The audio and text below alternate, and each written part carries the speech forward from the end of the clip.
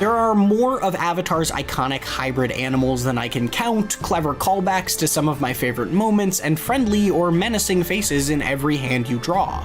Notably, I don't think any of the cards we're revealing today are gonna light any constructed formats on fire or anything, and I don't think they're meant to. They're simplified takes on these people and places meant to bridge the gap between Avatar fans and its Magic set. A card like Path to Redemption, which basically imprisons an opposing creature until you pay to essentially turn it into an ally, isn't the strongest version of this sort of effect we've ever seen, but it is an incredibly neat way to tell part of Uncle Iroh's story. Sometimes life is like this dark tunnel. You can't always see the light at the end of the tunnel, but if you just keep moving, you will come to a better place. It's the kind of thing that helps make what Magic is trying to do flavor-wise make sense. Other cards are more direct references with their tie-ins, particularly when it comes to bending. Water, earth, fire, and airbending are all represented in both the main set and the beginner box, each offering a different take on what they mechanically look like in Magic. Waterbending, earthbending, and firebending each even have their own jumpstart decks here specifically named after them, that are blue, green, and red respectively. Those colors make sense, with airbending also intuitively making an appearance in one of the white decks, but they don't seem to be restricted to them either, with some earthbending showing up in black in this product and some other crossovers happening in the main set. All in all, using one of Magic the Gathering's Universes Beyond crossovers as the theme for one of these beginner boxes is a great idea to me. Wizards of the Coast has already talked a ton about how these tie-ins bring new players into the game at a sort of unprecedented rate, the most recent of which was the Final Fantasy set, which apparently blew away even the most lofty of expectations in terms of its popularity. So, if you're a big Avatar fan who's curious about what this crossover entails, but is intimidated by a 3-decade-old card game that is a reputation for being intimidating, well then it's hard to think of a better place to start than this. Like I said at the top, stick around if you want to see every card that is in the beginner box sorted by which jumpstart decks they're in. And then if you want more Avatar, we recently talked to the creators of the show at San Diego Comic-Con. You can watch that interview. And for everything Magic and gaming in general, stick right here with IGN.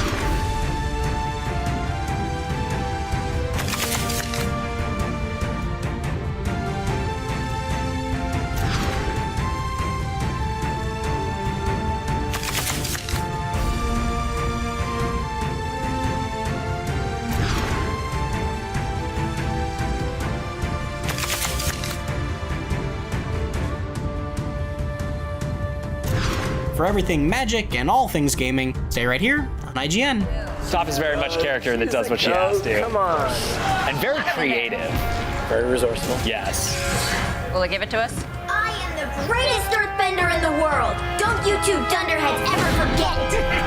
Shaboom, and then she rock skates away. Yeah. Few missions in GTA's history would make such a big and noticeable change to the geography of the host city as Bomb the Base Act 2, which goes some way to explaining why all 45 seconds of this short, sharp, Tin Can Alley sniper mission remains so memorable. By today's standards, it's extraordinarily simple. In a world where there are entire games built around the sophisticated premise of telescopic sharpshooting, GTA 3's 45-second dalliance with the idea hardly seems like anything to write home about. But make no mistake, with GTA 3, Rockstar invented the modern video game, and with Bomb the Base Act 2, GTA reinvented itself. Though on paper, it's a short and simple mission with a straightforward objective. Okay, let's do this then. Bomb the Base massively raises expectations for what's to come and proved to be a tantalizing glimpse at the ever more complex, Bruckheimer-worthy set pieces that will come to define Rockstar's later games, their narratives, and the submersive mission design that this most AAA of AAA studios is capable of. Few games are as seminal as GTA 3, and even fewer of them are sequels. Of the big franchise entries that successfully straddled the fault line between 2D and 3D at the turn of the century, only Nintendo's Super Mario 64 and The Legend of Zelda Ocarina of Time remain as revered. Prestigious company that speaks to how industry-defining this humble little crime sim series came to be. Originally hailing from the relative backwater of Dundee in Scotland, a place more readily associated with tracksuit gangs, Desperate Dan, and onion pies. And sure enough, those of us old enough to have been fans of Grand Theft Auto before it even had sequels felt right at home in GTA 3. Despite the quantum leap in world simulation and graphical fidelity, it heralded the core gameplay loop and tonal flourishes that defined the MS-DOS original were all present and correct. The open world city, the job system, the in-game radio stations. Wasn't that just great? More or less everything except the casual slaughter of Hare Krishnas survived intact. Though Liberty City now felt more tangible than ever in its polygonal reimagining, GTA 3 felt like it did little to advance the series in terms of its mission design, until Bomb the Base. The Italian mob are losing the streets to the Colombian cartel. Funded by their ruthless control of the drug Spank, the cartel have become the dominant faction in Liberty City's criminal underbelly, and Salvatore Leone is desperate to put them out of business. By chance, a mafia snitch by the name of Curly Bob leads you right to their secret Spank factory, the freight ship Les Cargo, a rusting hulk of maritime contraventions moored permanently in Portland Harbour. Despite being the linchpin of the cartel's entire drug operation, it's relatively lightly guarded and structurally vulnerable to, let's say, a lunchbox-sized bomb going off in its bowels. But you're not the bomber, you're an accessory to the bomber. And it's here that GTA 3 gets properly interesting. Not that it isn't brilliant up until this point, it is, but bombing the base is a watershed moment in GTA 3 that comes just at the point where you think you've got it down. I get it, it's GTA with camera angles. Let me on the next island already. No. There's a test. Come back, brother, when you have the money. Firstly, you can't even start this mission unless you hand over 100 grand. At this point in the game, you likely do have at least this much, but it's a high bar for entry that no previous missions have required. And if you're the sort of player who spends most of their time playing Death by Cop in the open world, instead of actually engaging with the missions and side activities, it's easy to keep blowing your cash on hospital fees. So this first part of the mission filters out anyone playing the game like your wee brother does. Here, this rifle should help you pop some heads. Show up with the DOS, however, and 8-Ball introduces you to the scoped sniper rifle along with an opportunity to practice your aim with it. Bear in mind, this is a PS2 title from before the twin-stick control paradigm was fully established. The aiming is inverted as standard, which certainly didn't help matters for the weak-hearted, and the fire button is circle, which you would naturally press with the same thumb you were aiming with. So, frankly, a lot of people needed the practice. A short drive later and you find yourself back in the hulking shadow of Les Cargo, the most important piece of real estate in the cartel's portfolio, their fortress of Spankitude. But you're not here to storm the gates, you're here to run scoped hot lead assistance from an adjacent rooftop. There's a beauty in the way Bomb the Base's action is laid out in this L-shaped curve. From your elevated vantage point, it presents as a sophisticated twist on the classic fairground shooting gallery, sans the smell of candy floss and roll-ups, where the targets don't pop out at you, the shooter, because they're too busy popping out at your accomplice. The first grunt you pop is 8Ball's cue to make a mad dash for the cargo hold. Desperate, yes, but not suicidal. His NPC AI is rudimentary but blessed with a faintly human sense of self-preservation. He will take cover. He will give you a chance to ice every goon before they ice him. But with an ever-fleeting window of opportunity to take your shot as the mission progresses, there is a high chance of failure. The simplicity of the mission brief was, for those of us playing the original GTA 3 in 2001, given ballast by the game's obtuse control scheme, and arguably this is by design. It is realistic, after all, for a high-powered sniper rifle to be unwieldy in untrained hands. Or maybe it isn't, maybe the controls are just crap. Whatever the reason, this particular mission was a major choke point. Many players would never even see the next island. A lot of them were casuals, satisfied to simply wage an endless, unwinnable war against the LCPD on the island of Portland. Fine. For the determined, it was a test of skill, perseverance, and possibly lateral thinking. It was possible to block or slow 8Ball's path with some strategic parking before starting his run, giving yourself ample time to take out the guards before letting him loose on the top deck. This method was fiddly and unpredictable, but it did demonstrate GTA 3's flexibility in how the player could use the open world simulation to change the odds in otherwise scripted encounters, something that would become a key part of the fun in later GTA games. More than that, Bomb the Base was a bold, early statement about how the player's actions could, albeit in a contained, stage-managed way, have a permanent effect on the city.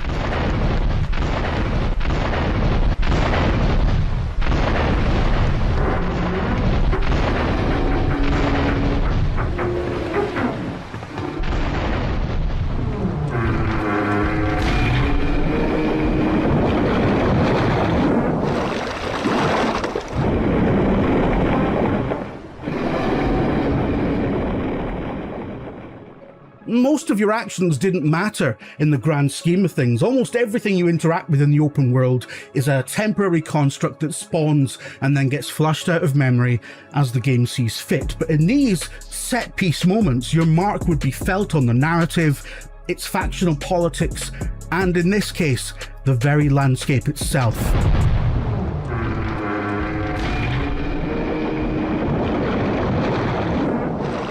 Inflicting permanent scars on the landscape is a trick that Rockstar uses with uncharacteristic restraint until GTA 5, which is chock full of subtle and unsubtle map changes, permanent and semi-permanent, as the player progresses through the single-player story.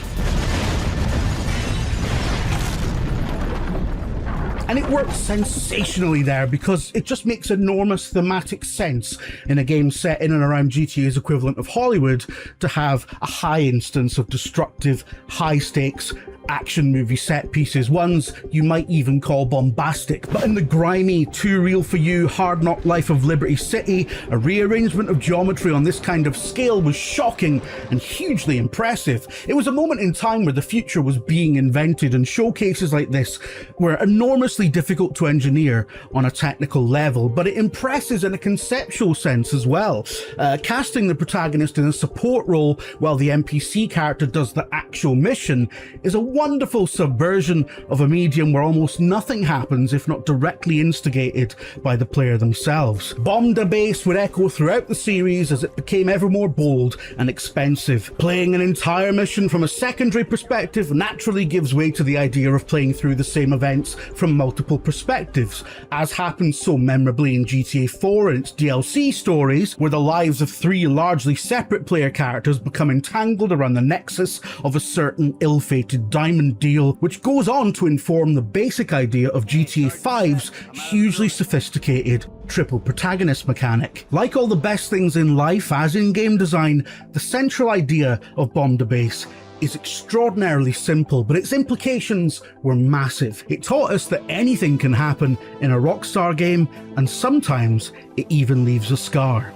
Though its impact has been diminished by the ever-ballooning spectacle of its successors and decades of quality of life improvements that have flattened out its steep difficulty, it remains one of the most important and iconic missions in what is arguably the 21st century's most era-defining game. GTA 3 was not a sure thing. It's difficult to imagine now at a time when it seems inconceivable that the next GTA won't make $1 billion in its opening week, but back then, it was a gamble. There was no guarantee that the simplistic top-down antics of Grand Theft Auto could be successfully reimagined as a full-blown 3D action game, and Rockstar, formerly DMA Design, had seen its fair share of flops in the intervening years. But the quality of the experience, exemplified by the unassailable shock and awe of missions like Bomb the Base, would ensure its status as a modern classic and the blueprint, the Bible, the foundational work that informed everything after it. For more deep dives on the greatest stages, locations, and bosses in gaming history, check out our previous Art of the Level episodes, like our recent spectacular breakdown of Bob-omb Battlefield from Super Mario 64. And be sure to bookmark the Art of the Level playlist for a whole series on Grand Theft Auto's most iconic missions, of which this was merely the first episode. You lucky people, and above all, remain calm. It's a miracle that Grand Theft Auto Chinatown Wars even exists. Originally launched as a Nintendo handheld exclusive, complete with touchscreen carjacking, bloody gunfights, and high-stakes drug-dealing missions, it's exactly the kind of game you'd never expect to see first launch on the Nintendo DS. But more than that, it's secretly one of the greatest and most innovative GTA games ever made. When Chinatown Wars first launched in March of 2009, the GTA franchise was in a pretty incredible spot. The revolutionary and massively successful Grand Theft Auto 4 had arrived the year prior, fully establishing itself as the king of criminal open-world games in the eyes of both critics and players. Both of its episodic story expansions, The Lost and the Damned and The Ballad of Gay Tony, were also on track to come out in 2009. But all that was happening on home consoles. While the late 2000s had seen a duo of games based on 2001's GTA 3 and 2002's GTA Vice City come to PlayStation Portable, GTA 4's successful dive into the HD era seemed to suggest Rockstar was fully committed to the much more powerful consoles and PCs of the time, rather than shrink down the vision and ambition for the then dueling handhelds, Nintendo DS and Sony's PSP. The franchise was striving for gritty realism and cutting-edge graphics, and it seemed like the portable systems were going to have to sit this round out. Suffice to say that when GTA Chinatown Wars was announced as a top-down, cel-shaded game made for a handheld, starring a brand new triad protagonist who used a touchscreen to fire off sniper rifles and steal cars in the same city that GTA 4's Nico Bellic had stomped around in a year earlier, people were, pretty surprised. At first glance, it not only felt like a step backwards for the series, but it also felt downright shocking to see what was initially a Nintendo exclusive GTA game where you could sell drugs and shoot police officers. These days, modern Nintendo handhelds like the Switch 1 and Switch 2 frequently get ports of mature-rated games, but during the Nintendo DS era, this was rarely the case. In 2009, it was practically unfathomable for Rockstar to put a brand new, exclusive GTA game on the Nintendo DS, a modestly powerful handheld system that was already 5 years into its lifespan and mostly associated with things like Mario Kart, Nintendogs, and brain training. The DS is home to one of the greatest and most diverse game libraries in the history of handhelds, but its tiny low-resolution screens, largely casual player base, and lack of analog stick meant that AAA developers approached the system cautiously when bringing their successful franchises over to it, especially when those franchises were known for being big-budget console games aiming for older audiences. Rockstar Games hadn't brought any of their titles to a Nintendo handheld since 2003 when they launched a cleverly scaled-down version of Max Payne on the Game Boy Advance, and then Grand Theft Auto Advance in 2004, a top-down pixel art prequel to GTA 3. That's why Chinatown Wars felt special. It was clear that the DS had become so massive that even the almighty Rockstar Games couldn't ignore it. And while fans had some apprehensions about the game's looks, once they realized that Chinatown Wars bridged the gap between GTA's top-down origins and its modern fully 3D open-world chaos, and unlike the original games, doesn't have a locked camera, they knew Rockstar had successfully managed to shrink down their biggest franchise and make it feel at home in the least likely of places without really skipping a beat. Enhanced ports of Chinatown Wars eventually came to PSP and mobile phones, and while they never came close to the total sales of the mainline console and PC games, hardcore GTA fans were happy to have this unique new entry that they could bring with them everywhere. Chinatown Wars not only has all the things you love and expect from a GTA game, like sharp writing, memorable characters and tons of weapons, vehicles, and explosive toys to terrorize a big sprawling metropolis with, while flipping through bespoke radio stations, it also introduced a bunch of brand new features to the franchise. Police chases that ratchet up your wanted level have always been a series staple, but Chinatown Wars incorporated a brilliant new mechanic to get revenge: destroying cop cars to lower your wanted level. This is an absolute blast, especially when you've got multiple cops tailing you at once and you're blasting down the road at top speed, bobbing and weaving through traffic. Prior to Chinatown Wars, GTA games required you to drive out of a specific area to lower your wanted level, but this new approach requires a lot more aggression on your part, forcing you to lure cops alongside your car so you can smash them in the buildings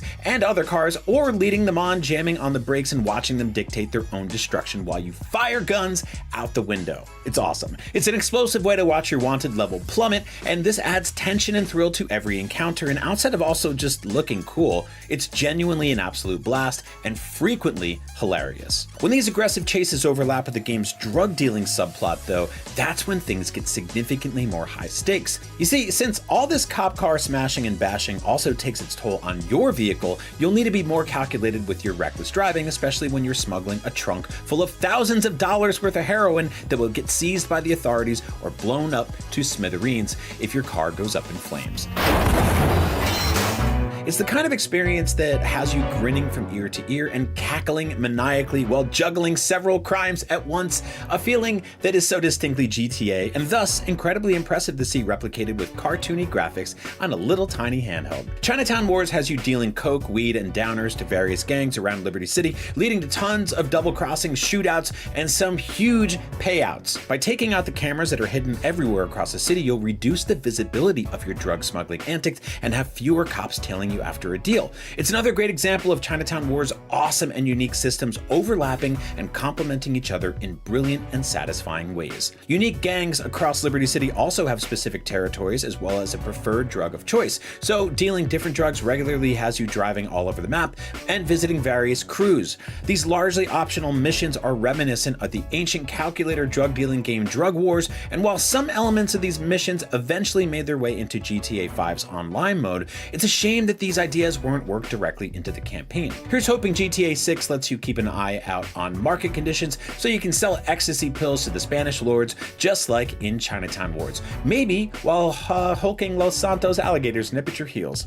But while many of Chinatown Wars' victories are in systems and gameplay, it was clearly a game made by the same Rockstar that was penning deeper, more interesting crime stories. Like GTA 4, Chinatown Wars tells an excellent tale of an immigrant plunging deeper and deeper into Liberty City's seedy underbelly, juggling personal and family relationships with the harsh realities of living life on the run and under the gun. In terms of protagonists, Huang Li isn't nearly as earnest as Nico Bellic and spends significantly less time bowling with his cousins or taking women on dates, but his no bullshit attitude makes his warpath and lust for vengeance believable, which makes you feel slightly less remorseful about tearing through Liberty City. Like many GTA fans back in 2009, I had finished GTA 4 and was hungry for more. So Chinatown Wars launched at the perfect time for me. I've been a Nintendo fan my whole life, and I bought the Nintendo DS the day it launched, so tearing the plastic off of my Chinatown Wars game box and shoving a tiny original GTA game cartridge into my system for the first time was such an awesome moment. I'm also a huge fan of hip-hop, so the game's opening story cutscenes being laden with heavy drums and Wu-Tang Clan style Chinese string samples for a beat that legendary artists Ghostface Killah and MF Doom rapped on to promote the game was also one of those mind-blowing synergies of so many things I loved coming together.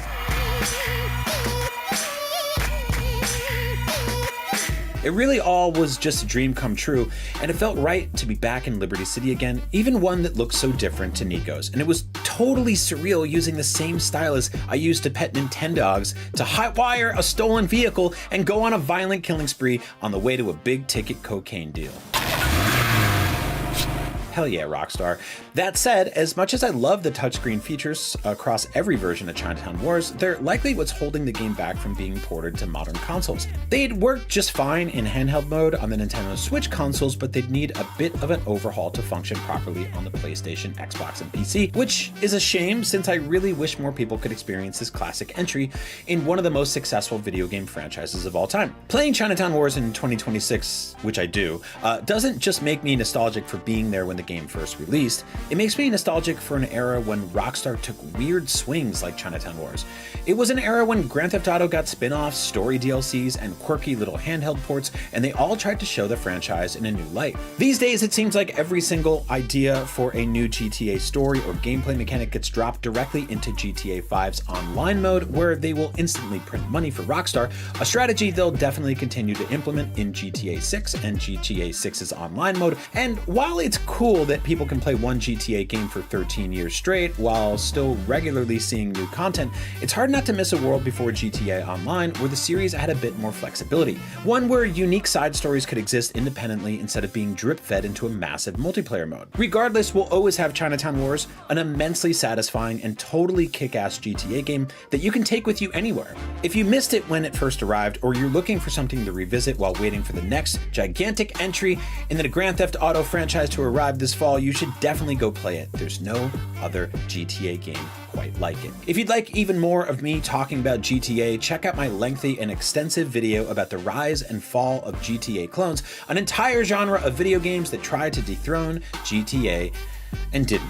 It's a long one, so grab your favorite snack and your Nintendo DS and throw it on. Until then, thanks for watching, and for all things video games, and of course, GTA, stick with IGN.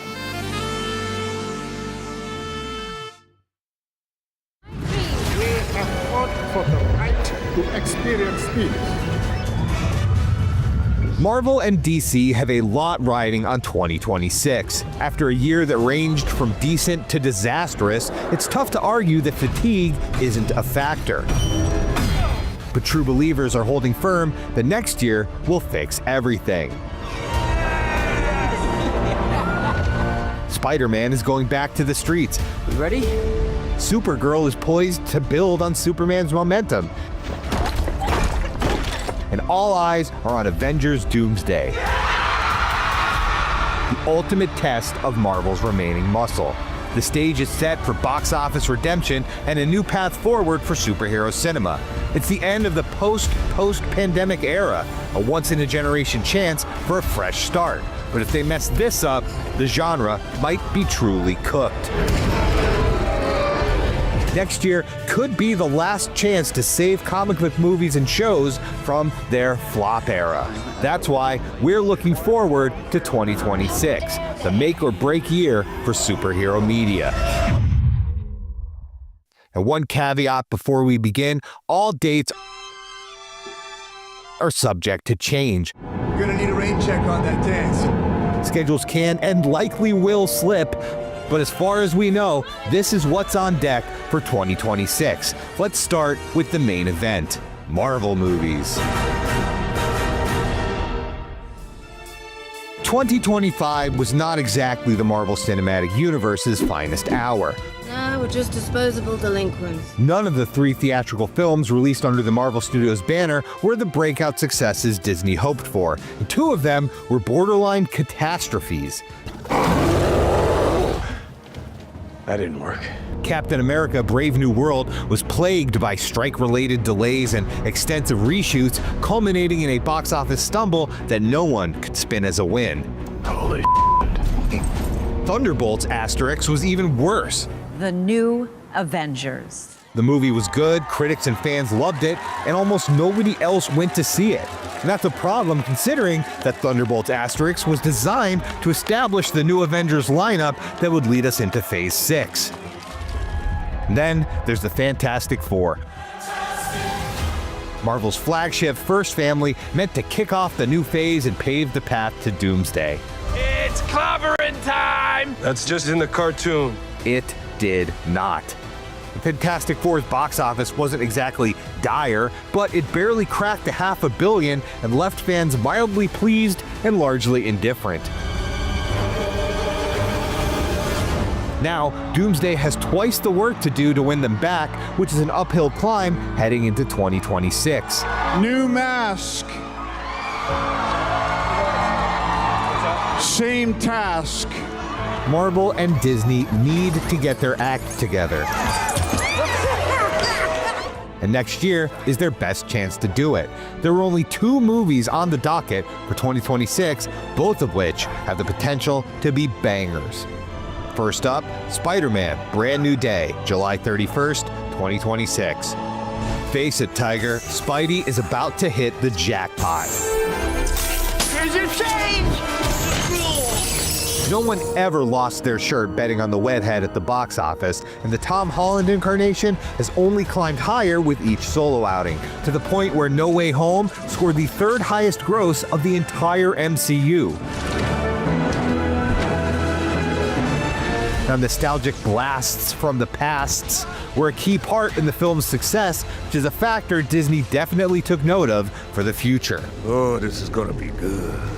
The Spider-Man brand is massive right now. That's what we do.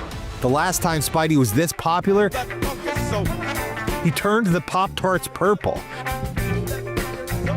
I never thought he'd really do that. He's got 2 active, critically acclaimed movie franchises. Yeah, that's great. Thank you. An animated show for older kids. And an absolute behemoth of a preschool phenomenon rearing a vast new generation that will only know of Miles Morales as Spin. The people demand more pictures of Spider-Man. See you, chump. And their standards are refreshingly high. What the hell? Sony's long, embarrassing attempt to spin off their own universe, complete with the sickening acronym SSU, hasn't really hurt Spidey's image. What the f***? Morbius, Madam Web, and Kraven all became internet punchlines. It's Morbid time. But audiences expect more from the wall crawler himself. Do you know that I was the only one who believed in you? There's a reason Tom Holland isn't much involved in the streaming side of things. Marvel wouldn't dare Disney Plus Spider-Man. You ain't gonna Disney Plus me.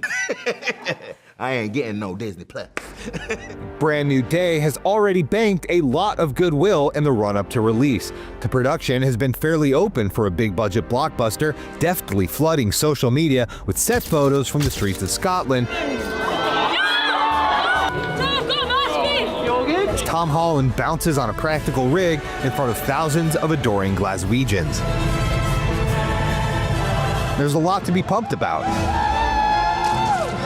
Peter's exciting, depressing new status quo, Tombstone, Mr. Negative, and other street-level surprises, and an incredible new costume that has upended the tier lists of Spidey suit sickos everywhere. The Hulk is involved, which seems kind of strange, but the MCU has earned the benefit of the doubt so far when it comes to Spidey. Fans are genuinely rooting for this film to succeed. Yes! Yes! Hey, big guy, quit moving around! Sorry, sir. So sorry. The Brand New Day's performance won't necessarily say much about the larger health of the MCU. Spider-Man has always been a thing unto himself, a box office draw regardless of his shared universe status. He's in his own Batman-esque bubble and largely immune to franchise fatigue.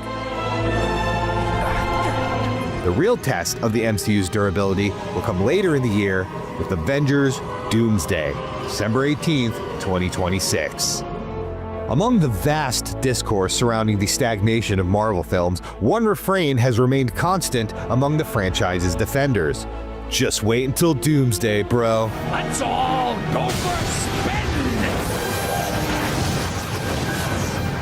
The next Avengers movie will fix everything, they said, return the MCU to its dominant place in pop culture, and bring back the days of dependable billion-dollar hauls. The dark days of Quantumania and the Marvels will be a distant memory as the comic book movie grows ascendant once more. Some call it prophecy, others call it cope. Either way, we'll know soon enough. Doomsday is nigh. and it has to deliver. You know, I've never been the giving type. Much has changed in the 7 years since Avengers Endgame, and the cultural landscape looks nothing like the one Marvel once ruled. Tragedy, controversy, and mediocrity has shredded Disney's Kang-focused multiversal vision. Doomsday is a billion-dollar audible, and it's coming in hot. Oh my God, he's gonna say it! Say what? Avengers! Flame on! Sorry, what now? Actors from across the Marvel multiverse have remarked on the strange, disconnected process of filming green-screened cameos in isolation, working with unfinished scripts that left them unsure who they were even sharing scenes with. Not quite sure. The script they haven't finished writing.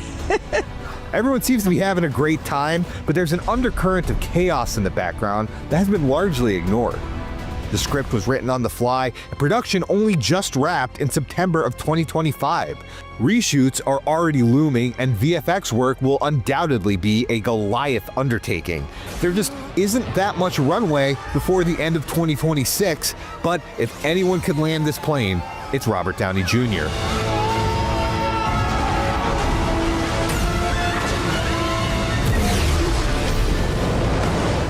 RDJ and the Russos are back on board, fresh off an Oscar win and The Electric State, respectively.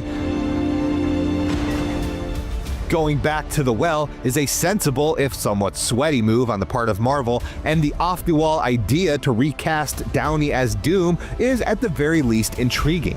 What are they cooking? For the first time in a while, there's a genuine sense of rumor and mystery about a Marvel movie. I need some, resolution to the last one. I need something to happen. It really feels like anyone might show up. On your left. And unlike No Way Home, the studio has kept a decent lid on things. While there would certainly be more hype if Fantastic Four had successfully primed the pump, Doomsday has a very real buzz behind it. Most Marvel movies open huge as die-hard fans pile into midnight showings, but what they've lacked lately are legs, that zeitgeisty momentum that gets your coworkers into the theater. And since the new crop of heroes haven't exactly become household names, Disney is pivoting to the past to secure its future. Deadpool and Wolverine proved that there's still an appetite for an in memoriam montage send-off of the Fox-era X-Men cast, though Marvel Studios would be wise not to linger in nostalgia for long. G'day, mate. There's nothing that'll bring me back to life faster than a big bag of Marvel cash. The rise of Skywalker is a cautionary tale here. Somehow Palpatine returned. A bloated finale built on course corrections and callbacks that pathetically begged audiences to clap. There are more of us.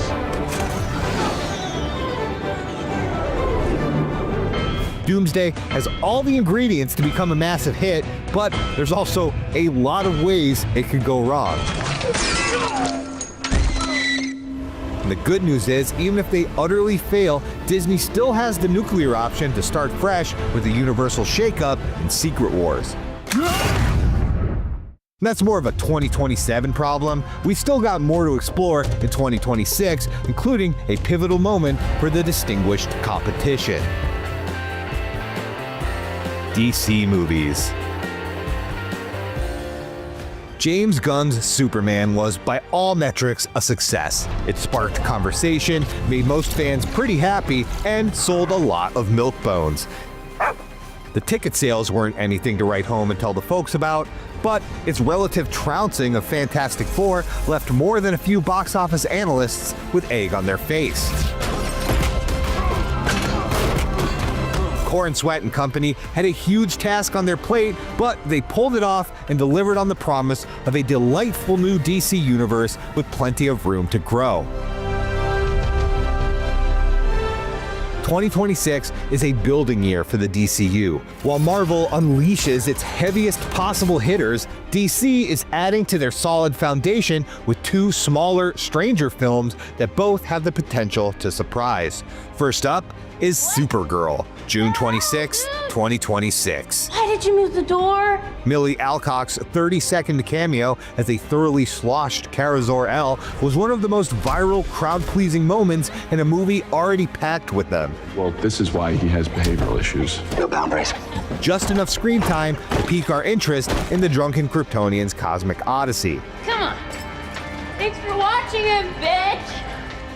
Based on the modern classic comic run Woman of Tomorrow, Supergirl is shaping up to be an energetic space western in the vein of True Grit, which isn't really what you'd expect for the sophomore effort of a startup superhero franchise. Supergirl feels fresh and new and genuinely exciting, and it has every chance of becoming a Barbie-style 4-quadrant hit that breaks through to the mainstream. You guys ever think about dying? If Superman could turn a Noah and the Whale ditty into the song of the summer and make Lex Luthor shouting fighting game moves a meme,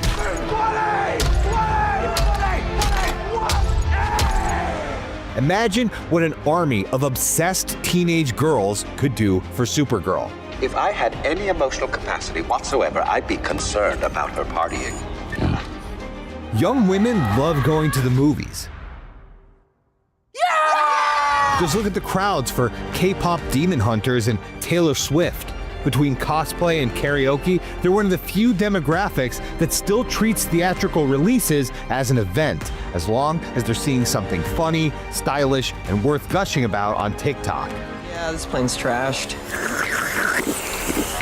The kind of appeal we're talking about doesn't come from tired girl power tropes, but genuine sincerity and sparkle.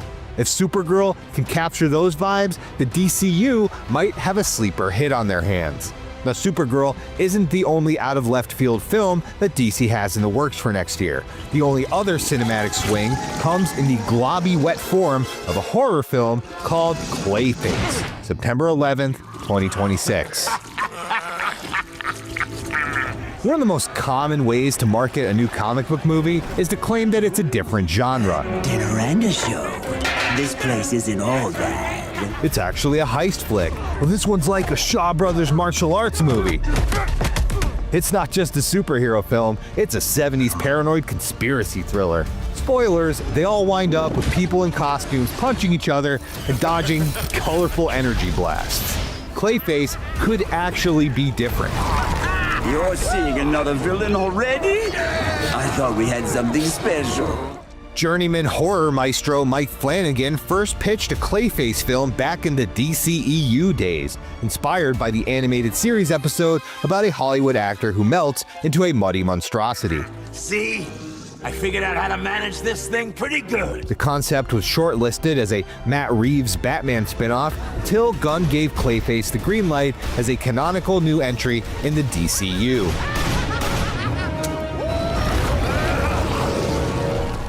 Flanagan was no longer attached at this point, so director James Watkins of Eden Lake and Speak No Evil fame stepped in to bring the project to life, promising to lean hard into goopy, psychological body horror.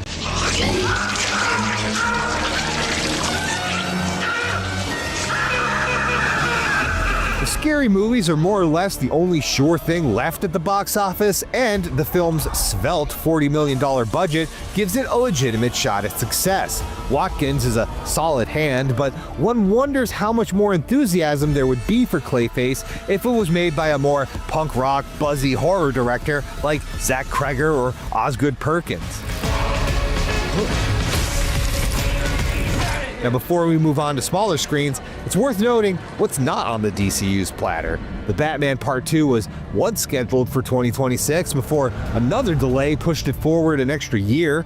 Now, Matt Reeves' standalone movie is set to finally start filming next spring ahead of an extremely tentative 2027 release date, at which point the young and inexperienced Batman, Robert Pattinson, will be 41 years old. Stop! This is my boy! My boy! Slow burn production or not, it's almost fortunate that Pattinson has quietly sidestepped a brutally crowded year. With Doomsday and Spidey sucking up all the box office oxygen, less flashy DCU projects like Supergirl and Clayface have the room to breathe and succeed on their own. Movie theaters are not the only battlefield where the future of superhero media will be determined. On the home front, several comic book-based streaming shows are on deck for 2026. So let's start with DC TV. DC only has one show in the works for next year, but it's gonna be a big one. Okay, the next thing is a big premiere HBO television series called Lanterns, HBO Max, 2026. Feel your fear growing. Lanterns is the first live-action series developed from the ground up as a DCU joint, starring Kyle Chandler and Aaron Pierre as two space cops who find themselves shining a light on a murder in Nebraska. It's a grounded, gritty, prestige TV take on an inherently goofy space opera concept. I've heard it all before. With some serious talent behind it, including Watchmen's Damon Lindelof, comic writer Tom King, and Ozark producer Chris Mundy. No, you look, I'm a Green Lantern, lady. That means I took a vow not to get involved in politics. Oh, that's part of the vow. It's implied, yeah. An implied vow. DC has commendably stepped up their streaming game in recent years, putting the corny CW to pasture and focusing on high-quality adult fare like The Penguin and Peacemaker.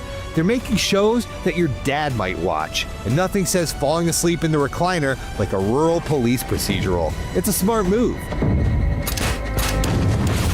With Lanterns, the studio hopes to continue their successful streak and establish a tone for the next few years of serialized DCU storytelling.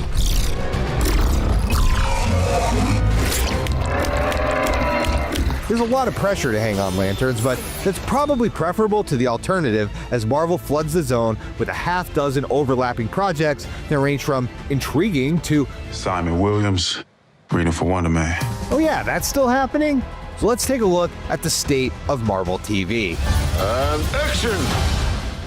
The deluge of disastrous Disney Plus series has done serious damage to the MCU's reputation on the small screen. A parade of mediocre, forgettable shows trained audiences that Marvel's streaming output was neither special nor worthy of their time.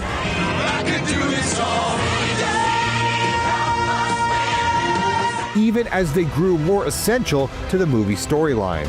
But why watch when you could get caught up with a quick trip to your favorite entertainment news website that just happens to be turning 30 in 2026? Whoa. Now, to their credit, Marvel and Disney have realized the error of their ways and pivoted to a quality over quantity approach. But that's not happening in 2026. So far, it's shaping up to be another year with way too much to watch. Some of these projects have been gestating for years, delayed by strikes and rewrites and corporate chaos as they finally limp toward release. A practice par for the course for modern Hollywood, which is the subject of one such cursed production. Wonder Man, Disney Plus, January 27th, 2026. No one will have the balls to make another. Marvel's love letter to the movie industry began development under Shang-Chi director Destin Daniel Cretton, envisioning Simon Williams as an actor gunning for the lead role in a superhero reboot, only to find himself with powers of his own. Have you given any thought about casting? This satire about the perils of modern filmmaking was itself swallowed by them. Wonder Man actually wrapped filming in April of 2024 and has been in the can, sitting on the shelf ever since. That's not my process. Well, the process can go blow a spider. It's been a production plagued by accidents and behind-the-scenes jockeying that left it on the verge of outright cancellation. The meta premise is loaded with potential, especially if it's willing to poke fun at the Hollywood machine that Marvel helped create. But it also might be a little too soon for navel-gazing irony. It's hard to satirize an empire when you're still living inside of it and unable to really sink your teeth into its slow decline, far removed from the glory days of mainstream hits like WandaVision. There is an opportunity to reimagine a whole genre of storytelling. Speaking of which, let's talk about Vision Quest, Disney Plus, fall 2026. What are you doing? We're dismantling the most sophisticated sentient weapon ever made. WandaVision was lightning in a bottle that became appointment viewing at a time when no one had anywhere else to go. 5 years and several streaming flops later, its follow-up Vision Quest faces a very different world. Starring Paul Bettany as the reborn White Vision, the series will follow his search for identity in what's sure to be a pleasingly trippy journey through his messed up clanker brain. Original WandaVision writer Jack Schaefer be part of the project during its drawn-out development and was replaced by Terry Matalas, the man behind the 12 Monkeys TV show and the fan-favorite third season of Picard. Engage. The showrunner switch-up could actually be to Vision Quest's benefit. Schaefer's own spin-off failed to capture the same viral spark as Agatha Harkness's first appearance in WandaVision. I think I got there in the nick of time. And our tastes have moved on from our collective bout of cabin fever, dissecting clues while desperate for distraction. I can't feel you. WandaVision thrived on novelty, which is not something Marvel has in large supply these days. But a thing isn't beautiful because it lasts. Instead, much like Picard, Vision Quest appears to be focused on yesterday's Enterprise. The Enterprise D. How? Exploring the various AI assistants introduced throughout the MCU, including a returning James Spader as Ultron. I had strings, but now I'm free. That's not the only show that's bringing back old favorites in a bid to recapture former glory. There's also Daredevil, Born Again Season 2, Disney Plus, March 4th, 2026. The first season of Daredevil Born Again was torn between a fresh start in the MCU and a beloved old continuity that fans refused to let go of. God damn it. For Season 2, Marvel has wisely decided to fully embrace its roots in their beloved 2015 Netflix venture, complete with the return of Kristen Ritter's Jessica Jones, a standout character from an earlier moment when Marvel streaming series actually mattered.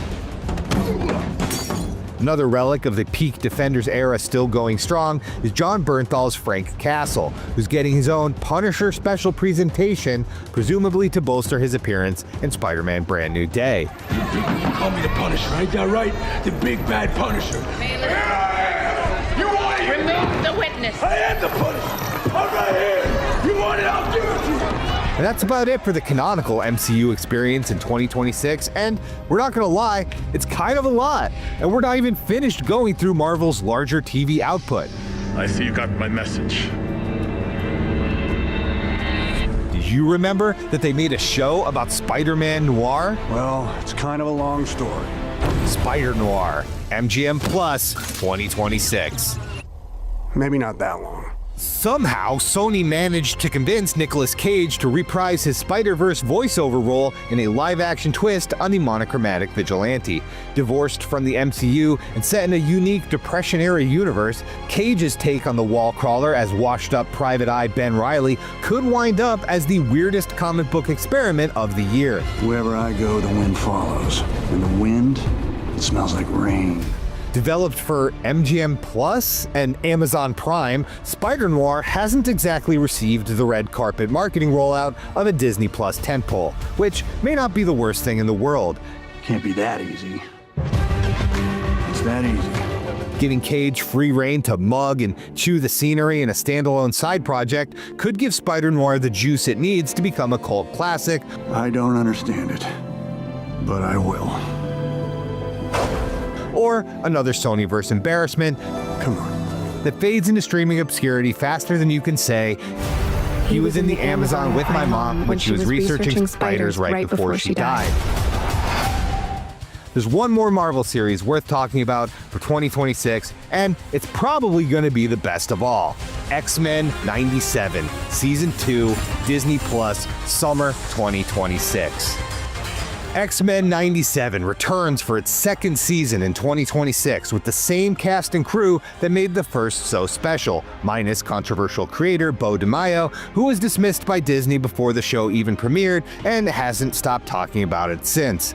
Animated shows rarely dominate headlines or drive water cooler chatter the way prestigious live-action series do, but X-Men 97 has proven to be an excellent exception. The all-grown-up revival of the classic Saturday morning series is a bright spot in a pretty bleak landscape of Marvel TV shows. Smart, emotional, and mature in ways that slop like Secret Invasion could only dream of. You're just like your father. Just like them.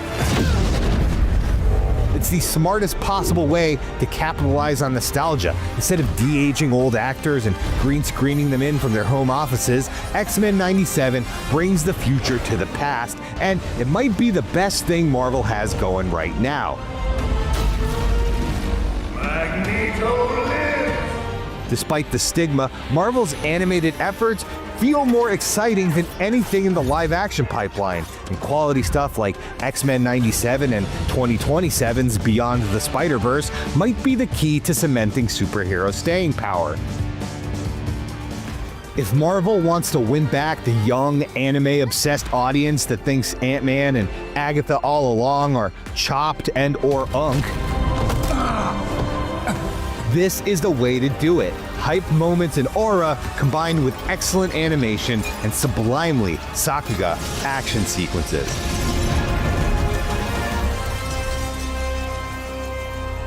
It's the closest thing Marvel has to the breakout success of Invincible, which brings us to 2026's odds and ends.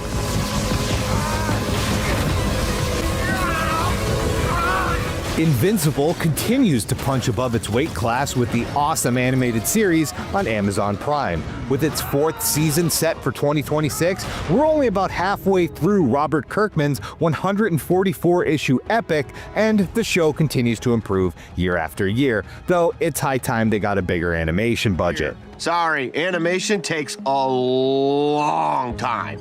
Oh, I can't imagine how much work it must be for those fight scenes. Yeah, those take a while, but we cut corners in other places to make it manageable. You ever notice that sometimes whoever's speaking has their mouth off camera so you never see their lips moving? Huh, I didn't notice that.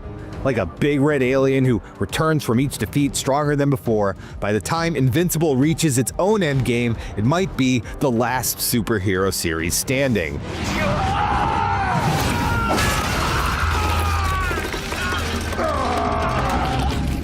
And while Invincible ascends, Amazon's other long-running superhero deconstruction gears up for its swan song. The Boys will bow out after its final season in 2026, closing the book on a landmark series that provided a much-needed release of violence and cynicism in the face of sterile superhero cinema's all-encompassing rise. Now, other than those outliers, all eyes are on Marvel and DC as usual, and each company is taking a very different approach to their strategy in 2026. Marvel is betting huge on seemingly surefire hits, busting out the big guns like Spider-Man and the Avengers while flooding streaming platforms with sequels and spin-offs. DC, on the other hand, is playing the long game with fewer, smaller projects with modest budgets and risky ideas designed to build something sustainable. Another day in the life of the Justice Gang! Not our name, it's just a working name. Could very well prove to be permanent, though. Even their 2026 video game plans reflect these dueling philosophies of the two big superhero studios. Marvel is going full blockbuster with Marvel 1943, The Rise of Hydra, and Wolverine, two AAA action-adventure games that have been in the works for ages. Meanwhile, DC is quietly pressing reset after the high-profile disasters of Gotham Knights and Suicide Squad by going back to the charming, accessible, low-poly world of Lego Batman.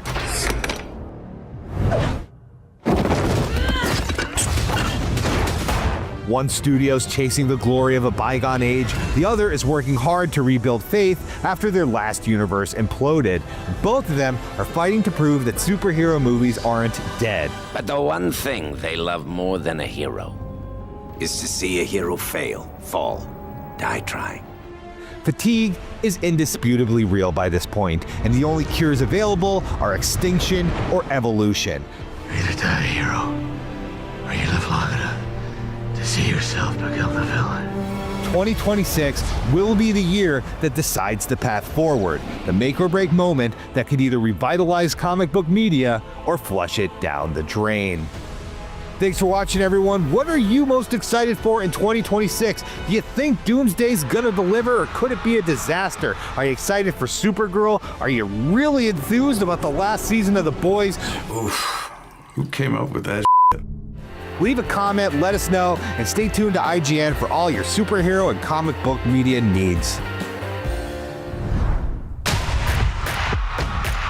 Welcome back to IGN Live at San Diego Comic-Con. San Diego Comic-Con has returned, and if you couldn't make the trip in person, you're in the next best place, IGN. This is my favorite thing of all time. Coming up today, Resident Evil, Clayface, Carrie,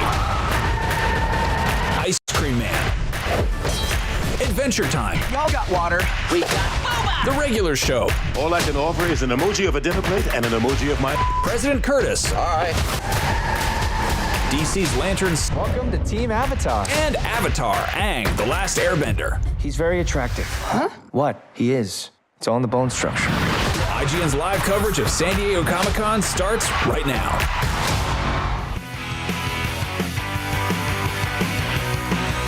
Hello and welcome to day one of IGN's live coverage of San Diego Comic-Con 2026. I'm Max Scoville, and joining me here in our wonderful studio, Kim Horcher and Brian Altano. What's up? What's up? I can't wait for this. Comic-Con is like my favorite time of the year. This is going to be so awesome. Happy Comic-Con. Happy Comic-Con. Happy Comic-Con. Happy Comic-Con. We have a jam-packed show going all weekend long, talking to the stars and creators of some of the biggest upcoming movies, shows, games, and various other forms of pop culture. That's right. Coming up first today, we are talking to the cast and creators of HBO's Lanterns, the new HBO series following the Green Lantern Corps in the DCU. And later on, we're talking to Dan Houser, lead writer of the GTA games and Red Dead Redemption games, about his next project. And later on after that, we've got the star and director of Clayface, which I cannot wait for.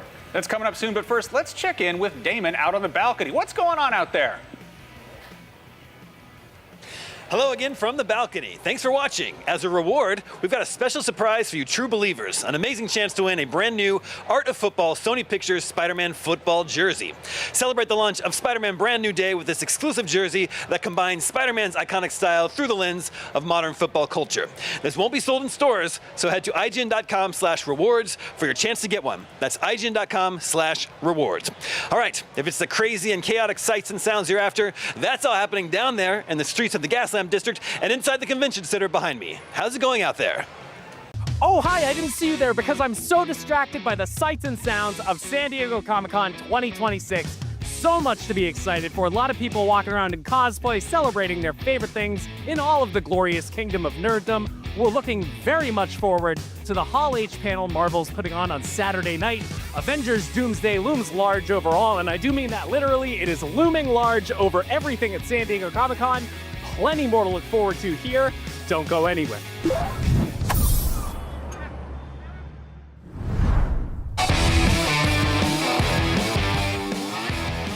In brightest day, in blackest night, it is an honor and delight to be joined by the stars of DC's next big HBO series, Lanterns. Kyle Chandler, Aaron Pierre, Garrett Dillahunt, Poorna Jagannathan, as well as co-creator, showrunner, and EP, Chris Mundy. Yeah. Well done on the name. Thank you all so much for being here. We are psyched for Lanterns. It is taking a ground-up approach to establishing the Green Lantern Corps in the DCU after getting a taste of what they represent through Guy Gardner in Superman. What was appealing about using something as grounded as a murder investigation to introduce audiences to the wider presence of the Green Lantern Corps? That can be for anyone, but maybe you. Chris. We wanted to ground the show in the relationship of Hal and John, Kyle and Aaron's characters, and so it was a form. It's like a well-known form. It's like two cops on a case. They're space cops. This one happens to be Earth's part of space. And it was a way just to put them on the ground and create a show based on their relationship, and from there it could keep growing and growing and growing, like, you know, from Earth and beyond, but also just emotionally. That was as simple as that, and then we went from there. I mean, the storytelling looks very interesting. Can you talk more about jumping back and forth during places and time? Why was it important for the storytelling? Again, because it's sort of about the relationship. There's a mystery involved that involves everybody in this little circle. But there was also a mystery about what went down between these two guys.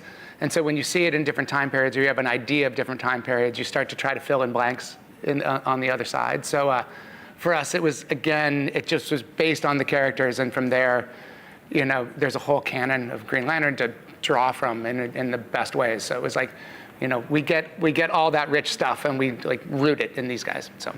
Well, I mean, speaking of Aaron and Kyle, Hal and John are partners. There's almost an element of maybe Training Day or True Detective I'm getting vibes of, as the veteran shows the rookie how things are really done. Were there any other character relationships in pop culture that you felt were useful touchstones in developing Hal and John's chemistry? Like Thelma and Louise and stuff. Yeah? What's that? Thelma and Louise, she says. I don't even know what I'm going to say to that one. There are a lot of them. There are a lot of them. The ones that you mentioned, and not just drama, but also comedy and what have you. And it just so happened that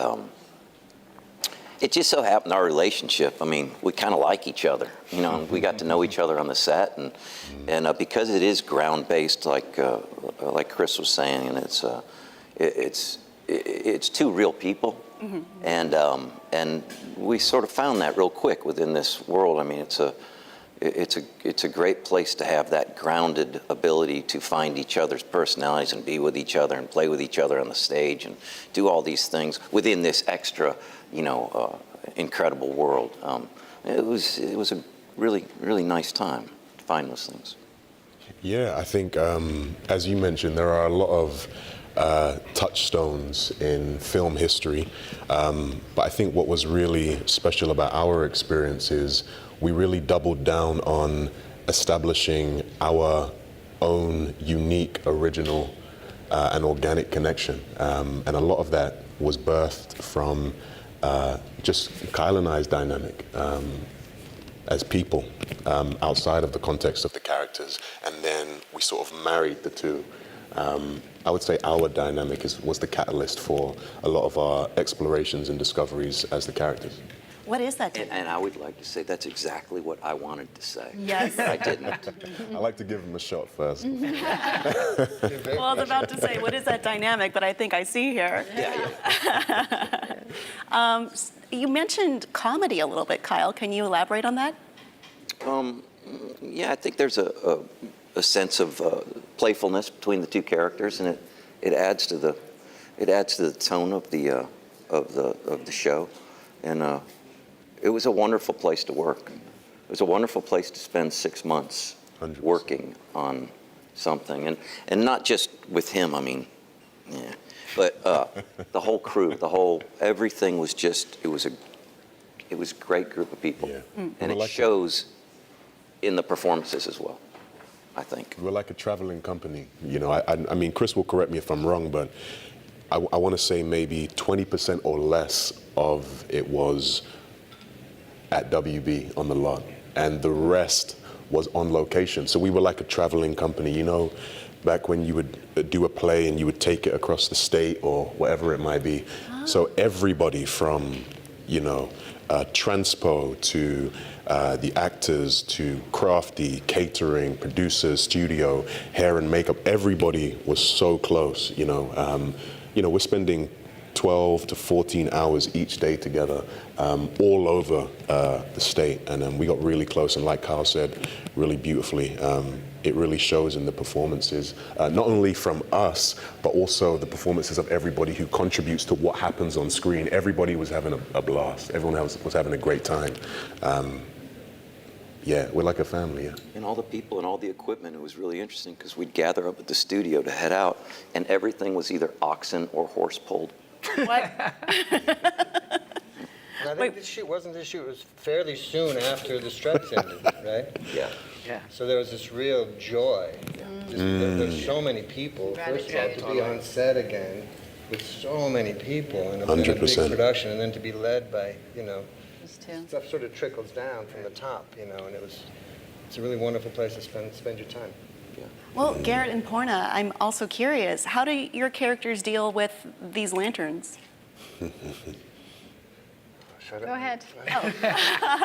Well, I don't know what to say without giving too much away, but I mean, I'm not the warmest to them, I'm suspicious of them, and I think I'm confident in my own abilities to protect my turf, but we'll see how that plays out. Yeah. I don't know that it'll play out well for William Macon. Yeah, same. What I love about each. A little less I know. What I love about each character on here, I think, I perceive the genre of superheroes to be pretty dichotomous. There's good and there's evil, right? And we know which is which. And every character here embodies both a lot of times at the same time. And so, and even with the storytelling, it's very fast-paced, but there's a texture and a luxuriousness that goes with it. So there's really like opposites operating at the same time, all the time. I'm gonna work with that. Yeah. I know you can't spoil the show. The writing was excellent. I mean, it really was. We didn't have any problems making it, it was already good. And so we got to play with it, and these guys were great in helping us, and there was a great collaboration also. So it was a really spectacular. Yeah, there was an ownership all the way around. It's like that's everybody. Right. There wasn't a stage of anyone, actors, writers, crew, post that didn't elevate it. That's cool. That's always fun. Well, Aaron. A few times he wouldn't come out of his trailer. That is just factually incorrect.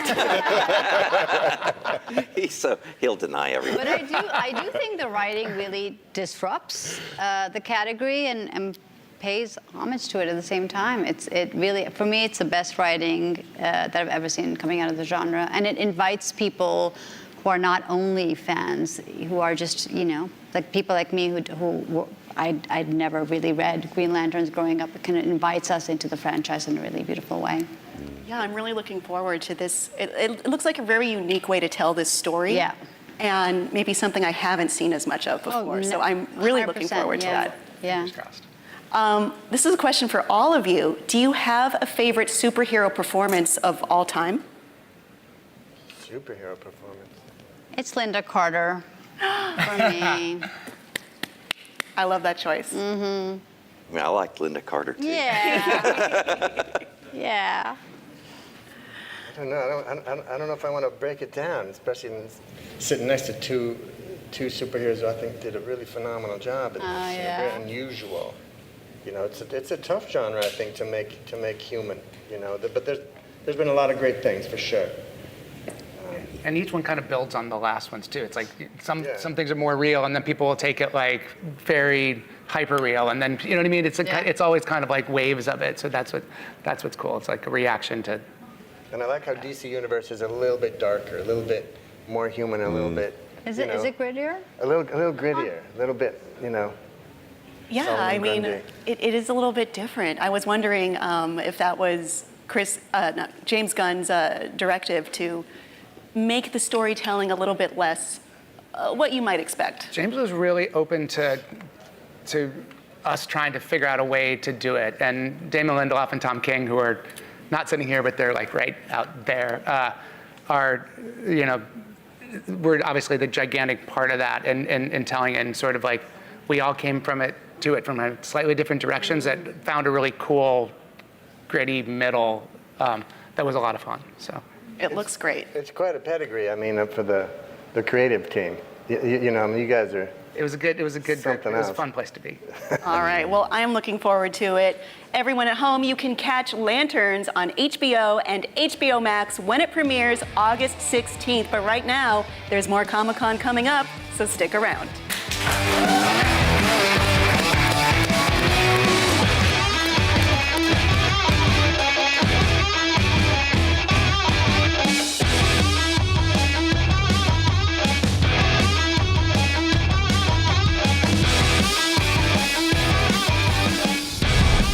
Next month, we'll get to see a couple of DC's most iconic heroes in a whole new light. Joining me to tease what's in store in the HBO original series Lanterns, co-creators and executive producers Tom King and Damon Lindelof. What's up, guys? Welcome. Thank you for having us.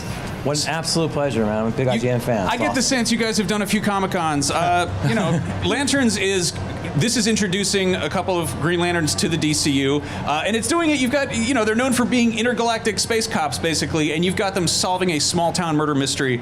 Why was that the right way to kind of put them into the DCU? They are very much still space cops, but I think that the idea of where do we want the audience to experience their first case, because Earth is a part of the broader galactic system, etc. But I think most human beings are familiar with other human beings. So before you kind of get big and crazy, which the show, no spoilers, but does, because there's a big broad galaxy out there.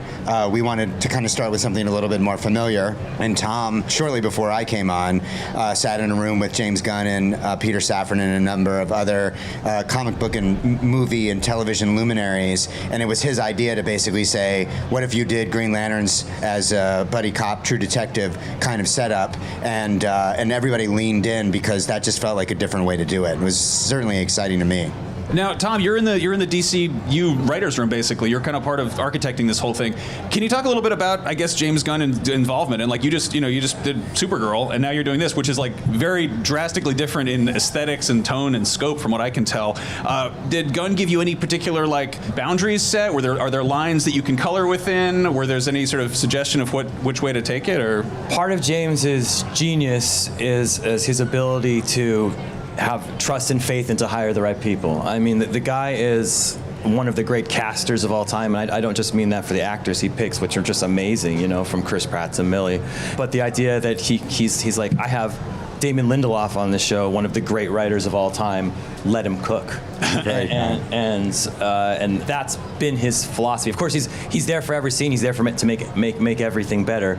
But he's also there because his philosophy was always like, superheroes are not one thing. Mm-hmm. Because an audience they've had this for 25 years. If we keep giving them the same thing over and over again, it kind of just becomes slop after a while. Mm-hmm. And James is like, no, I want to show them that superheroes can be a 9 o'clock HBO show, that you can have that risk and that prestige in a show.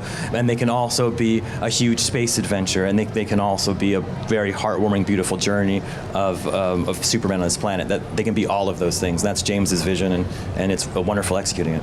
Now, Green Lantern hasn't had quite the best track record kind of engaging with mainstream audiences compared to some of the other DC characters. And there's, we've seen Batman a million different ways, and the point where you're like, okay, how do you reinvent him again? Green Lantern, I guess, how are you balancing getting that core mythos right for the hardcore fans, but also introducing the characters to people who maybe aren't familiar with that lore? Like, what's the key thing about the Green Lantern Corps that you really want to establish in here? I think there's a lot of trial and error. I mean, the great thing about our writers' room was it was comprised of people who were super duper familiar with the lore and the comics and the legacy, like Tom. And then there's Chris Mundy, who was running the show, who ran Ozark, who is much more familiar with sort of like the crime genre. And then tonally, we're basically having the conversation around the questions that you just asked, which is what feels like it's too much, what feels like it's not enough. But ultimately, we always kind of coalesced around this idea of these characters are people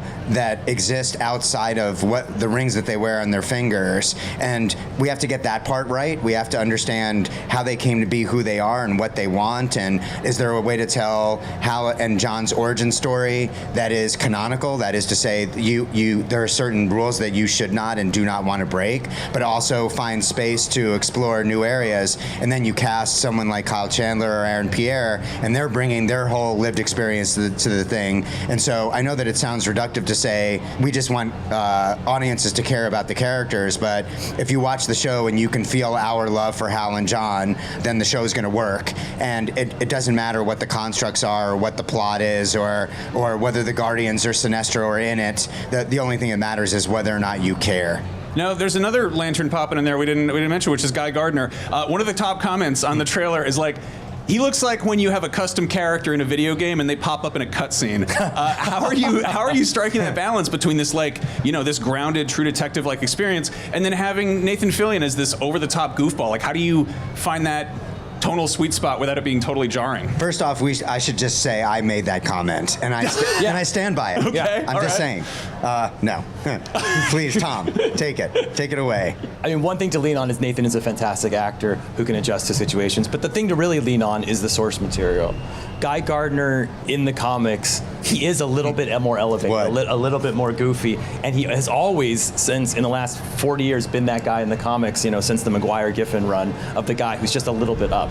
So to me, it feels very true to the history of these characters, and it also gives a balance to where those three people are and how they interact with sort of superheroes. And to me, it's a wonderful glance on how three different heroes handle the same power set and deal with the world. It's cool. Yeah, and I'll also say Guy is introduced in James's Superman film, and he's the Green Lantern, and so our show basically had to accommodate that. We wanted all of the projects to be talking to one another and not sort of siloed off in their own storylines, and so it was important for us to feel Guy and explain what role Hal and John have in the overarching sort of narrative of how many rings are there, who has the rings, who's looking over this particular sector, et cetera, et cetera. I'll just say there's more Nathan than a cutscene. We got our Nathan's worth. Yeah. And that's the wonderful thing about Superman is there was like a hidden mystery. Is why does Guy have the ring that we get to that we solve? Now, Tom, your background is predominantly in comics, and you've done a lot of comics work, and now you're doing you're doing TV, you're doing live action.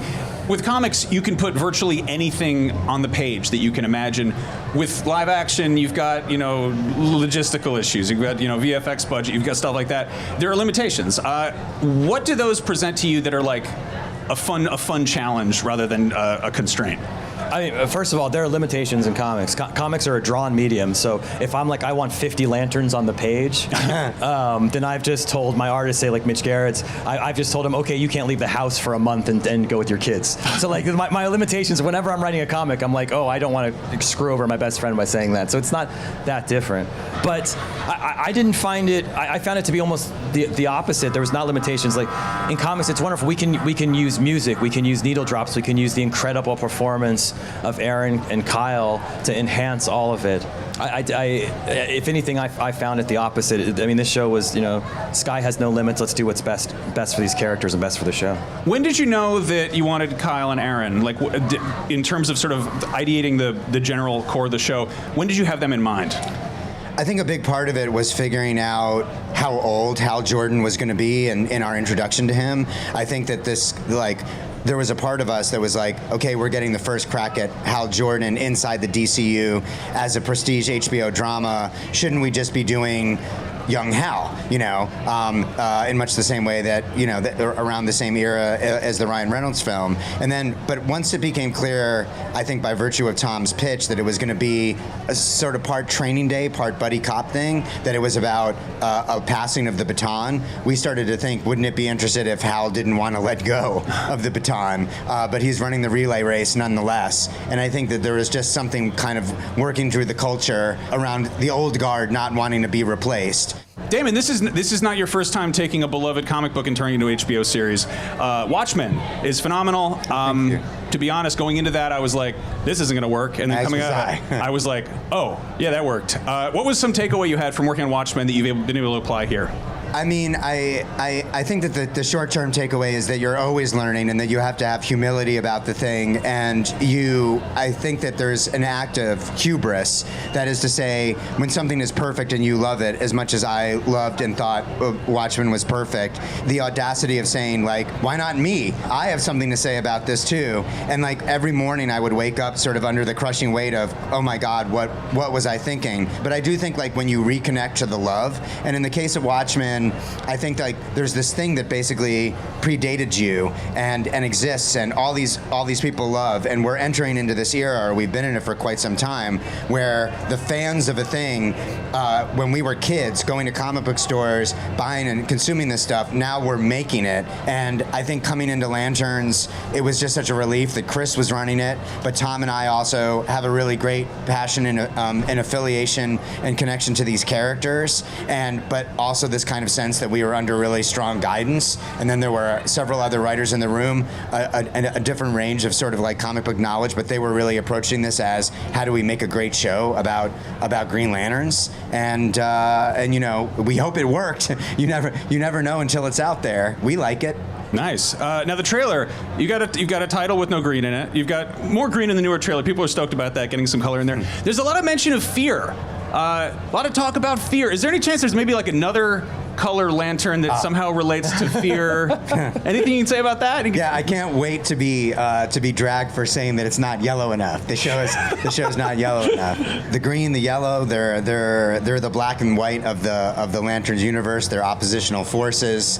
All I can say is stay tuned, and I think I'd say we would be irresponsible if we didn't at least contemplate working some yellow magic in there, but no guarantees. Now, watching the trailer, it's always like, I hate when trailers spoil the entire thing, and I think a lot of people sort of want to know what they're signing up for. And with a show, that's a little bit different from a movie because there's a lot more ground to cover. You kind of alluded to there being bigger, more spectacular things, waiting in the deep end. Is that a fair assessment to say the trailers haven't really shown us much? We're dropping a much more extensive trailer in the very near future, and hopefully that will scratch the itch that you are describing. I will just say, and I think that I speak for Tom on this, and certainly Chris, we are in your camp. We don't want the trailers to give everything away, but we also understand that if you're proud of the work, you should show what you did. So we're striking the balance, and I think that there's a little more scale coming your way with the next piece of material. Well, thank you both so much. This was a treat. I'm intrigued. I want to see more. Okay. You can find out a whole lot more about Lanterns by watching it for yourself, the old-fashioned way about finding out about things, which you can do when it premieres August 16th on HBO and HBO Max. But right now, there's more Comic-Con on the way right here on IGN. IGN's SDCC 2026 coverage is presented by Aliens Fireteam Elite 2. Out August 25th, wishlist today. Do you want to be the very best like no one ever was? Streamline your journey to becoming a master trainer with Planet Pokemon. Choose your Pokemon, filtering by type, stats, or game availability. Then use the full team builder to assemble an unbeatable lineup. Plan out the optimal set of moves, items, and abilities. Play to your strengths by analyzing your team's resistances and offensive coverage. Or really maximize your Poke potential by digging into the stats by adjusting EVs and IVs.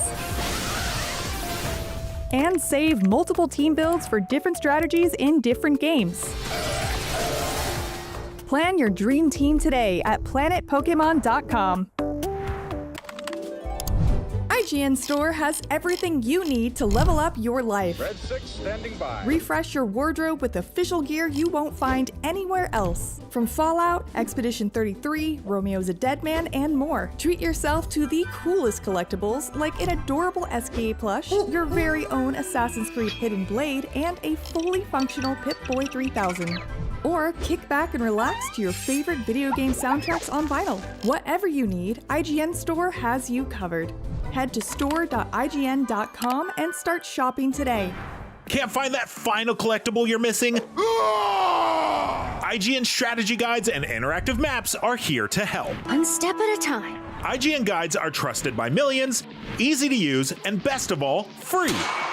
IGN has the very best, most complete and accurate guides for Shadow of the Erdtree, Baldur's Gate 3, Tears of the Kingdom, Call of Duty Black Ops 6 Zombies, and so much more. See? It's good, right? Every guide is tested and verified for you by experts. Just search for IGN when you search for guides.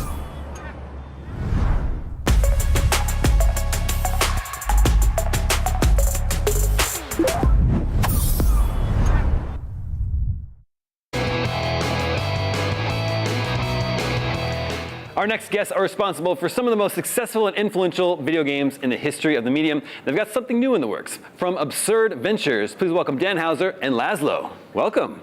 Thank you.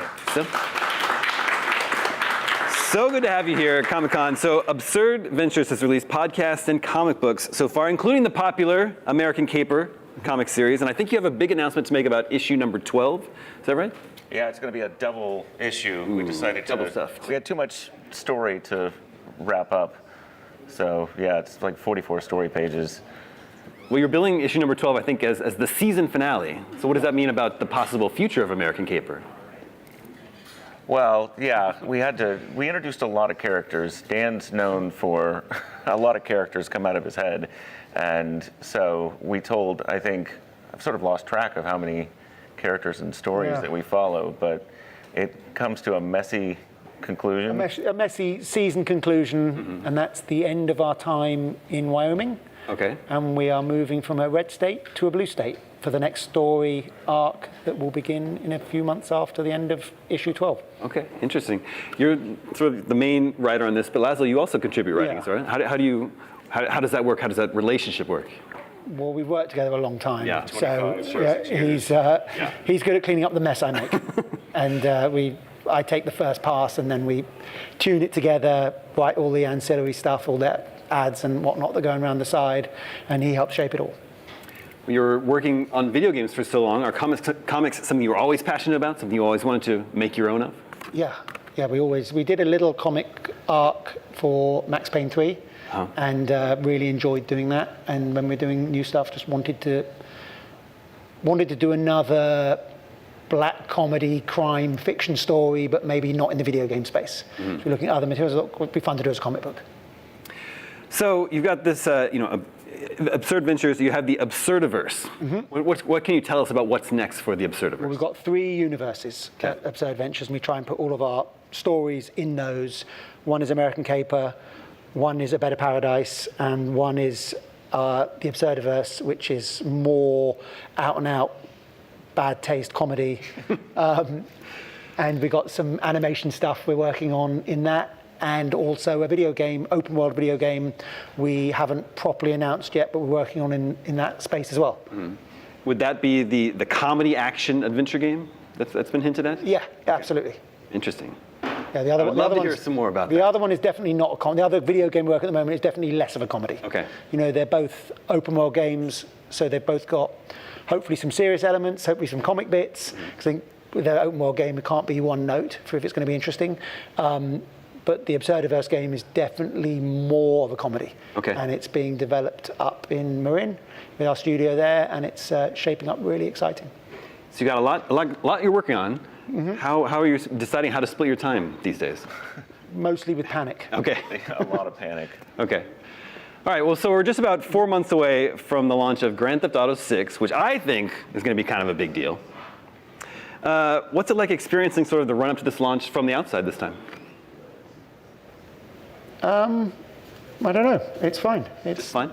It's not really heavily. It's not something I used to do, so I'm not really super engaged in it. Like, it's things we used to work on, and it's going to go great for them, I'm sure. Yeah, we've been focused on these 2 open world games that we're working on. Sure. And when Dan and I, for many years, we were like a media output machine, because we were making radio inside the games, we were making newspapers that you could read in Red Dead, and we loved animation. We loved making the cartoons like Republican Space Rangers and Princess Robot Bubblegum. And so when we started Absurd Ventures, we said, well, we want to tell new stories, and we like making animation. We love, obviously, talk radio. That's how we sort of met and first started collaborating. But then with American Caper, Dan said, I really want to make a comic book. And he was a huge fan of comics in the UK, and I was a huge fan of comics in the scene here in the 80s with, Vertigo and Watchmen and all that. And so we started on this journey not really knowing what we were doing, and got a lot of talented people to help us along the way, from the editor to the artist, and it became a great collaborative effort. And there's a lot of stuff in there that makes me laugh, especially the fake ads. That's part of the world building that we're known for. Yeah. Okay, so both big comic fans. What's your favorite comic series of all time? Asterix. Asterix, yeah. That's funny because it's not as popular here in the U.S. No, but it's big all over Europe. And yeah, that's what we hear. It's less big in England, but it's still pretty big in England. Because there have been games made that have been released over here, and sometimes at IGN we talk about these games and we're like, what is this stuff? And then our European fans will be like, what? I cannot believe you don't know Asterix and Obelix. Yeah, it's nothing over here. My kids read it because I forced them to read it, but it's big in the UK and massive in mainland Europe. Yeah, sure. Laszlo, how about you? I was into the Vertigo titles. I think Fables was one of my favorite titles of all time. And then next thing I know, we're working with the editor that brought that series to life, that received the pitch for Fables and said, we have to publish this. And so Shelley Bond worked a lot of years at Vertigo, and she said to Dan and I, this feels like one of those classic old Vertigo books that doesn't pull any punches and has comedic violence and stuff that we love. Bad taste, black comedy. Yeah, sure. Taste. I also love these things.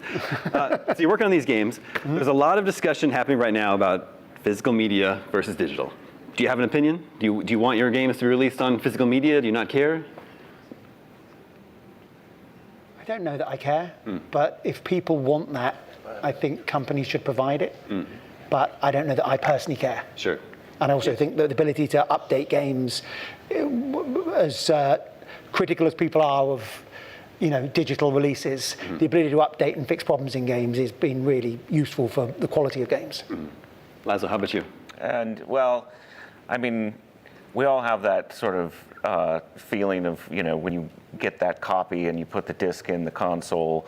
But I also have to say, I really like being at the airport and going, oh, cool, I can download some quick games to my Steam Deck for this 12-hour flight. So that's what's been interesting. We've worked in digital together for a lot of years, and then making a physical product of a comic book is a different creative process, but also just really fulfilling to have a physical thing you can say, like, look, we made a thing. Sure. I love physical media. Oh, yeah. I think everyone does. Yeah. Just something about it feels good. Yeah, right? flicking through it. Yeah, and flicking through the paper quality, So the entire gaming landscape changing very quickly, but it takes a long time to make a game. So how do you? That must be a struggle. Like you're toiling away working on this game, but you don't really know exactly what the scene's going to look like when you finally land with a finished product. It must be a challenge, right? Always. Yeah, of course. It's completely terrifying. You hope you've got something that both is original and will stay original, and that the market wants when you bring it out. It's a huge, scary risk every time. So last year, in another interview with IGN, you told us that Red Dead Redemption 2 was your favorite project you ever worked on. Is there something special in that game that maybe goes unnoticed or unappreciated by the fans? No, I think the fans have been over it, been over it with a fine-tooth comb now, sort of 6-7 years later, 8 years later. They have really been over it and probably know more about it than I do at this point. Yeah. But yeah, I think the reception and the continued love for it has been wonderful to watch. Well, congrats on the success of American Caper. I look forward to digging into that. Thank you so much for coming by the IGN stage here. Thank you for having us. Can't wait to hear more about everything you're working on, especially those games. There is more Comic-Con still to come right here on IGN. Thank you, man. Hold on 1 sec.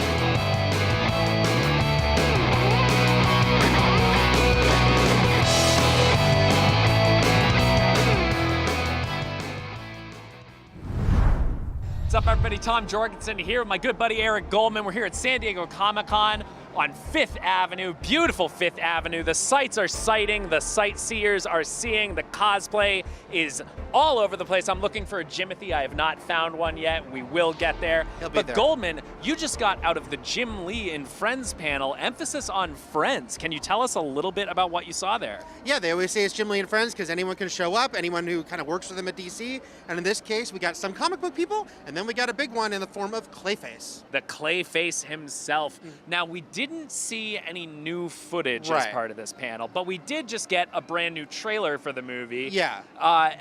But first, let's talk a little top level. What were James Watkins and Tom Rees-Harris there to talk about? Yeah, so they were, talking. They kind of keyed it up by talking about Clayface himself as a villain, what he means as history, the fact there's been a lot of Clayfaces if you know DC Comics, and then talking about why they kind of honed in on Matt Hagen as their version and the whole horror angle. The fact that this is, DCU, pretty new still, but they're going all in on this being a horror movie, and that was definitely a big talking point. It's one of the most exciting aspects of this movie, especially when you look at, and in the first trailer, in this new trailer, some of the practical effects that they're going to be working with. Yes. A lot of the effects when you see, Matt Hagen's face start to melt in on itself. They did a lot of that with practical makeup applications. What did they talk about for that? Yeah, they really talked about how, they really wanted it to be old school. They talked a lot about, both the feel of the makeup, but also of Gotham City, talked a lot about the production design of that and leaning into the horror, but also the noir. That's kind of been a classic thing.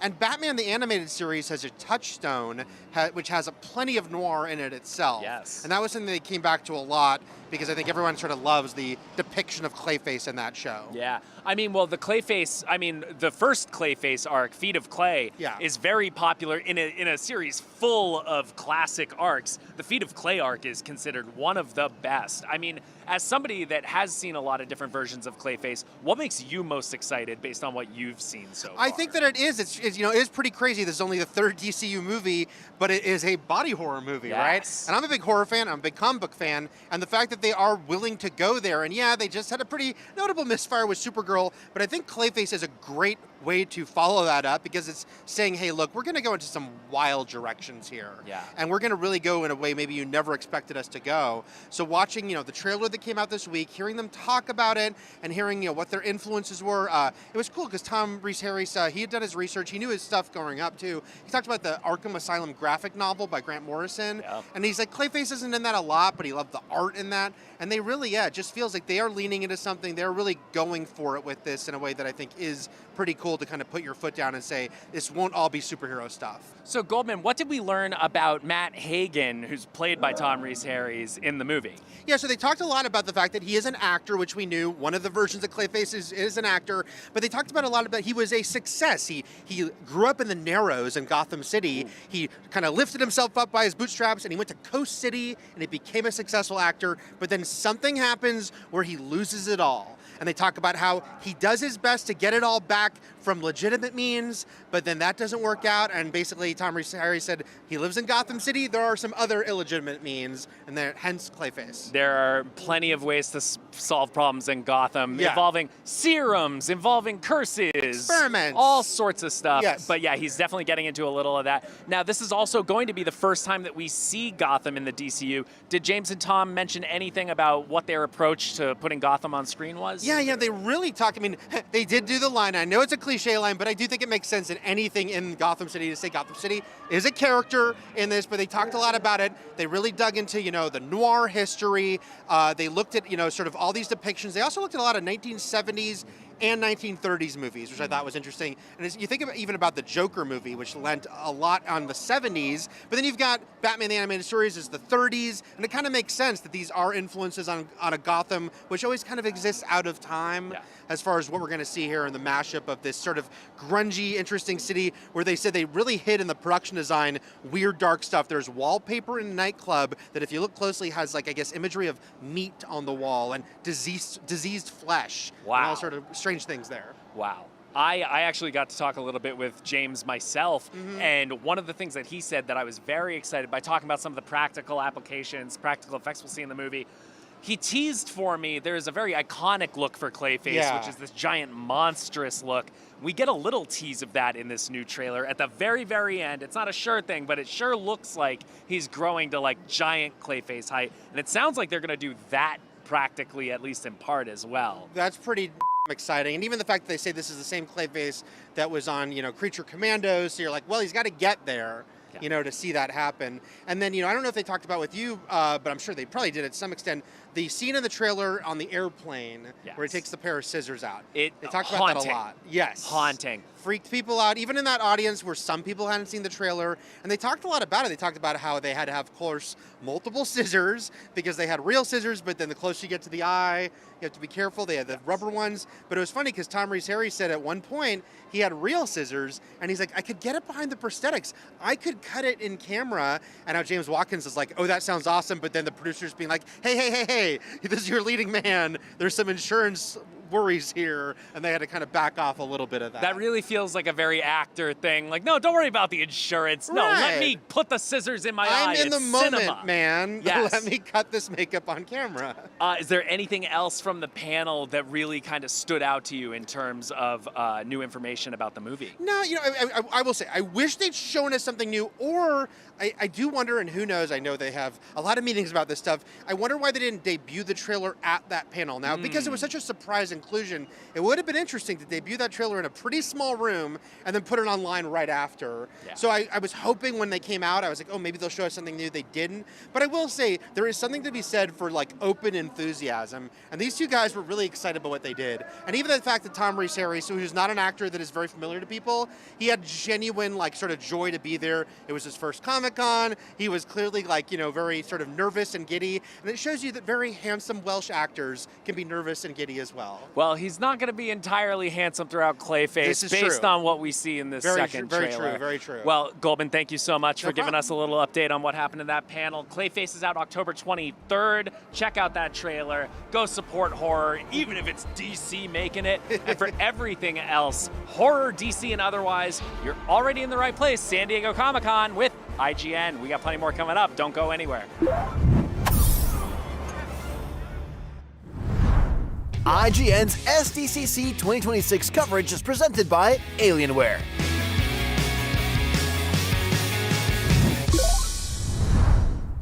The average Cinefix movie list features nearly 100 different films and approximately 25 minutes worth of wall-to-wall deep dive analysis.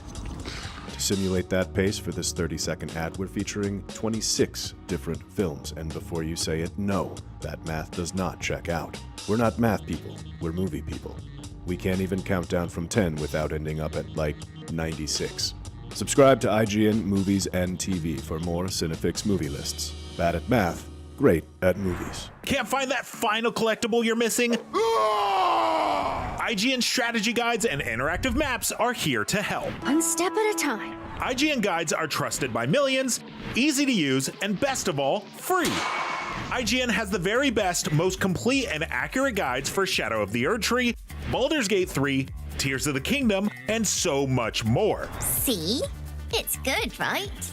Every guide is tested and verified for you by experts. Just search for IGN when you search for guides.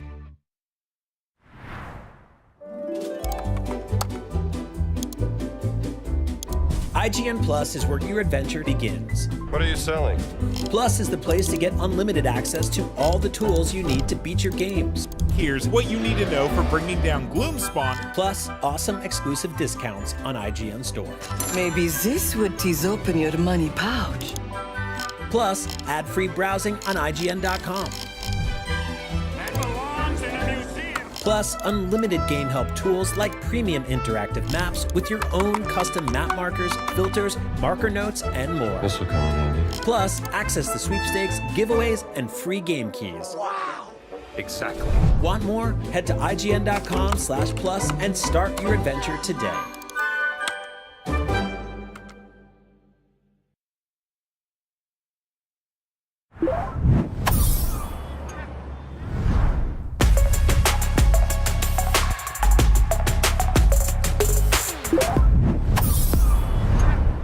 Clayface is hitting the DCU this October, and joining us here at San Diego Comic-Con to talk about it is the star of the movie, Tom Rhys Harris, and director James Watkins. Thank you for joining us, gentlemen. Thanks for having us. Now, you've just released the second trailer for Clayface, which looks incredible. And something that I really notice is that we've had comic book movies in the past sometimes evoke a genre and then show off footage that looks like maybe it's living in that genre, and then the final product maybe doesn't go quite as hard in the paint as you'd want to see. Is that the case with Clayface? Like, are we going pretty hard into horror? No, we go really hard. Yeah. You won't be disappointed if you buy a ticket for this film wanting a horror film, horror thriller. Yeah. It's a real roller coaster ride. There's lots of moments of ick, looking away. I mean, even on set when we were filming it, there were moments where we did a scene. Actually, it's that scene there where he's looking at his eye and he has a problem with his eyes, and he's on an airplane. Yeah. And he goes into the bathroom of the airplane and has to try and fix his eye.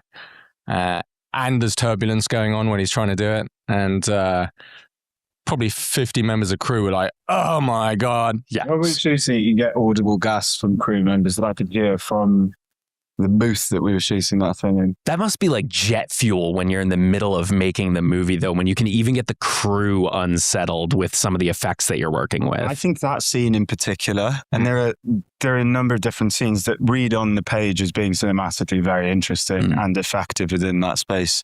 But I remember reading the airplane sequence And it just translates to screen really well. Yeah. Well, let's actually talk about the script a little bit. This is rooted in a Mike Flanagan script, a horror luminary at this point. What was the most attractive thing about that script for each of you wanting to join the project? Well, firstly, the world of Gotham, and then the character, both the Matt Hagen and the Clayface.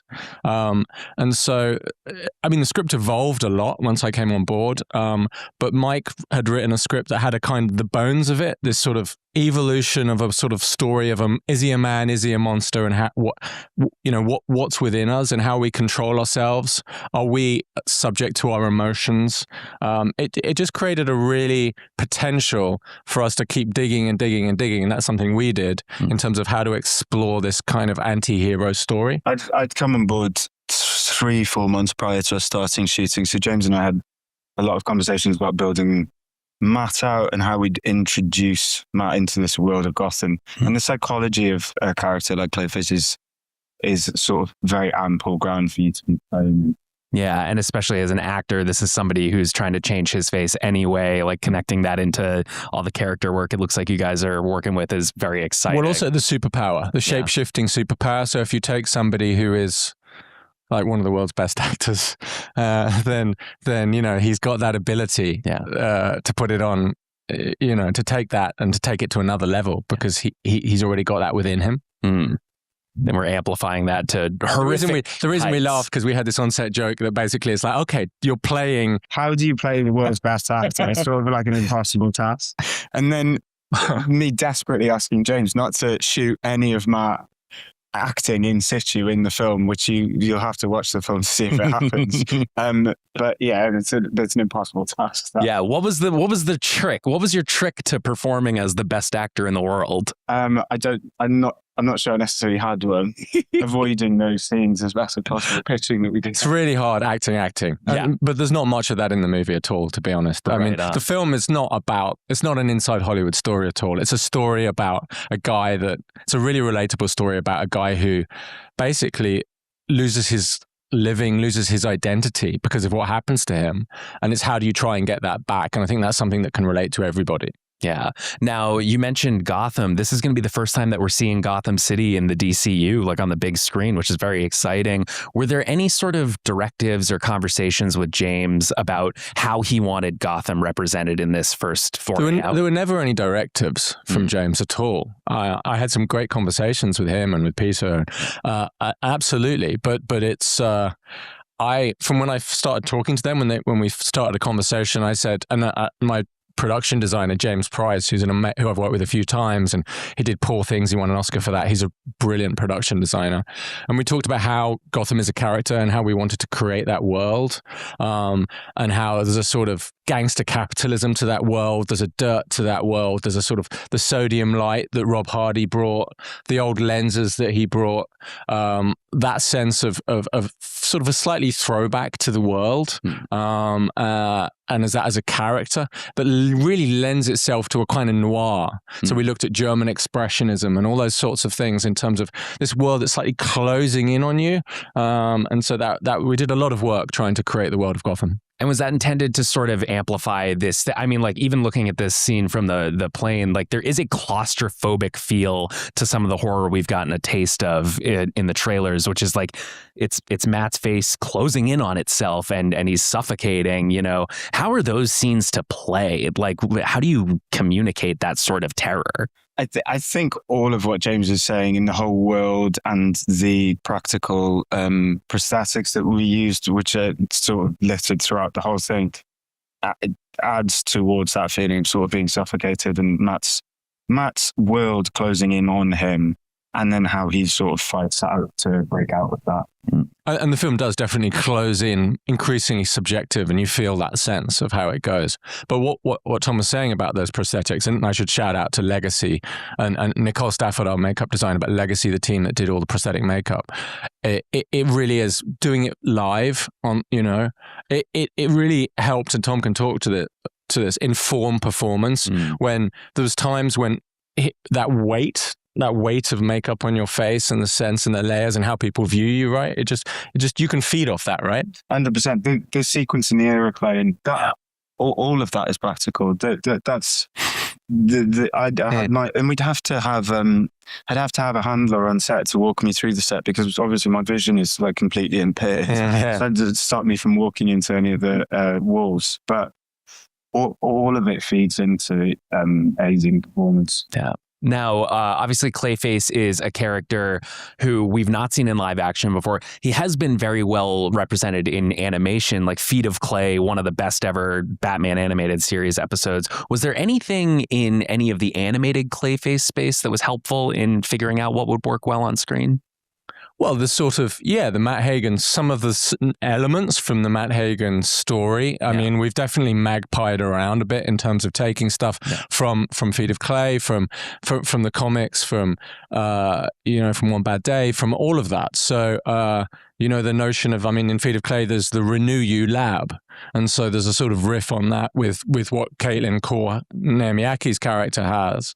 So there's definitely elements, but we've taken them our own place. Throughout the whole thing, and whether it's a reference to something being called something, or a color palette that's used throughout the film.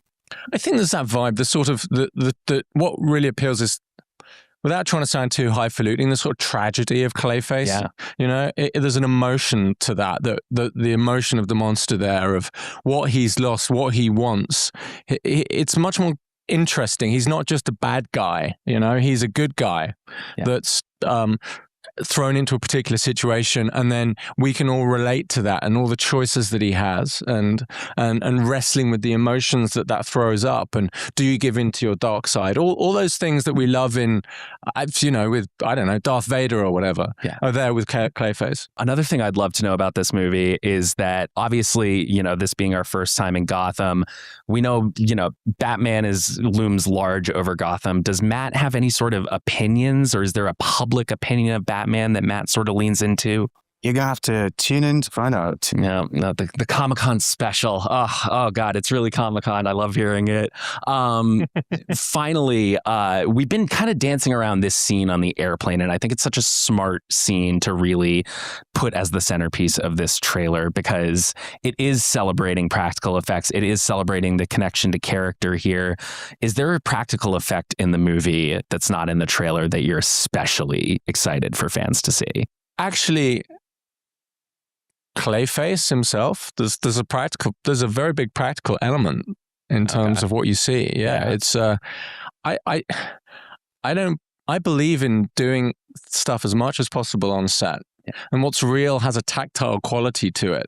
There's a lot of practical stuff. There's a lot of body horror stuff with, shaving off bits of skin and things on set that we did. Obviously you didn't actually shave off your skin, but you were practically, doing that, and they have rigs, and they can create stuff that comes out. And when you're doing it on set and you can feel it and you can see people looking away, and then it works, rather than just kind of taking a leap of faith into something later. Right? Yeah. We're so excited. The movie looks incredible. The movie is out on October 23rd. We have plenty more from San Diego Comic-Con. Don't go anywhere.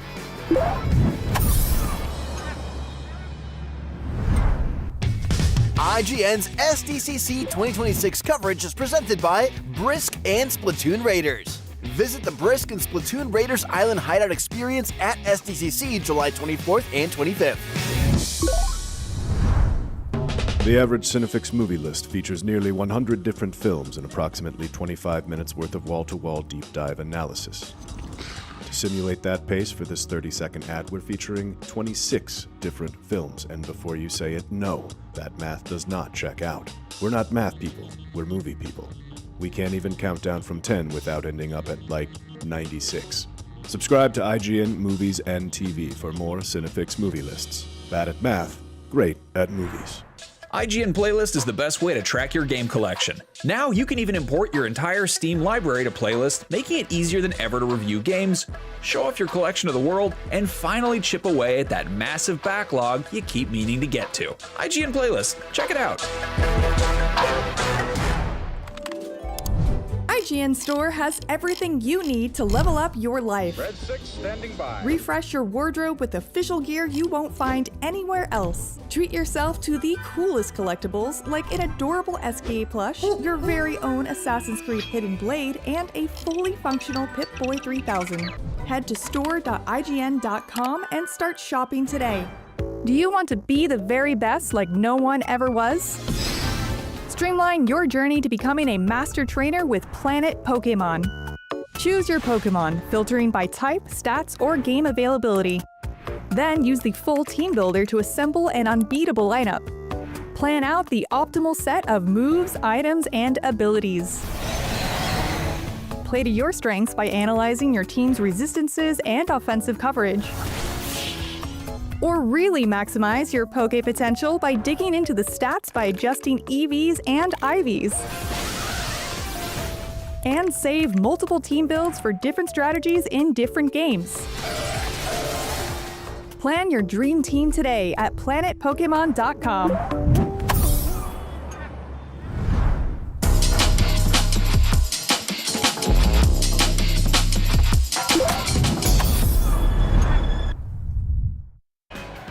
You're watching IGN's live coverage of San Diego Comic-Con. We're covering tons of huge upcoming movies, shows, and games, but it wouldn't be Comic-Con without comics. And if you need some summer reading, we've got you covered. IGN and Humble Bundle have teamed up with Dark Horse Comics, and in honor of the publisher's 40th anniversary, you can score an incredible collection of stories starring Hellboy, The Witcher, and Vampire Hunter D, plus a ton more books from old classics like ElfQuest, recent favorites including Kill All Immortals, and tons more. The collection starts at just $5, so head over to humblebundle.com before it's gone. Coming up later today, we've got the stars of Avatar, Aang the Last Airbender, and President Curtis, and later on, the director of Resident Evil. But first, Green Day, the band, is stopping by to talk about their new upcoming comedy, Nimrods, which follows a group of friends trying to get to a Green Day concert. Stick Road trips and rock concerts are integral parts of growing up, but what about a road trip to a rock concert to have your band open for Green Day? Here to tell us about the new comedy Nimrods, please welcome the star, Mason Thames, the director, Lee Kirk, and no big deal, Green Day themselves, Billy Joe Armstrong, Trey Cool, Mike Dirnt. Let's give it up. Let's give them a nice warm IGN welcome, huh? Guys, thank you so much for joining us. So let's start with this. This is the first movie based on the trials and tribulations of Green Day. Why was a road trip comedy the right window into a Green Day movie? Well, the first idea came about where I wanted to do a New Year's Eve movie about kids coming to see us play on New Year's Eve or something like that. And then the first person I called was Lee, and then Lee started chiming in, and yeah. And we just started, throwing ideas at like, what could this movie be? All we knew was that we wanted to end with a Green Day concert at the Palladium. And so we kind of, we threw ideas around and eventually realized it would be fun if it's a road movie, kids driving across the country, making a giant judgment error. And then we went from there, and that's kind of the inception. And then I started asking these guys about fun stories from their days, and they all got kind of cooked into the story. Yeah, now there's a moment, we were talking a little bit backstage, there's a moment in the movie where you stay at a hotel that's owned by Fred Armisen, and like he gets a little, I don't want to give too much away, but it's a bit of a harrowing experience for the band. And that was based on something real that happened, is that right? Some sort of creep that you guys stayed with? Yeah, there's a lot of things that sort of echo to our past of little Easter eggs that are basically things that happened to the band that actually happened to us when we were younger. And yeah, that's very real, and it's a very whoa moment. Yeah, it was very creepy and very horrific what happened. We got to have a little of that in any Green Day movie, right? The full color of the thing. Absolutely. Mason, what was your sort of relationship to Green Day's music growing up? Well, it started from, I'm the youngest sibling, and I always looked up to my older sister and my brother for their music taste, and they always would listen to Green Day. I remember just in the car, and I mean, This Is the Reason Boulevard is my favorite song, and I remember her playing it. And I just kind of fell in love from there. And then my first ever concert was you guys at the Palladium, or not the Palladium. It was SoFi. Yeah. And it was a wild experience because I didn't know what to expect. I didn't know anything. I met Billy backstage, and it was the calmest person I think I've ever met in my life. And then I see him up on stage, and all of them turned into monsters, and it was insane. I'm like fire and like balloons. It was insane. Well, you and I share that in common. My first concert was also Green Day in 2005. So yeah, a lot of first-time Green Day concert folks on this stage here. Now,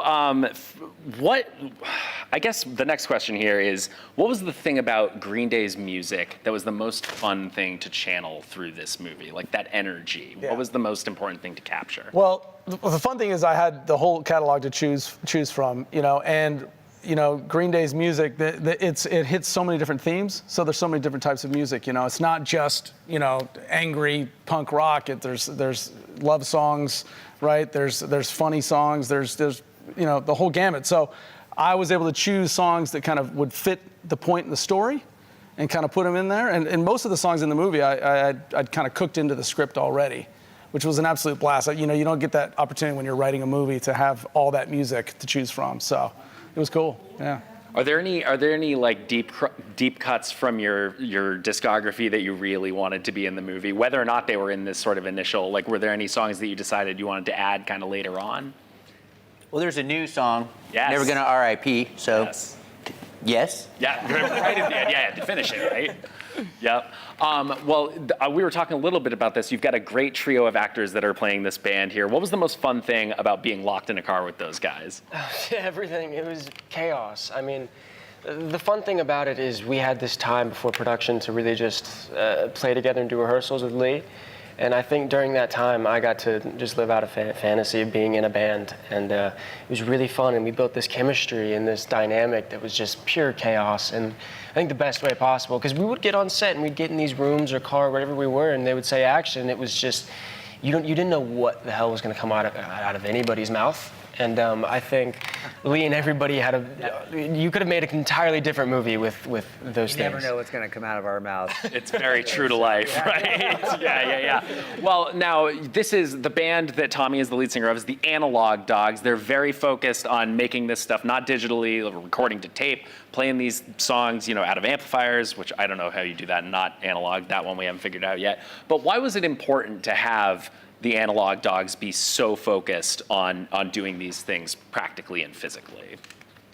I think that was a big trick that we had to figure out, and Lee just really did a great job of it, I think like Analog Dogs and a lot of bands now, young bands really want to do things like use an old 4-track. You see a lot of people using video cameras again, and it's not just about like what you put on social media and stuff like that. So it's, it kind of goes to show you like word of mouth is still the most important thing about being in a band. And I don't know, Mason, how did you balance it?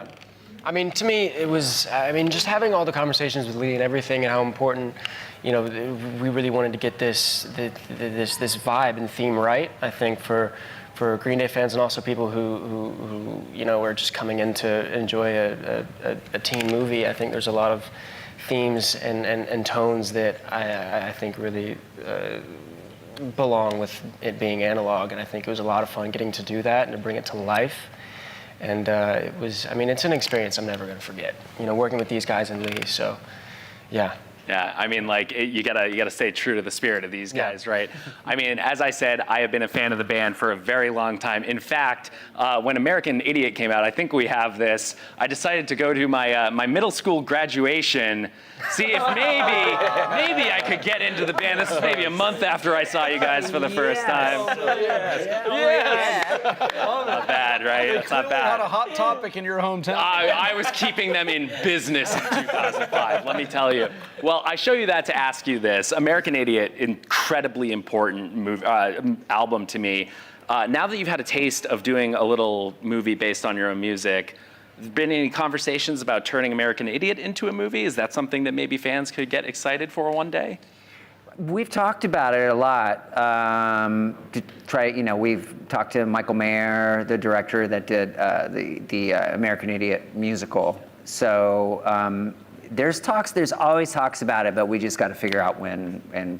But right now it's all about Nimrods. All about Nimrods, and the movie rocks. If you're a Green Day fan, if you're not a Green Day fan, you gotta see it. You can catch Nimrods in theaters August 14th, but right now there is plenty more Comic-Con coming up.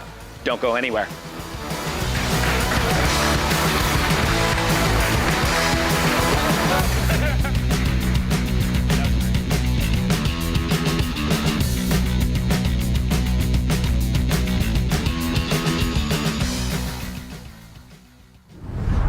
So Eric, Yes. how does it feel to be the second to last Airbender?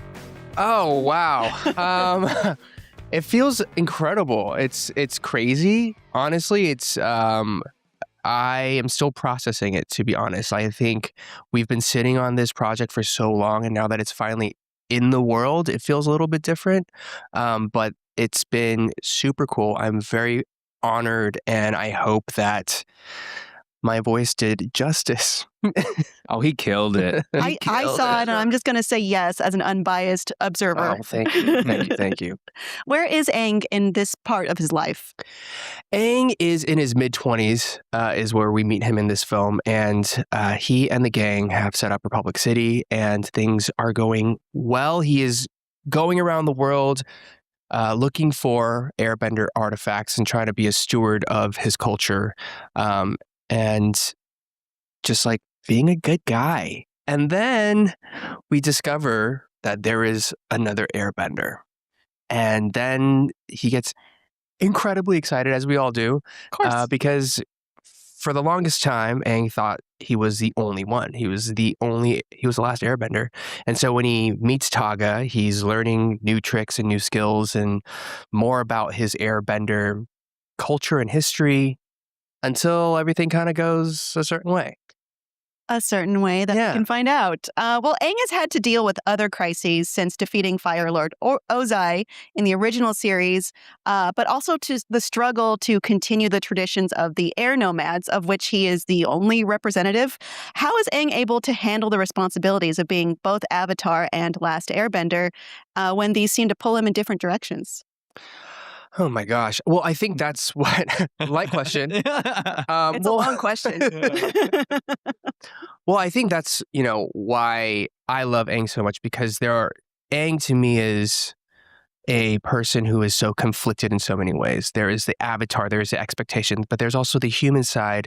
And then within the human side, there's like so many different facets to his personality and his history of, being the last Avatar and then wanting to be a great steward, but then being torn in a billion other ways. And I think that internal conflict is what makes him, and how he deals with it, is what we love so much about him. At the end of the day, he's always going to stay true to his character, to his morals, to his ethics and beliefs, and make the decisions that he could stand behind no matter what.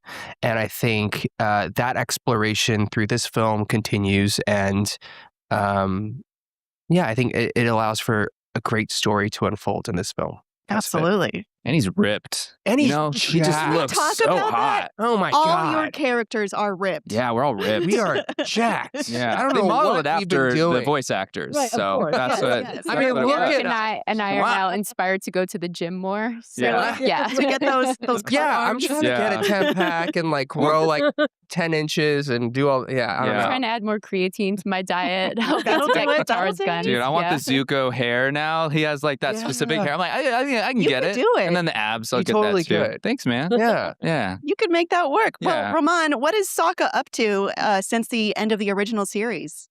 That's a great question.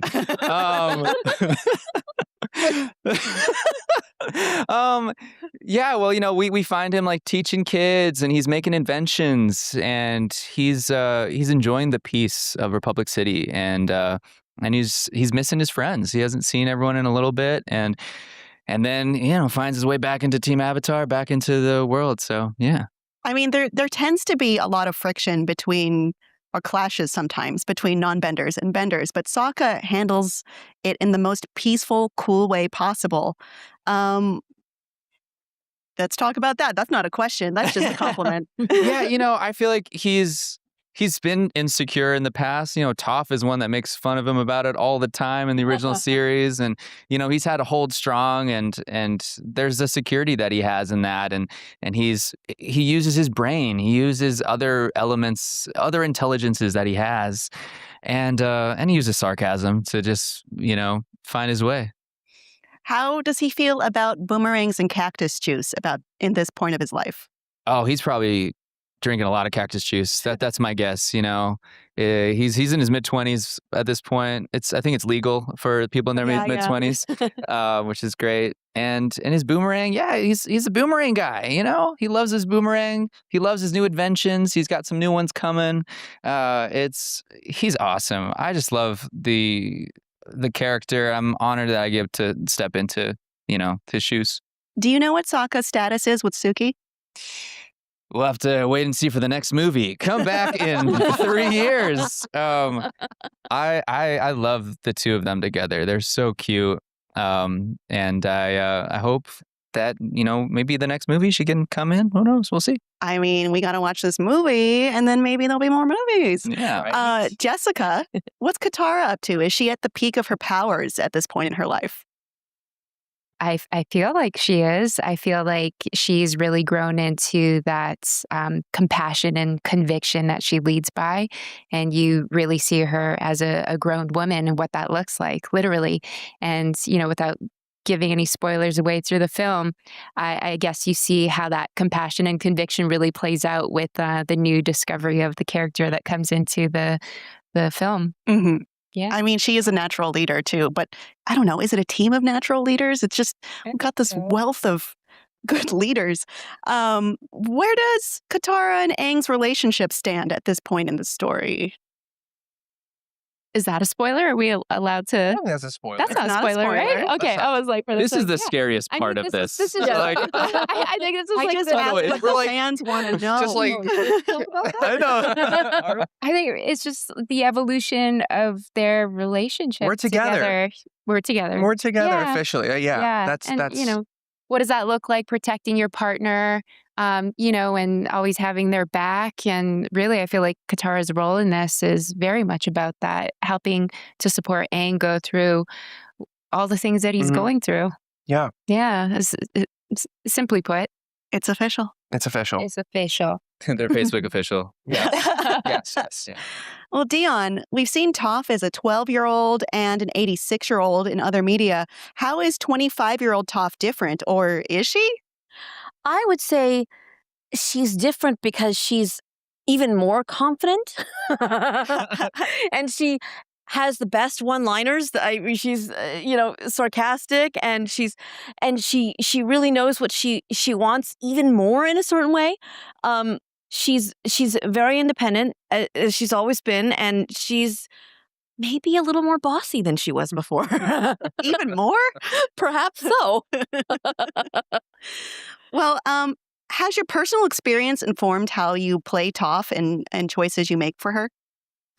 Yes, for sure. I would definitely say that my personal experiences do inform that. But the thing is, the issue of me talking about that, when I'm happy to talk about it, is that I've been born blind. So, yes, my personal experience has informed it. I'm not really sure how to say how, because I don't have anything else to compare it to. So, yes, I would say, but every choice that I make, I reference my own experience, and then I reference her experience, and I try to find the common ground. Did you find yourselves reviewing the original material when you're informed your mid-20s versions of the characters? Oh, yeah. Yeah, I watched the whole show. I think I binged the whole show again when I got the audition. Because the audition process was a little long for me. And so I just restarted. And I think I'd watched it a few years prior all the way through again. But yeah, the original show is incredible too. I mean, it's just fun to watch. So fun to watch. I mean, I think definitely it definitely informed more from a understanding the character and his heart and where he's coming from and the history. I think there was a point when I was early on where I was like, oh, this is how he should sound. But then I was like, but then he's 12. And I'm not 12 in this film. And so I think that was, to me, I realized was a little bit misleading. So I had to kind of recalibrate and be like, okay, you have to take just the story and the core of personality of who he is and leave everything else at the door to reimagine what he would sound like or be like as an adult. And I remember having to make those small changes or decisions. I mean, it's hard to view this character that we originally saw as a child be a man now. Yeah. It was awkward. It was weird. I want to see a video of you when you were 12, Eric. Like, do you have any Definitely videos? not as cool as A. But that would be so fun to like put like that would be so cool to see too. Yeah. I had kind of a similar process to Eric, just because, you know, we can't try to replicate young children voices. But I just, you know, I love the show and what it just means to everyone. So I paid attention a lot to the story of it and the heart of it. And I think intuitively, I was just leaning into that. You know, I can't change my voice significantly but just like water, you know what I mean? I think I was just kind of adapting and flowing. And as long as I had that heart element flowing through voicing Katara and keeping that story in mind and the heart of it, I think that was kind of the angle I was coming at from this. Mm-hmm. You know, that is the most Katara answer I've ever heard in my life. Well, I just did it, you know. I don't know, man. You just got to do it. I don't know.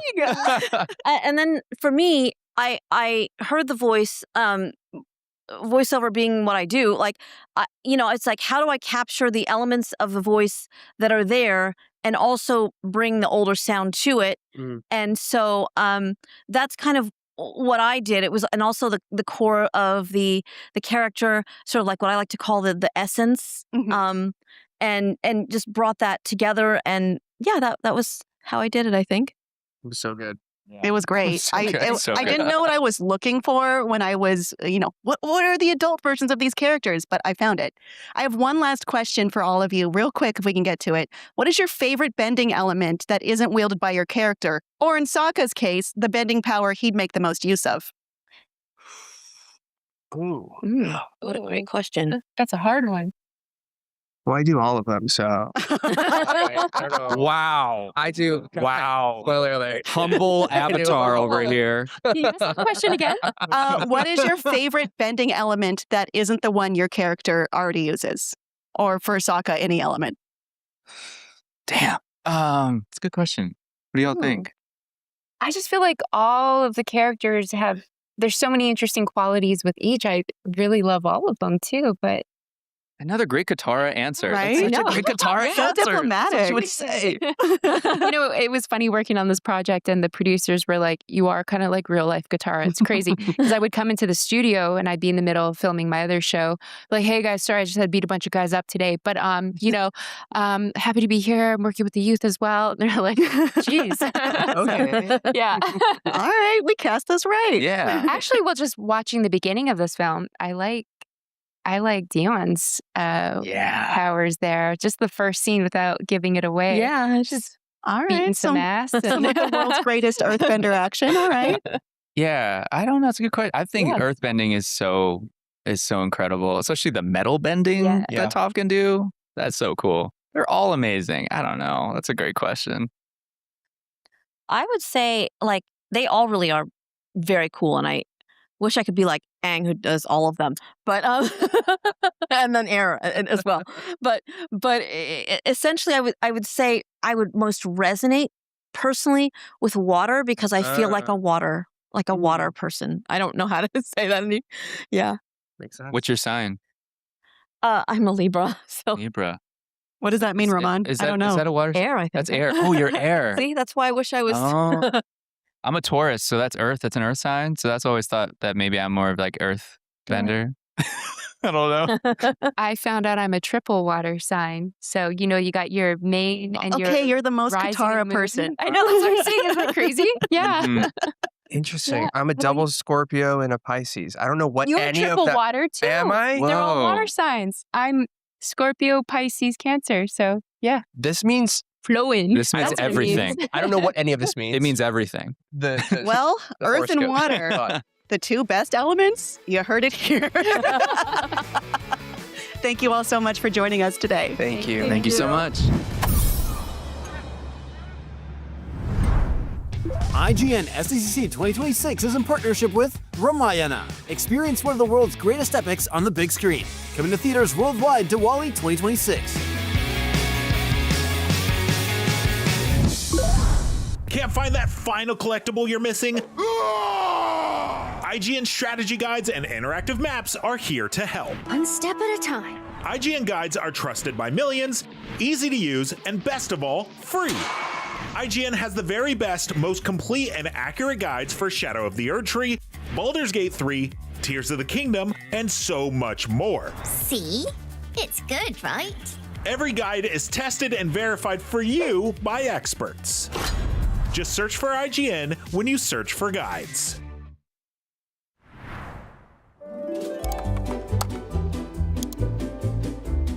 IGN Plus is where your adventure begins. What are you selling? Plus is the place to get unlimited access to all the tools you need to beat your games. Here's what you need to know for bringing down Gloomspawn. Plus, awesome exclusive discounts on IGN Store. Maybe this would tease open your money pouch. Plus, ad-free browsing on IGN.com. Plus, unlimited game help tools like premium interactive maps with your own custom map markers, filters, marker notes, and more. This will come in handy. Plus, access to sweepstakes, giveaways, and free game keys. Wow! Exactly. Want more? Head to IGN.com/plus and start your adventure today.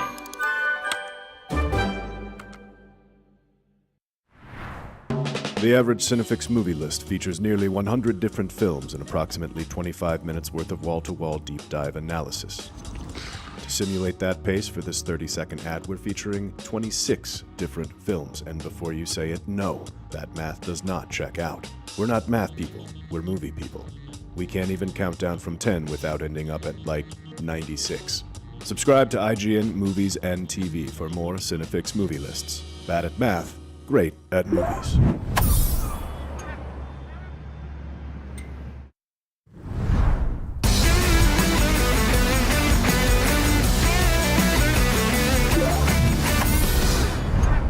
All right, so we've seen Aang the Last Airbender. Can we talk about how this idea came about to view this time in the gang's lives? Sure, I'll kick it off. Yeah, I mean, when Brian and I came back to start Avatar Studios, start some new projects, the first one on the slate to tackle was doing a feature. The studio was really interested in a big budget feature thing. We, always wanted to elevate the visuals and the storytelling for this world, and thought focusing on the original team but grown up a little bit older would be like the right time period to focus on. I gotta say, it's so gorgeous. It's absolutely just beautiful to look at. I was trying to do other work at the same time, and I thought, I can't do this. I have to watch this movie. It is so beautiful, a huge step up. I mean, it seems like that you've both been working hard on this with Avatar Studios. Can we expect more adventures between featuring Aang and Team Avatar? I guess only the future would tell, right? I mean, in the feature film space, remains to be seen. Yeah. We'll see how this one does and see if they let us do another one. We are definitely doing more stories in the Avatar world.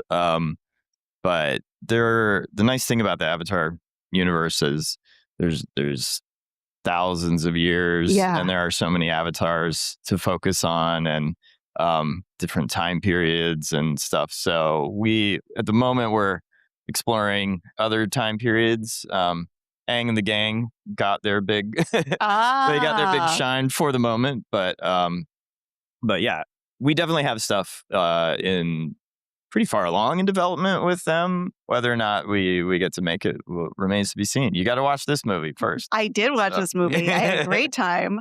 So no baby Tenzin for now. We'll see. We'll see, sir. You said feature films. Will you be developing more feature films? I mean, when we came back to do Avatar Studios, this was the first one. We do have some other ideas for other feature films, but as the film business is very, It's not the interesting easiest these days. business. So sometimes you got to just wait, see how the first one does, and then, take it from there. All right. So, I mean, is there a chance in the future we could see a theatrical run? I mean, the good thing is it's in theaters starting tomorrow on Friday. Yes. A week in 2 theaters. Burbank in Burbank and Manhattan. New York. And they keep adding times because people really want to see this movie on the big screen. So hopefully some people will at least get to see it in that format. I got to tell you, I tried to get Burbank tickets and it was hard. Yeah. So it really shows me that there is a hunger for this. Yeah, I think the website crashed at 6 a.m. on that morning. I thought I was going to be smooth and get in 5 minutes ahead of time, and I was wrong, friends. Do you think there's any chance we'll see animated adaptations of the graphic novels, such as The Promise? We don't have any plans for that right now, but we do have, Seven Havens. We've been working on for years, and as this movie's been in production, so that's like the first new big series we've done. That's a sequel to Legend of Korra. So that'll be out soon. And, like Brian said, we've got a few other ideas in the works, but we're always doing more publishing things and expanding stories and novels and video games and comics and everything. Oh, yeah. I've checked out the video game. Yeah. I mean, there's the nice thing about being able to do different media is like some of these stories work best in a certain format, and it's kind of like the size of the story, and so while we love those graphic novels, like not all of those stories translate to, I see, and vice versa. So who knows, in the future, we might borrow some ideas from there or kind of like recontextualize them or something. But even just doing, Lauren's film. Yeah. Us figuring out what size story fit in 85 minutes, like that was a learning experience for us. And one of the most difficult parts of the process was we're very used to telling these long stories over, multiple seasons. And we didn't have that luxury. So I don't know, like fitting it. Yeah, exactly. It's in a series, you get all this time to, explore all these different storylines and really like let things play out. We had like thoughts of, this telling of this backstory of these ancient airbenders much more elaborately. And as we kind of went through the movie, things had to kind of condense so we could actually fit it in and make it clean, make it clear. And so things got a lot more simplified than I think they usually are in the Avatar universe. But it was a learning experience for us all, moving from a series format to a feature format. Absolutely. I mean, it looks different. It feels different, but very familiar at the same time. I do want to touch on something. You did bring up Seven Havens. I got to get a look at the trailer. That also looks like the gorgeous stepped up animation that we are seeing from Avatar Aang. Is that the look that Avatar Studios is going to more or less stick with? I mean, they're very... While the aesthetic is always like calling back to anime and, inspired by anime, each project is meant to have its own look. And, for the feature, Lauren can speak to it, but like, the level of draftsmanship and artistry on that is like, top tier of 2D animation. And while Seven Havens looks incredible, and, it looks different than Aang, it looks different than the Korra series. But we try to have it all feel like it's part of the same universe. I think the word I would use is elevated. Yeah, we're always trying to level up our direction, our animation, our style. But I would actually say our goal is not to have a house style. We want each project to have its own kind of visual identity. And Seven Havens, especially the backgrounds, was a real departure for us. It's really a new style. We worked really hard with William Niu. Your cast is really rambunctious, but William Niu, he's a great artist we've worked with for a long time. He's the art director on Seven Havens, and he and I and the team worked really hard to develop a really distinct style. It's kind of more for the backgrounds, more influenced by like Japanese woodblock prints. And I love that. Kind of like Mobius and So yeah, it's got its own look, and we can't achieve the movie on a TV scale, so. Of course. Yeah, and for the feature with Jake Pinion and Aaron Loftus, our production designer and art director, going off of a lot of inspiration that Brian was really wanting for this film, we really wanted to make it feel elevated but grounded. There was a lot of very I guess lighting was very important, making sure that this world felt lived in, but also harkened back to the original. We didn't want to take it in such a drastic departure. We wanted to make sure that this felt like that same world. But again, just elevated, exactly what you said. So, but it's exciting to see all the new stuff happening at Avatar Studios and all the creative directions that they're going in. It is exciting. Lauren, this is a very action-heavy movie.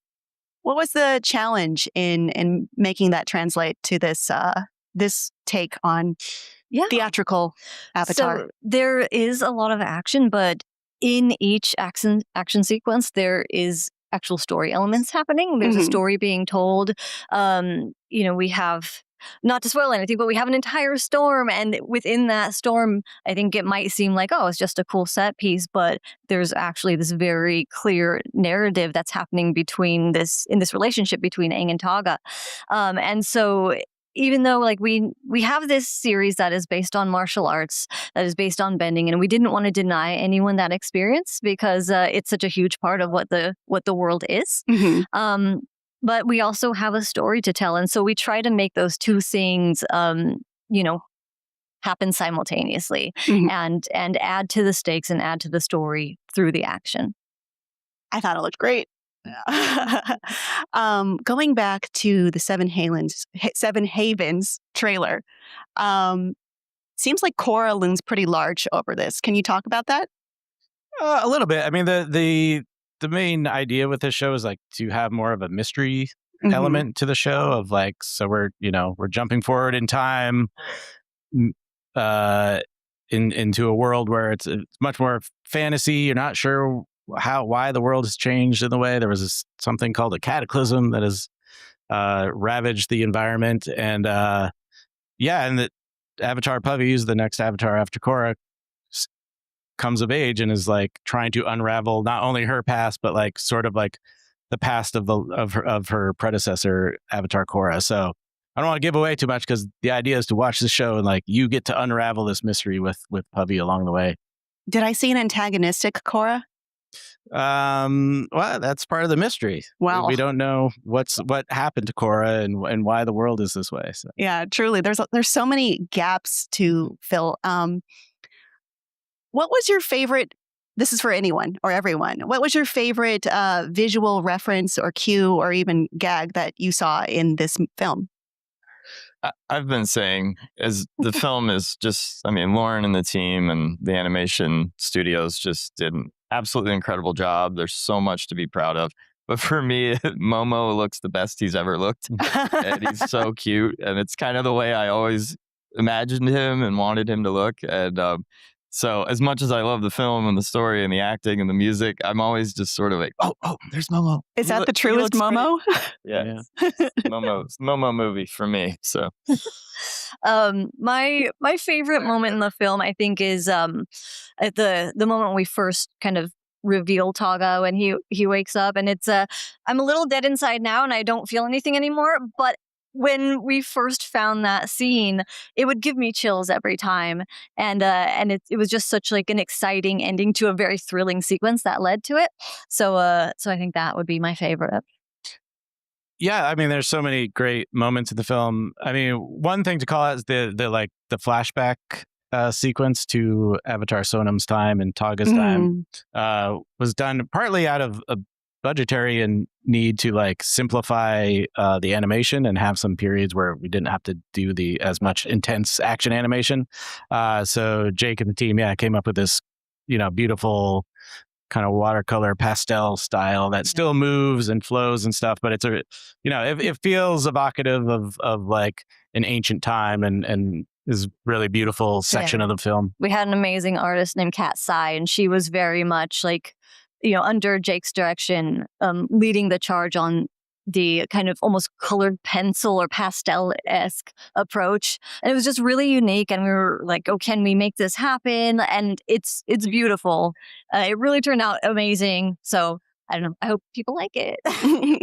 What is something you'd like audiences to look for when watching the movie? Really just appreciating the 2D aspect of this film, because I think some people just assume it's all CG, and while computers were obviously used in the making of it, all the character work is all hand drawn. And amazing. You know, it's still an art form, but it's not as common. No, I agree. When I was watching it, I thought, like, this is so gorgeous. Yeah. Is this absolutely 2D animated with no CG added?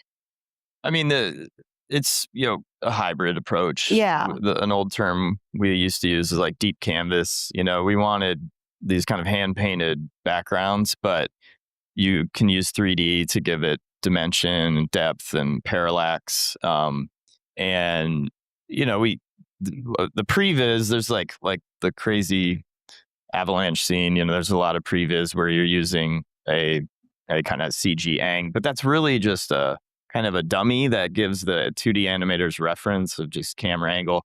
So then everything's hand drawn. It's absolutely gorgeous. I got chills watching it, and I really enjoyed returning to this style and this medium. Lauren, Michael, Brian, thank you so much for joining us today and talking more about Avatar Aang. Thanks for having us. Check it out. IGN's SDCC 2026 coverage is presented by Aliens Fireteam Elite 2. Out August 25th. Wishlist today. Do you want to be the very best like no one ever was? Streamline your journey to becoming a master trainer with Planet Pokemon. Choose your Pokemon, filtering by type, stats, or game availability. Then use the full team builder to assemble an unbeatable lineup. Plan out the optimal set of moves, items, and abilities. Play to your strengths by analyzing your team's resistances and offensive coverage. Or really maximize your Poke potential by digging into the stats by adjusting EVs and IVs. And save multiple team builds for different strategies in different games. Plan your dream team today at planetpokemon.com. IGN Store has everything you need to level up your life. Red 6 standing by. Refresh your wardrobe with official gear you won't find anywhere else. From Fallout, Expedition 33, Romeo's a Dead Man, and more. Treat yourself to the coolest collectibles like an adorable SKA plush, your very own Assassin's Creed Hidden Blade, and a fully functional Pip-Boy 3000. Or kick back and relax to your favorite video game soundtracks on vinyl. Whatever you need, IGN Store has you covered. Head to store.ign.com and start shopping today. Can't find that final collectible you're missing? IGN strategy guides and interactive maps are here to help. One step at a time. IGN guides are trusted by millions, easy to use, and best of all, free. IGN has the very best, most complete and accurate guides for Shadow of the Erdtree, Baldur's Gate 3, Tears of the Kingdom, Call of Duty Black Ops 6 Zombies, and so much more. See? It's good, right? Every guide is tested and verified for you by experts. Just search for IGN when you search for guides.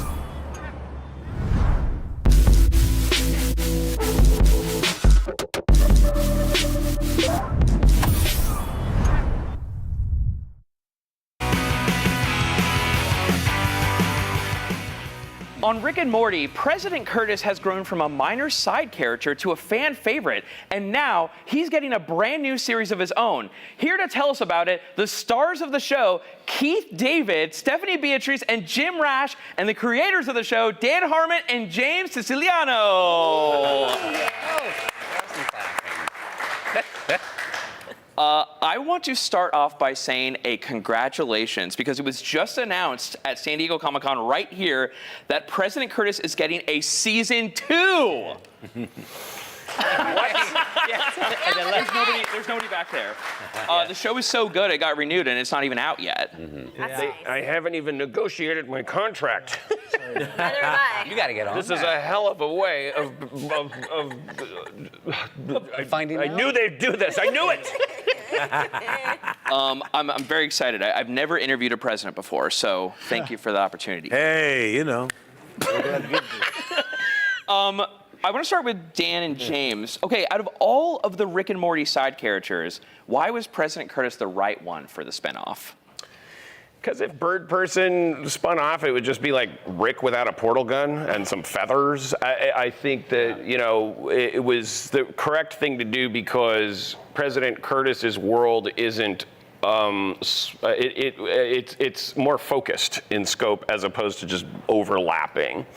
I mean, you can have Maude or George Jefferson like up here on Archie Bunker and then create their whole world, and that's fine for them to live side by side, but Yeah, I mean, Rick's multiversal, and this is just more just like how X-Files zooms in on terrestrial cryptids and sci-fi, like that show is super expansive too. That's what we did with this, was just zoom in more and you know, put the focus more on terrestrial cryptids and national treasure and urban legends and stuff. I love that. Was President Curtis the show title always the show title, or did you kind of ideate? I think it was Curtis. I think it was just Curtis. Was At one point, it was Keith, Emmy Award winning. Yes. We told you know what I mean? Yeah. But they had to shorten it. It was a full We tried stuff like Gargoyle Chronicles and They Live, Tales from John Carpenter, but we kept getting cease and desist. We'll do anything to get people to watch. I love that. Alive Presidents could have been another one, maybe. Sure. And one more question before I go to our beautiful, wonderful cast. How does the show differentiate from Rick and Morty? Like, do you have to do any retcons, adjustments, like pacing? Like, how do you approach something like this? I mean, character-wise, one of the first things we talked about early on was in Rick and Morty, the Curtis character is very approval-driven. He cares about the numbers, and that was one of early on in discussions. We kind of were like, we want to do the opposite with this show. We wanted to have a guy that wasn't rolling his eyes at the job, that took the job of kicking vampires' asses and keeping America safe seriously. So that was like, I'd say, the biggest retcon. The rest was just like building out character. I love that. Now, Keith, you are the titular President Curtis. You are now a full-time character. Do you have to like kind of put even more effort now? Or, like, what are your hours? A little more, a few more hours than, you know, slipping in a couple of scenes. Now I'm in a lot of scenes. Yeah. So it takes the time that it takes, but it, you know. All right, I was trying to get an exact number. You know what I mean? This man is so. He does. You don't lead with any kind of ego, but I've seen the work that you put into your scripts. I've seen how dedicated you are. I understand why you are as brilliant as you are, because you really work incredibly hard to make it funny and realistic at the same time. And so he's being very. The funny thing is, humble. A frequently asked question is doing the animation different than working on, you know, a script, a movie script or a play script? No. I mean, you're still trying to find the truth of the character. I got somebody to play with. I got to find out what this scene is about. We have to agree that this scene is about this. So, you know, what's the focus? Yeah. Do you get to sort of further develop Curtis, like with the writers and directors? Like, do you get to flesh that out in that full-time kind? I may have some questions about, is this scene, you know, can we go a little bit further with this scene? But mostly it's already done when I get there, and then we just play. I love it. No, it's I've seen a couple episodes and it's very funny. It's very good. It's so good. Stephanie, Jim, wow. What stars we have Thank you here? for saying wow with both of our names. Wow. Just in case. Stephanie, Yeah. Jim. Wow. Wow. I don't even have a question. Individually? Together? Wow. Dynamic duo. You guys are new to, I mean, Jim, you did a brief guest spot on Rick and Morty. I was a marriage counselor, maybe season 2 or 1, I don't know. Everyone remembers Glaxo Slim Slop. Yes, thank you. Thank you. I was surprised that wasn't the spinoff. I'm not mad. No, it's okay, yeah. For next time. You guys, so, I mean, Stephanie, too, like, was there anything that kind of these guys told you to kind of like prepare for this? Because in this universe, anything is possible. You can do anything. Did they sort of kind of prepare you in any way for the weirdness that would ensue? No, I don't think so. I mean, you gotta know what you're getting into. It's not like you're like, what's this Rick and Morty? I've never heard of it. You know what I mean? Like, you know what? Yeah. And also, With Keith David, But even for me, it was an audition at first. Me It too. was just, and so I knew what it was, like anything, you get these, and you submit yourself and you hope, because it was vocally a little bit different than certainly the community world for me, Dean Pelton, and sometimes what I've done and other things. So I was just happy that they were like, I was like, oh, really? Okay, I get to go. I mean, a little callback or hear it again. Or yeah, I mean, Jim, you have an incredible career. Was getting the call for President Curtis a bigger moment for you than winning an Oscar? Yes. I adore doing voiceover stuff. I love animated world. You get to have an amazing tattooed body, and did they scan your body for? Yes. No, I told them it's contractually. My voice can only be drawn like a couple certain ways. No, it's a dream. It is like a workout in the booth. I sweat more than I think I do than any One thing other time. that's also pretty great is like every character is different. Yeah. Now sometimes on camera you don't always see that difference so apparently, but these guys can be almost unrecognizable. You wouldn't know that was the same voice that was on something else you saw, and I find that amazing. Sometimes I'm sitting there doing my stuff and I go, wow, I don't know how he did that, but it's like I love that. I mean, it's a wonderful. For me, acting is the art of transformation. Yeah. That is what it is, and there's no greater forum for that transformation to happen than when you're doing voiceover behind the mic. yes, because the animation lends itself to whatever their imaginations can come up with. In the world that they've created, the rules are only limited to what they want this world to be, and so to get to fill that up with there's so much stuff this season. There's so much stuff. Yeah. There's that Christmas episode. We go to Fort Knox. We go to Camp David. We're all over the place. And all of it is absolutely off the wall, unhinged. And it's really fun to be in that world because you get to just run. To kind of do all the things that like a president would kind of do. Do you guys connect to your characters anyway? Do you find yourself in your performances? What do you mean? Just sort of when you're performing and you're acting this character, do you kind of see yourself in that and pulling from previous experiences? Obviously, you guys are not in the White House, but no, it's more for me. It's more like just let my imagination run. Mm-hmm. Yeah. I mean, and again, there's no greater forum to let your imagination run than in animation. Yeah. I mean, I know that O'Doyle has issues with his identity. And hating on himself, so I tap into that therapy. Yeah. Yourself.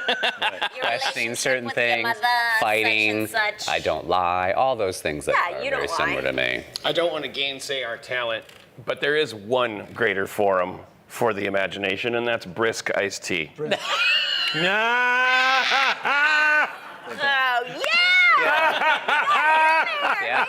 It's brisk, baby. That's well done. Brisk, baby. After finishing a new episode, why is it brisk iced tea?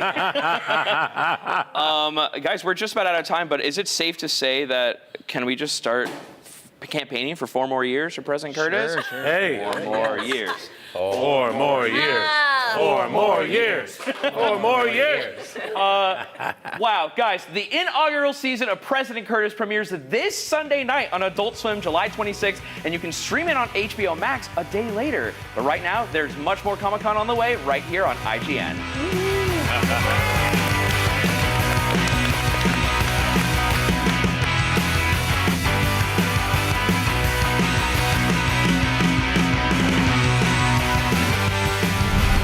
Hey guys, it's Ali and I just splashed down to San Diego Comic-Con. I'm here at the Brisk and Splatoon Raiders Island Hideout, a wild fan experience based on the Splatoon universe, and easily one of the most refreshing activations I've ever seen. You can play Splatoon Raiders on Nintendo Switch 2, blast enemy salvo minutes on the Ink and Aim challenge, and cool down with a cold Brisk iced tea.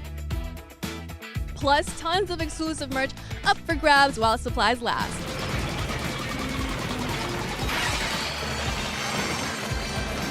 Check out this haul, a Brisk Splatoon Raiders shirt. And what's this? A really fun Splatoon Raiders foam hat, a cold Brisk iced tea, and these super cool Splatoon Raiders sunglasses. All available while supplies last. We're open from 10 a.m. to 6 p.m. Pacific time during Comic-Con this Friday and Saturday. No badge required.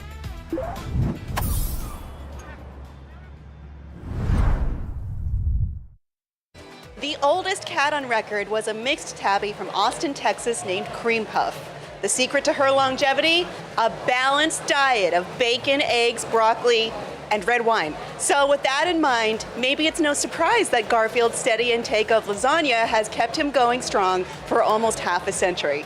Anyway, later this year, the iconic corpulent feline is back in an all-new video game about carbohydrate-induced night terrors. Take a look.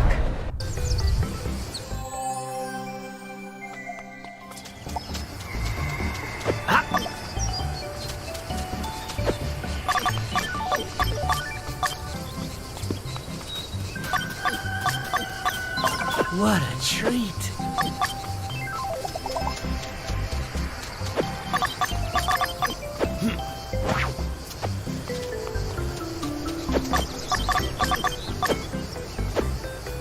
Yeah. You won't mind if I modify your dream a little, will you, Garfield? Welcome to your new nightmare.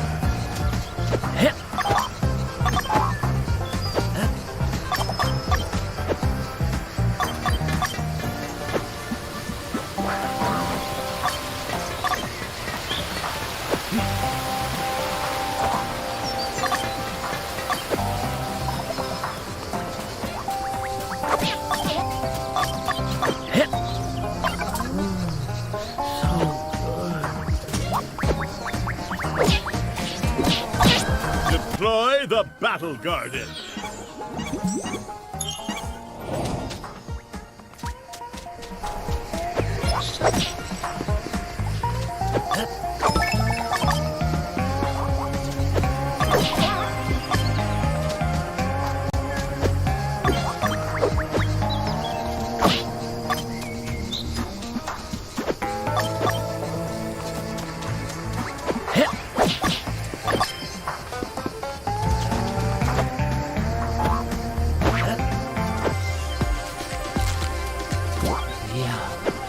Favorite dish.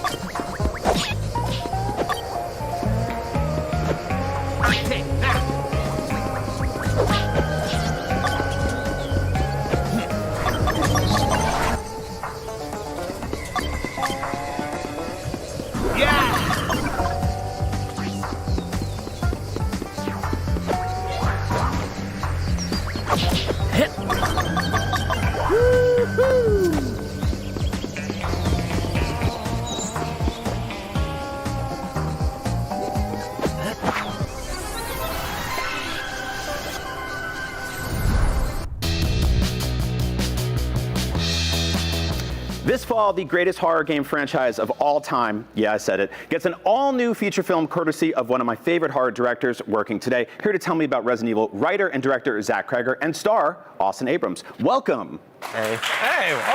People. Wow. Right? Resident Evil. Resident. Thank you so much for having us. Of course. Okay, so I'm going to get into some hard-hitting journalism right off the bat. There's a big elephant in the room. There's a lot of controversy about this movie. When it takes place, where it takes place, why it's snowing, why there's phones, but it's also 1998, but it's not. Yeah. Clear the air. What's the story with Resident Evil? I take liberties. It's Thank you all so much. We'll see you soon. It's not 1998. It takes place in modern times. I know that during the events of Resident Evil 2, it's not snowing, and yet in this movie, I thought it would be better for the story and for the visual, whatever I'm doing, if it was snowy, and it's going to be a better movie for it. I am not trying to adapt a video game. I'm not using the characters from the games. I'm not telling a story that the games tell because I'm not going to be able to do it better than the games. The games are so well executed, and to me, like Leon and Claire and these characters, they exist so perfectly in the games that anyone I cast and any difference that I do with them would be probably to the detriment of what I was trying to do. It's kind of like when you have your favorite book and then you find out someone's turning your favorite book into a movie, and then you hear who they cast, and you're always like, no. That wasn't in my head. That's not what I want. I'm not trying to do that. What I'm trying to do is make a Resident Evil movie that really is a love letter to the experience of playing a Resident Evil game. And to me, that means a couple of different things. I'm going to go. I'm not even going to let you talk. Please do. Shut the fuck up. To me, what that means is that it plays by the rules of Resident Evil, right? It's in Raccoon City, the Austin, Umbrella Corporation. Just leave? Guys, I got this from here. Everybody, look at me. Camera here, right here. Okay, what it does is it plays by the rules, and that it's the T-Virus, the Umbrella Corporation, Raccoon City. All those things are necessary. They're in there. But the most important thing I'm trying to do is make a movie that feels like it's unraveling the way that when you play the game, it's unfolding. And to me, that means a couple of different things. It's about one character moving on foot from point A to point B, moving from set piece to set piece, location to location. Every location has its own unique threat, right? You have to keep in mind resource management and your health. You're wounded and you feel like you never have enough ammunition and the world is always too big for you, and yet somehow you've got to make it through, right? That's what I'm trying to do. It's like if this movie was a Resident Evil game, like call it Resident Evil 10, it wouldn't feel weird. I love that. You know what I mean? That's what I'm trying to build. Bravo. Yeah. Thank you for that. Because like I said, it's been the top of every comment section. It's been all the concern, and I want it out there. And here's the thing. I totally understand that. I get the instinct to kind of dig in, because I'll be honest, I've never seen a Resident Evil movie, because they don't look to me like what I love so much about the games that I play. And so I was just like, not my Resident Evil. So I understand that attitude. I'm making this because I want a movie to exist that feels like the experience of playing the game. And so I was able to do that, so that's what I'm doing. I love it. Austin, you talked about how a blood bag almost killed you while making this movie, in the scene we've seen in the trailers where things are falling down out of the sky. What was it like working on this in terms of blood and guts and gore? Did Zach just put you through hell? It was a lot of blood, a lot of guts. You saying you weren't even in scenes, but you had to wash off blood when you were coming home. Yeah, I was not in it, but I had blood all over me all the time. Yeah, no, I would. There was a bunch of times where I had, afterwards at the end of the day, had to do a full, maybe it was like a 30-minute shower, just to get everything off, genuinely. So yeah, there was a lot of blood, but it's part of it. Yeah, I loved it. It's what you are signing up for, and it's fun. Hell yeah. Okay, so I want to do a thing with you guys. I want us to rank the top 5 Resident Evil games of all time. Okay. So work together, we figure it out. Let's start with number 5. The 5th best. The 5th best. This is tough, man. I would say 7. This is just a matter of personal taste. Okay. I would put 7 as my 5th best. Okay, I like that. Yeah. We could do this together, because I'm a little bit more... He's more of an expert than I am. Yeah. Here's what I would do. You can override him if you want, though. Okay, I'll come in. Yeah. I would go 7, 8, 9, and it's tough. I would go 7, 8, 9, 2, 4. 4 is number 1? 4 would be my number 1. A man of impeccable taste. You agree with this? Yes. Number 4 is my favorite Resident Evil game of all time. It is my top 3 favorite video game of all time. Yeah. Are you talking original or remake? Or do you just kind of glue them together? I'll glue them together, but I've spent way more time on the remake. Okay, so I have a couple of questions for you specifically then. Okay, great. Okay. Welcome. Hello. Okay, go ahead. What are you buying? Yeah. Don't get yourself killed out there. Yeah. Do you have an answer? What am I buying? Yeah, what are you buying? Well, the first thing I'm going to buy is probably the case upgrade. Okay. Okay, if I'm able to. What are you talking about? Okay, what are you selling? What am I selling? I sell all the crossbow bolts. Okay, I thought you were going to be like, I'm selling this movie, but I like the crossbow. Oh, I thought we were talking, oh, what am I selling? Okay, yeah, sure. Stranger, what do you need that for? What am I supposed to say to this? I don't know, anything you want. Move on. Is that all, stranger? Is that all? Come back anytime. Come back anytime. There we go. Okay, great. There it is. Okay, one more question. Barbarian and Weapons are some of my favorite movies of all time. They are built around shocking people and surprising people. And they are some of my favorite experiences because you sit down not knowing what's going to happen. Something comes out of nowhere and blindsides you. Is this something that you guys have built Resident Evil around, this sort of philosophy? No, because with those movies, they're like very like narratively kind of, there's tricks and call them gimmicks or whatever you want, but like they kind of double back on themselves or they intentionally kind of confuse at points. With this, I just wanted to make a movie that was going to be like stepping on the gas 5 minutes in, staying locked with one person, and the challenge being, can I floor it all the way to the end of the Yes. movie? And so there's no narrative tricks here. We're just with him from, the departure to the destination. Awesome. I want to ask you guys real quick about the creature design in this film, because I think one of my favorite things in modern Resident Evil games is when something comes down the hallway that you've never seen, that you're not expecting, that's maybe not necessarily shaped like a traditional zombie or something. Yes. What was your kind of philosophy in coming up with new monsters to put into this world? Okay, it's a tough one to answer because I don't want to give away too many spoilers, but there is like a mechanic to the T-virus that is unique to this movie, but I don't think violates like the rules of the virus in the games. But so I can't say too much, but it's like there is a lot of our favorite stuff from the games is in the movie, but there is some things in here that you have not seen before. I feel like you always have to have something new, or because you do. And so I'm really, really proud of the new monster that exists in this game, but I can't really talk about it. I love it. I can't wait to see it. Thank you both so much. Resident Evil hits theaters on September 18th. I cannot wait for it. There's lots more Comic-Con coming up right here on IGN, so don't go anywhere. Resident Evil. I didn't understand what you were doing. It's supposed to be like a recite. I was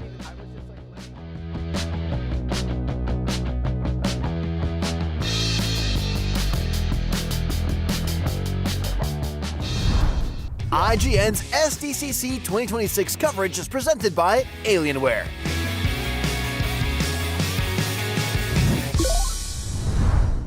Do you want to be the very best like no one ever was? Streamline your journey to becoming a master trainer with Planet Pokemon. Choose your Pokemon, filtering by type, stats, or game availability. Then use the full team builder to assemble an unbeatable lineup. Plan out the optimal set of moves, items, and abilities. Plan your dream team today at planetpokemon.com. Catch up on all your favorite shows with up-to-the-minute gaming and entertainment news with Geek Media Podcasts. Welcome to a very special episode of IGN Game Scoop. Game Scoop has you covered for all things gaming and the latest game releases. Tune into Podcast Beyond for the biggest PlayStation news. Man, this is a cool looking trailer. Everything Xbox on Podcasts Unlocked. This is Steve Downs, the voice of Master Chief. Catch up with your Super Nintendos on Nintendo Voice Chat. Let the kids love what we love. And get all the latest console news and rumors with Next Gen Console Watch. Now Xbox and Phil Spencer are even saying that a mid-gen refresh isn't even necessary. The Cinefix Top 100 podcast picks a movie every week to celebrate and debate. It's kind of every movie's grandpa. Geek Media Podcasts, the best podcasts from around the world.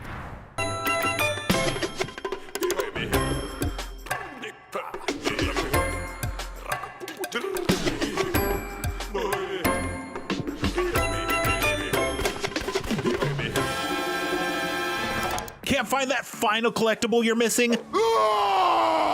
IGN strategy guides and interactive maps are here to help. One step at a time. IGN guides are trusted by millions, easy to use, and best of all, free. You can even track your progress with interactive checklists so you know you reached that 100% completion. I will not suffer. IGN has the very best, most complete and accurate guides for Shadow of the Erdtree, Baldur's Gate 3, Tears of the Kingdom, and so much more. Just search for IGN when you search for guides.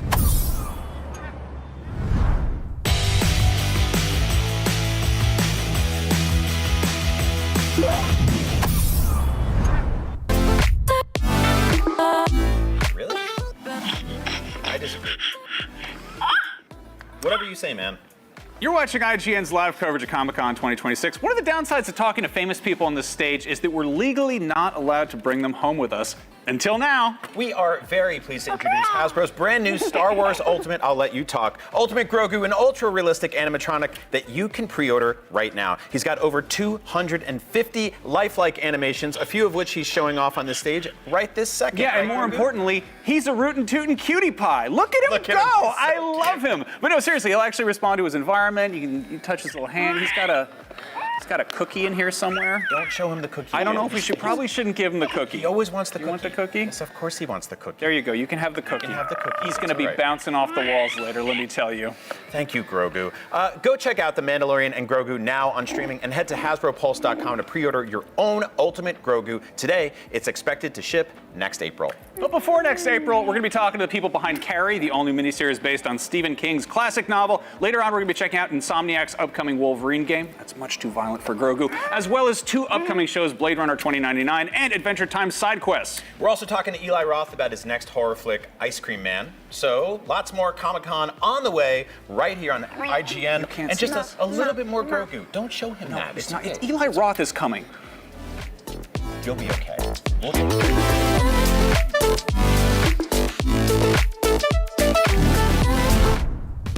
What is sweeter than ice cream on a hot day? Watching children eviscerate unsuspecting adults in all of the gory, unrated splendor you could possibly imagine. There's only one man crazy enough to let school out for summer in such a brutal way. Here to tell us about Ice Cream Man is Eli Roth. Welcome to Comic-Con. Thank you. What a beautiful spot. Lovely day. It's great to be here. The fans are out. The fans are fanning. They are going into the convention center, but we have much to discuss here. Yes. So Ice Cream Man, very, very high concept, very cool idea for a horror movie. Where did this idea come from? It actually, on the press tour for Cabin Fever in like 2003, I saw an ice cream truck, and the music, it just makes me growing up, you remember growing up in Massachusetts, and you start salivating, and I saw the kids running this ice cream truck, and I thought, we don't know who this dude is. Like, what if this was a serial killer or from another dimension, or what if it was the Pied Piper, and he was going to hypnotize the children and activate them with the music? And I pictured him playing a song, and the kids all getting up and killing all the adults, and then eating more and getting stronger, and the idea just sprouted from there. This is how it works. These ideas sort of latch into your head for years, and then you finally get around to making them real. They fester like sores. And then I became a parent of a beautiful baby girl, and all you want to do is protect your child, and all you're thinking is like, oh, you can't. No matter, you can prepare them for the world, but something will get into their phone. Like, what if some evil force comes into your neighborhood and gets in their head? And as a parent, that's like terrifying that this child you love more than anything would kill you in the middle of the night. That is terrifying. Now, obviously, kids as monsters or killers in a horror movie, it's a time-honored tradition. What is such an appealing what's so appealing about that conceit for a horror movie? Well, if you can do it right, it's so much fun. There was a movie I saw when I was a kid called The Children, where kids go through a school bus of they're in a school bus and they go through this gas and they're killing the parents. It goes against nature. It's just so wrong. Like, I like taking things that are sweet and innocent, like ice cream and summertime. It starts as Bad News Bears, and then just it's not supposed to happen. It sort of goes against the nature. But I wanted creative kills. The kids don't know that they're evil. They're infected with the ice cream, but they're having the time of their lives. Like, instead of opening, it's like Christmas morning, but instead of opening presents, they're opening parents. But they're at school, so they're going to take a paper cutter and chop the teacher's hand off, but then they're going to play tag with it. And they're going to take the fire axe and hack their teacher in half, but then they'll play jump rope with the intestines. So no matter what, that's kind of the perverse part, is the kids are just, instead of playing pin the tail on the donkey, they're playing pin the knives on the teacher. It's just funny. That is, and you get a little bit of a taste of a lot of that in the trailer, a lot of really great But the trailer is just the tip of the cone. People are saying, do you spoil everything? It's like, no. We held back in the trailer. Held back. But yeah, we went practical effects. Steve Newbern did an incredible job with applied arts, and Adrian Moreau who won the Oscar for The Whale, came in and did some incredible effects. So we went for it. We had 100 children. It was like filming The Birds, but with kids. It was a full-on kid-pocalypse. So we really did it. It was one of the most insane things I've ever shot. Well, when you've got that many kids around with so many gruesome, crazy, great-looking effects, did the kids have any special effects in the movie that they were especially excited or activated by? The kids loved all of it. They love Halloween. They love Terrifier. I mean, they're 8 years old and they've seen every episode of Walking Dead. And the parents are horror fans, so the parents have to have like visual eye contact with their kids at all time. Yeah. So they're saying like, I'd have the moms coming up to the monitor and going, you know, my daughter would love a fake head, and can't you give my son more blood? Or my kid wants an arm. Give my daughter an axe. So it's very rare to get those requests, but the kids loved it. It was a joyous experience shooting it. If that makes sense. These are the right kinds of questions for these parents to be asking. Well, now that we're on the topic of scary horror movie children, as I said, this is a proud tradition of horror that you are joining with Ice Cream Man. And I would like to, if we could just get this here for a second. We have here a little bit of a Mount Rushmore. We do.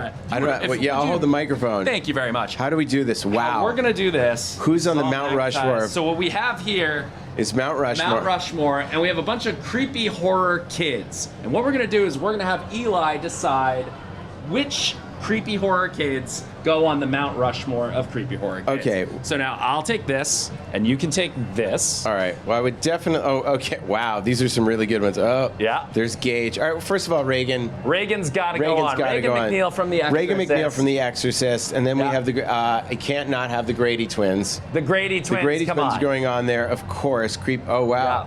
Oh, Malachi. Good old Malachi from. Good old Malachi. And we do love Courtney Gaines from Children of the Corn. Gage was a good creepy kid. Macaulay Culkin. The Banjo Difficult Kid. choices to be made here. Deliverance Banjo Kid. Banjo Kid from Deliverance and then, is on the list. Just to honor her because we love her, we got to go to Devay Chase Samara. Love Devay. Yeah. This is an excellent Mount Rushmore. It's a great Mount Rushmore of creepy kids, and hopefully the ice cream kids will be on there as well. They're going to be down knocking here. them out. Yeah, they're going to be ready to climb up. Yeah. All right. Well, Eli, is there anything else you want to tell the people about Ice Cream Man? Yes, there is. I think I tried to make the craziest movie I could. We're putting it out unrated, so yes, if you're 9 years old, you could buy a ticket. Wouldn't recommend it. But if you are thinking about going to see it, get your tickets now, because that helps us get more screens. We're releasing this independently from my new studio, The Horror Section. We're putting it out there unrated with all the red stuff, so please buy tickets. It will help get more independent, unrated horror films out in cinemas. Support all horror of all kinds, but especially this horror. Eli, thank you so much for coming in. Thanks, you can catch guys. The Ice Cream Man in theaters August 7th, or possibly driving around your neighborhood on a hot day, and if he does, stay away from him. Right now, you can catch more Comic-Con right here on IGN.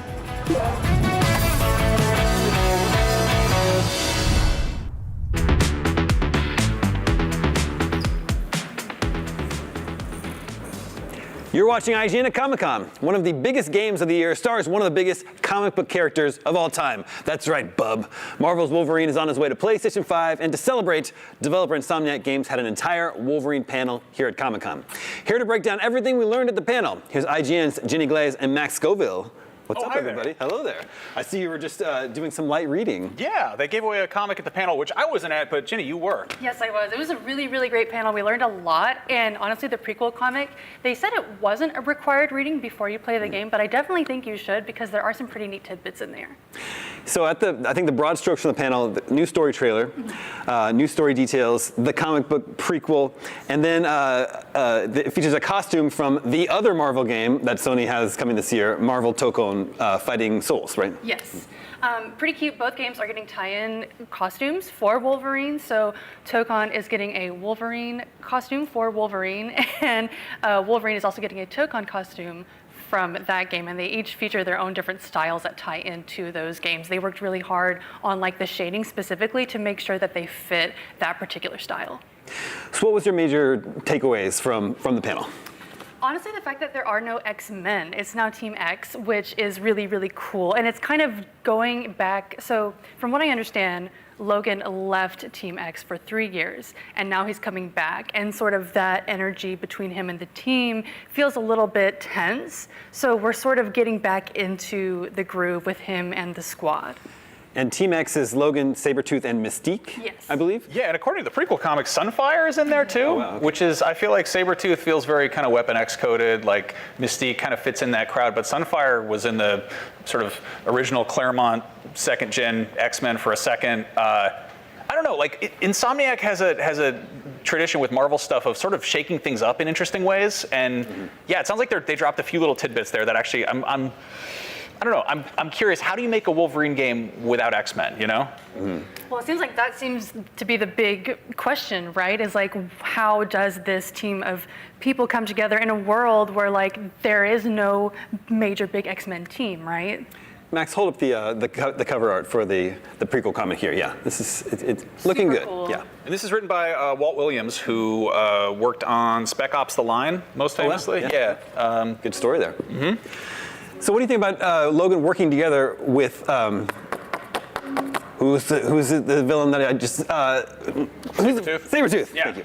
Well, they always have that weird sordid history. Like they go back together. What's really interesting there is that Team X's leader is Nathaniel Essex, who most people know better as Mr. Sinister, and he shows up in the comic there, and it almost looks like he's sort of playing a Professor X role, where he's like communicating with them distantly. We've seen like glimpses of all these characters in the trailers a bit, but not really understanding how they're configured or how they're arranged. The thing that I think really was interesting that they talked about in the panel, but also is shown off in the trailer, is that Wolverine's kind of doing his Team X thing, and then he meets Jean Grey, who's kind of acting as like a lone wolf type, which is the exact opposite of what we're used to. Usually Jean Grey's in the X-Men, and then she meets Wolverine doing his own solo, lone Wolverine thing. Yeah. And yeah, I mean, they clearly have some kind of dynamic going on there. I think the actress that plays Jean Grey was there, right? Yes, there is will they, won't they, almost like a romance type of energy between them. As far as we know right now, from what we learned at the panel, Jean Grey is very much like struggling with her identity as a mutant and trying to protect all of the other mutants that she finds. For her, it's really important to be that protector and to help the rest of the Team X. So it sounds like there's sort of two factions that are acting as antagonists here. There's Bolivar Trask, creator of the Sentinels. He's a billionaire using his fortune to eradicate mutants, and he's created the Reavers, right, which is these sort of cybernetic soldiers that we see Wolverine tearing apart in the trailers that we've seen so far. Then there's Lady Deathstrike, who's the leader of the Hand. The Hand are what, demon-worshipping ninja? Is that a good, fair way to describe them? Yeah, broad strokes of it. So yeah, that's an odd one. Like in the comics, the Reavers usually work under this guy who's one of the Hellfire Club members. They've kind of reframed Bolivar Trask in the comics. He's usually more of like just kind of a mad scientist type. In this, he's a billionaire who's like funding this whole like anti-mutant operation.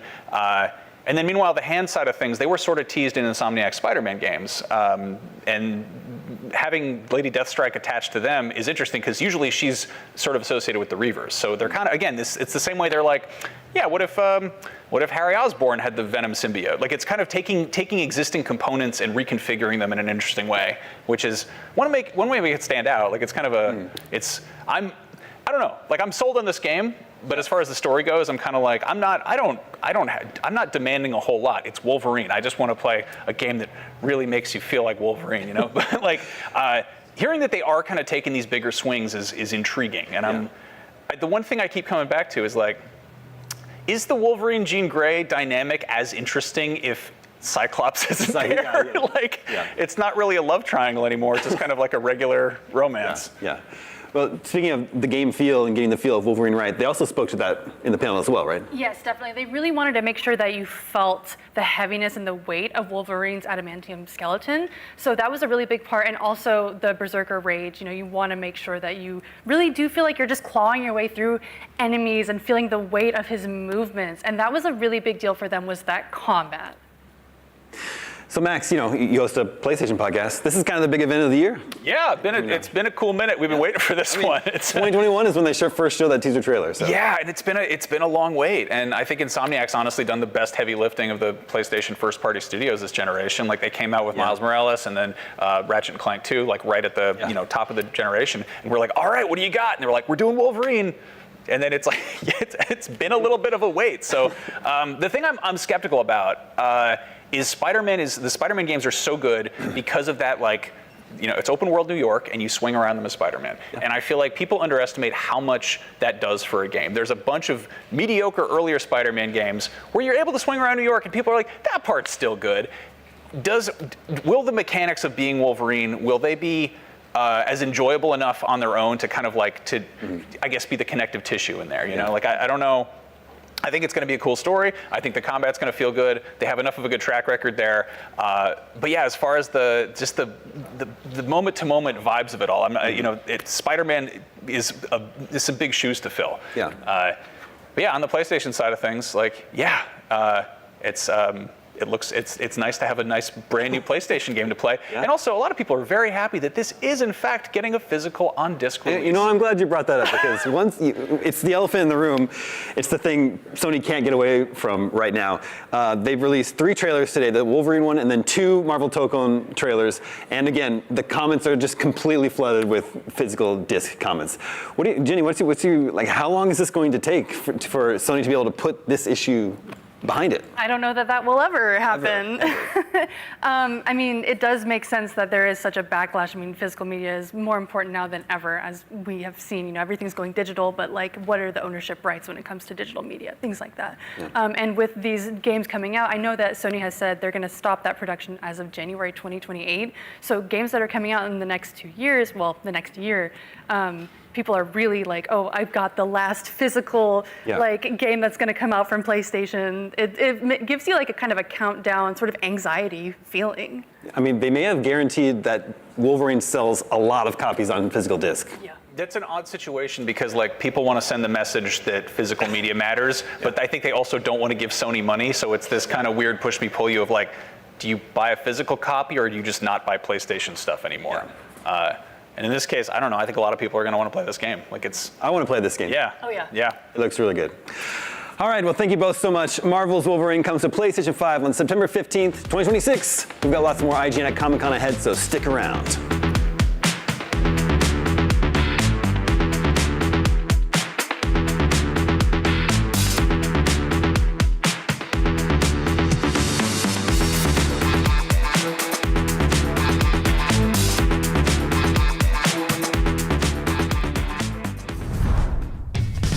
IGN's SDCC 2026 coverage is presented by Brisk and Splatoon Raiders. Visit the Brisk and Splatoon Raiders Island Hideout experience at SDCC July 24th and 25th. Do you want to be the very best like no one ever was? Streamline your journey to becoming a master trainer with Planet Pokemon. Choose your Pokemon, filtering by type, stats, or game availability. Then use the full team builder to assemble an unbeatable lineup. Plan out the optimal set of moves, items, and abilities. Play to your strengths by analyzing your team's resistances and offensive coverage. Or really maximize your Poke potential by digging into the stats by adjusting EVs and IVs. And save multiple team builds for different strategies in different games. Plan your dream team today at planetpokemon.com. IGN Store has everything you need to level up your life. Red 6 standing by. Refresh your wardrobe with official gear you won't find anywhere else. From Fallout, Expedition 33, Romeo's a Dead Man, and more. Treat yourself to the coolest collectibles like an adorable SKA plush, your very own Assassin's Creed Hidden Blade, and a fully functional Pip-Boy 3000. Or kick back and relax to your favorite video game soundtracks on vinyl. Whatever you need, IGN Store has you covered. Head to store.ign.com and start shopping today. Can't find that final collectible you're missing? IGN strategy guides and interactive maps are here to help. One step at a time. IGN guides are trusted by millions, easy to use, and best of all, free. IGN has the very best, most complete and accurate guides for Shadow of the Erdtree, Baldur's Gate 3, Tears of the Kingdom, Call of Duty Black Ops 6 Zombies, and so much more. See? It's good, right? Every guide is tested and verified for you by experts. Just search for IGN when you search for guides.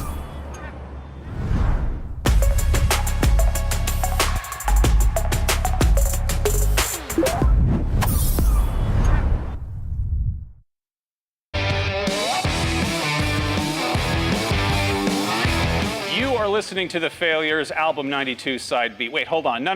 This is IGN Live at Comic-Con. Joining me now, the stars of Interview with the Vampire Lestat, and the recently announced Queen of the Damned, Jacob Anderson, Eric Bogosian, Asad Zaman, and Sheila. Team, welcome, and yes. Thank you. Wow. What an intro. There was a kind of a mantra that was going on in season 3, which was make more, and I'm very happy you are in fact making more of this show. People are stoked. You had them kind of hanging on there, but it's also, if anyone hasn't caught up on this show, this might get a little spoilery. It's kind of hard to get into that, so just cover your ears, but also watch it. You haven't even been able to talk about like season 4 happening. You can't acknowledge that. Obviously, there's the old kind of Comic-Con special of can't say anything. What is one thing you can say about what's next for your character in season 4? Sheila, ladies first. She's very angry. Okay, and all right. And she means business. I don't know. That's kind of it. Okay. I mean, she's got a very singular vision, so I don't know. She's trying to kill a few people, Yeah. She is the answer, though. Right? Well, apparently she thinks so. I think so too. Good. Yeah. I'm glad. Do you want to join the team? Do you want to join a little group? Yeah. Okay, so like that's a good jumping off. But her mantra has become like an affirmation. Like people jumped on that, and I feel like maybe she's not the best role model for humanity. But I'm curious, like, what are some qualities that your characters have that you find, like, what's one that's the closest to you, and then what's something that's diametrically opposite? Like, Louis obviously got a lot of humanity. What in there is Jacob, and what in there is not him at all? I think I have, like a sort of secret mean streak in my head, like where sometimes I'll watch things and I have like a really savage thought about it, and then I have to like hold it in. And I think that's something that me and Louis share, Okay. Like pop culturally, not like about people. Okay, all right, yeah. Eric, we've seen the most of you as a human, so. And also, strangely, the story of Daniel parallels my own personal life. So I've been, like, in the 70s, I was kind of dissolute and then kind of pulled myself together, and then I was old. And then I ended up sort of going, I don't know what the fuck to do with myself. And then they got in touch with me and said, how about doing this TV series about Interview with a Vampire? And then I had a reason to live again. And he's got like more vampiric as the seasons have gone on. Yes. As a person. Yeah. Right. Yeah, and angry, very angry. I definitely share the angry thing with Akasha. I'll be pretty angry too going into the 4th season. Gonna be your right hand man. Basically, we've just all said we're angry. Great. That we're all angry people. Angry is good. Angry makes good TV. I don't think any of us in the show are good role models for humanity. No. Really. That's what's so good is like they become so likable, but then they do something awful, and you're like, can't go in there. Let's talk more about Daniel and Armand. There's something going on there. The Devil's Minion people want more of this. Your antics, doing stuff like someone's going to clip that out and make a GIF of it and post it on Reddit and this reaction thing. Can we expect to see more of that relationship explored in season 4? Better believe it. Yeah. We're only partially there. We have ideas. We have all kinds of ideas. And I know Hannah has ideas. It's gonna be fun to explore. But also, I think it's gonna be Sheila's overarching thing it's gonna affect it, I think, in some way. But I would imagine so. There's some repercussions there, a little bit. So this is a story that takes place across multiple time periods, out of order, and it's got multiple unreliable narrators, which is a lot to keep track of. But I also imagine it's kind of it gives you some variety as an actor. What is your favorite sort of iteration of your character? Be it like time period, maybe it's another character's view of that person. Which is your favorite kind of version of Louis? I got to do so much in the first 2 seasons, and I love everything I got to do. But I've really enjoyed this season playing like long table Louis. Yeah. Like Lestat's nightmare vision of Louis. That was really fun. Yeah. You guys that was the mean streak coming out again. Being like, Eric, what about you? Well, you said what is not like me, and the part that's not like me is the courageous journalist who's willing to risk it. You know, I mean, he's risking his life, and that is my favorite. That's the thing that lets me keep playing this guy, is that there's a story to get, and I'm going to get that story, even if it's, you know, tremendously risky. Now he's a vampire, so I don't know. He's still trying to get the story. These guys are so full of unknowns. You can keep digging forever and never get to the bottom of who they really are. And that's part of the fun of telling these stories. Who's more fun to play, a journalist or a vampire? No, I love playing the journalist. I love playing the journalist who's in peril. I love that whole thing.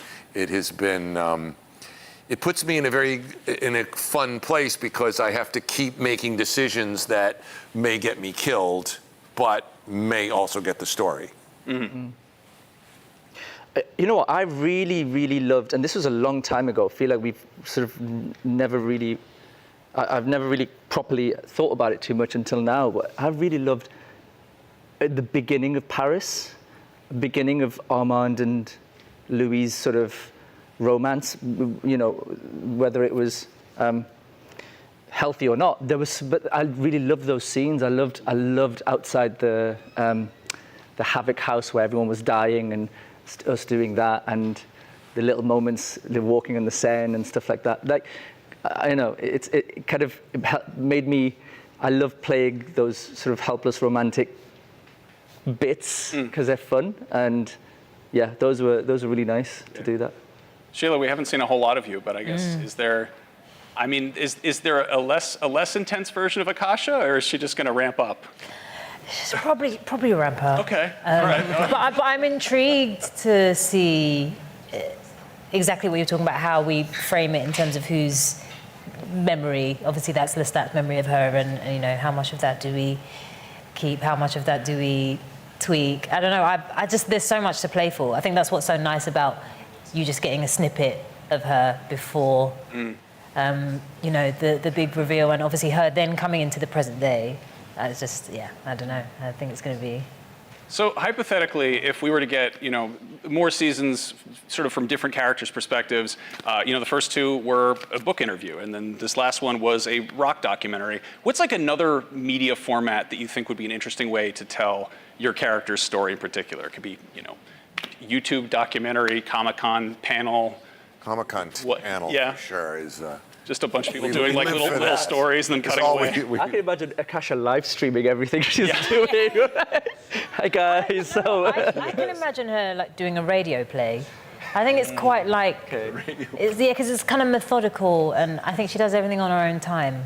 And there's something kind of relaxed and, you know, almost like terrifyingly sophisticated about sitting down and listening to this cozy late night podcast. Yeah, late night podcast about, you know, her plan to eradicate men. I think that's, you know. She likes music, you know, but gets to throw in some audiobooks. Why not? Yeah, there'll be musical instruments. Yeah. For sure. So you talked about having a golden peacock painting from the set, and how like there's so many like practical things out there. Akasha's obviously got like a huge collection of trinkets and treasures. Have the rest of you acquired anything cool from the set, or pilfered anything, or just, you know, asked to take it home? Or? I took Malloy's version of the book, Interview with the Vampire. Yeah, I was like, I have to have a copy of the book with Daniel Malloy's cover, and so I've got that. But I didn't get anything else.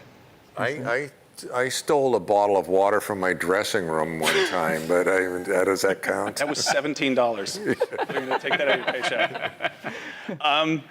Yeah, I don't know. I'm stoked you guys are here. It's a really fun show, and I'm just dying to see what your characters do next. It's a shame that Sam couldn't be here. He's doing a play right now. Yeah. One of the first things we saw from this last season was, or I guess heard rather, was a cover of Billy Idol's "Dancing with Myself," which, you know, we then got in the show, and it was such a good, it makes sense for the character. Let's say the gang goes out for karaoke. What's your character's go-to karaoke song? Karaoke song. Ooh. Yeah, would you say the karaoke song is what the character would like, or is it like a song that represents the character? Dealer's choice. I guess that would be me. It's your choice. I don't know. I think Getting Away With It by Electronic would be Louis'. song. It's a good song to sing as well. It's fun. Highway to Hell. I don't know. Really? All right. I feel like you could crush some Lou Reed. That's kind of. Oh, Lou Reed. Yeah. You can see the. It could be like a thing about us, like, oh, what a lovely day. I got to spend it with you, killing people. Yeah, and it would have been because I've inserted it into your brain as your favorite song. I think it'd probably be something really, really old and without words. So something like. It's your karaoke song. But yeah, let your imagination do it. And he'd do all the music. Yeah, he'd just play all the music through his mouth. Play all through his mouth. I thought you were going to say play all the instruments, but no, just. No, just. Would the sound of the instrument come out of your mouth where you had your mouth like, or would you be going?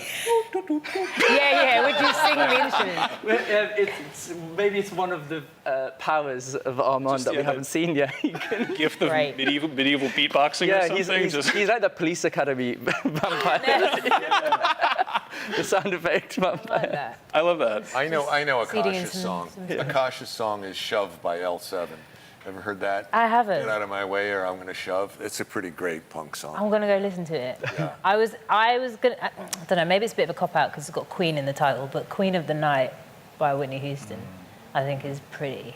Nice. You know? Is there any like piece of media that you would recommend fans seek out aside from the source material that you feel like pairs well with this last season or where the show is going? Anything from the media? Any like a book, a movie, a record, Well, I just saw Bride, and I was knocked out. We agreed that that's a pretty cool movie, and that's pretty punk rock Bride of Frankenstein movie. I could see a double feature with one of our things with that. Yeah. Good energy in that piece. I struggle to find anything that really compares to what we've got going on. That's yeah. I mean, I have that problem too. I don't know what to watch. You know, right? Yeah. What would you say? Would you? Oh man, no one cares what I'm going to say. They want to hear what you I think. care. Come on. I mean, off the top of my head, I don't know. I Preacher, the comic. I always loved that spin on vampires. Yeah. Preacher. It's also like I feel like that was coming out around the same time as the original interview movie, and I kind of it lives in like 1994 in my head. Yeah, I don't know. I thank you for coming by. I love this. This is really cool. I'm dying to see more of the show. You've all been a delight. And yeah, the Vampire Lestat just wrapped up on AMC and AMC Plus, and Queen of the Damned will show up hopefully sooner than later. But right now, there's more Comic-Con coming up right here on IGN.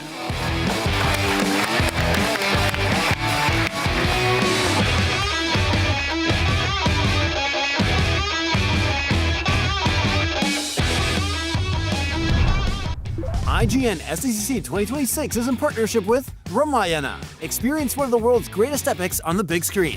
Coming to theaters worldwide Diwali 2026.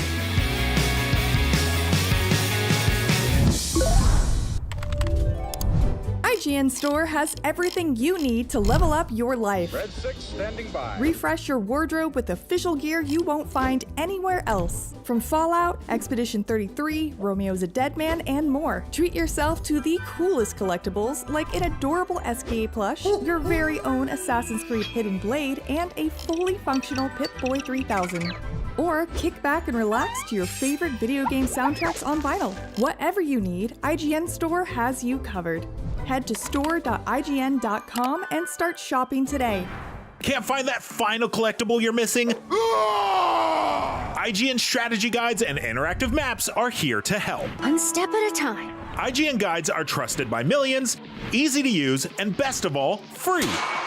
IGN has the very best, most complete and accurate guides for Shadow of the Erdtree, Baldur's Gate 3, Tears of the Kingdom, Call of Duty Black Ops 6 Zombies, and so much more. See?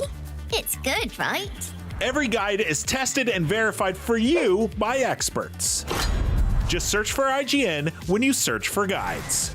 Do you want to be the very best like no one ever was? Streamline your journey to becoming a master trainer with Planet Pokemon. Choose your Pokemon, filtering by type, stats, or game availability. Then use the full team builder to assemble an unbeatable lineup. Plan out the optimal set of moves, items, and abilities. Play to your strengths by analyzing your team's resistances and offensive coverage.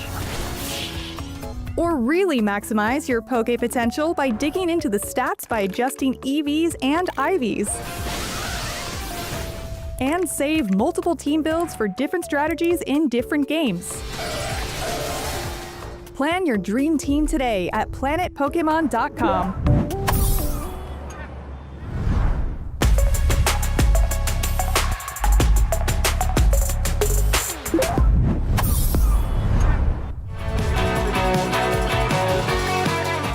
Later this year, Stephen King's debut novel is getting an all-new retelling, courtesy of someone who knows a thing or two about horror and adapting Stephen King stories. Here to tell us about the Prime Video original series, Carrie. Please welcome writer, director, and executive producer Mike Flanagan, and the stars Summer H. Howell, Samantha Sloyan, Matthew Lillard, and Amber Midthunder. Yes! Applause all around. Hey guys, Hi. Comic-Con. Hi. You were just telling me this is your first San Diego Comic-Con. It's my first San Diego Comic-Con. How you finding it? I love it. I like stepped out onto the street last night and I was like, I'm home. These are my people. I love it so much here. They're here for you. Yeah. Well, we're here for Carrie. This is something I'm so excited to see, this series. Now, Carrie has been adapted a few times. It's a well-adapted novel, King's debut novel. What was the driving factor in making you decide that this story was worth retelling? Oh, well, that's the biggest question with something like this, because I'm enough of a Stephen King devotee that if there isn't an amazing reason to go back there and do it again, I'm not interested. And neither is he, for that matter. But the great thing about Carrie is you're talking about a novel that's now half a century old, that has at its core themes that are always going to be relevant, themes about empathy and kindness and cruelty and the teenage experience. But half a century ago, I don't think Stephen King could have imagined what today's high schoolers go through on a daily basis, what it means to talk about violence in school, what bullying and cruelty can be in a world where every single one of those incidents and any mistakes you make in your formative years can be broadcast permanently for the world to see on the internet. So this was the kind of adaptation that I've gotten to do in the past with like The Haunting of Hill House or House of Usher, which is about taking something apart and using the pieces to build something new. I've never done that with Stephen King before. But that was really the only reason to do something like this. There's no point in retreading the ground that has been walked so many times and so beautifully with this story. But Steve was excited to let us kind of create something entirely new with it, and that's been awesome. Yeah. Yeah. Well, obviously, Summer and Samantha, you guys are playing the Whites, very iconic horror family. Yeah. Summer, let's start with you. Carrie White, now this is a bit of a technical performance question, but I'm very interested in this. When you're playing a character that has telekinesis, how are you sort of finding that balance of like really channeling the look of doing a power versus like staying grounded in some level of emotional reality? Yeah, well, I mean, she doesn't do too much like crazy hand motion. She does a little bit when she's training and trying to figure it all out. But she has a grace to it, or at least my version does, where it's subtle movements and more about behind the eyes and what she's thinking. I think I channel that through my expressions, hopefully, well enough where people believe it. Yeah. And Samantha, you're playing Margaret White, Carrie's mother, one of the most iconic villains in all of horror, I think. What was it that made you really connect to this role? What were you most excited to sort of animate about Margaret White? Well, the way that Mike has recreated Margaret for this piece, it was easy to connect to because she's coming. You say villain, but she's coming, we see her, we have 8 episodes, you see more of her. You see that she loves Carrie, and that is where this behavior is coming from, is the fear that is created by thinking that the thing she loves most in the world is being threatened. And so I think that is where I connected, is that he had written somebody who, we have a real relationship. We are a mother, a daughter, we are a loving family. And then these events proceed with that in mind, and so you have a different path. Yeah, I mean, like it's your take on this character, I think, is something that all fans of Stephen King, as soon as we heard you were cast, it was like, oh, this is in safe. I mean, like, Mike, was this the easiest casting decision you've ever made? More than that, I wrote the part for Sam. Yeah. It was our version, not only of Margaret, but of Carrie, and kind of all of our principal characters in this are very different from what the fans have come to expect. So this wasn't, for me, a situation where it was like, oh, I've seen Sam play Bev Keane in Midnight Mass, so it's going to translate. It's a completely different character. But I knew that Samantha was going to turn it into something extraordinary. And so she was the only face kind of in my mind for every scene in the writing. Which was trickier for Carrie. We auditioned more than 1,000 actresses to find Summer. Wow. So I kind of had both polar extreme, experiences with this. And then Amber and Matthew. And people are going to lose their mind. Can we just say real quick? Are you doing psychic powers on me, man? Hey. We didn't agree to this. Listen, the crazy thing is that people are going to lose their minds when they watch these two incredible artists. Yeah. Like, they crushed this thing. Like, no, you were going to lose your minds. Yeah. And that is the God's honest truth. I mean, watching the show, I'm a big fan of the De Palma film. Yeah. I had expectations of what I thought the show would be, and then reading it, it sort of it shows itself to be. Yeah. And then when you watch this cast, everyone is remarkable, and I think people are going to be really excited. Well, you two are also an important part of this cast as totally well. Agree. Principal Grail, Very important. Miss Desjardins. Very important. Now, how would you two, obviously your characters are sort of at the front lines of seeing what is happening with Carrie, as it's happening. How do you two think that you would handle a psychic teenager? Do you think you would do well with this? Just punish them. Oh, wow. Literally, you're grounded. Whoa. You can't do that. Whoa. You're grounded. Whoa. Now, what would you do if he was punishing a psychic child? This is a preview of the dynamic in the show. Because that's a little crazy. Yeah. No, I feel like there's a middle ground. Everybody has a middle ground. I think that's the thing is like, I love that Mike has given sort of every character, even ones that you maybe like don't get to dive as deep into in the past iterations, like such as Miss D, this sort of space where I think it's like she's caught in the middle of, I see these students, I identified you, I love you, I don't know what you're going through, because even though it feels like not that long ago I was in this position, so much has changed. And then having like, an evil institution. Whoa! That just like can't. These judgments are running that is just like rampant so on IGN harsh today. on the students that you're like, where's the middle ground? You know?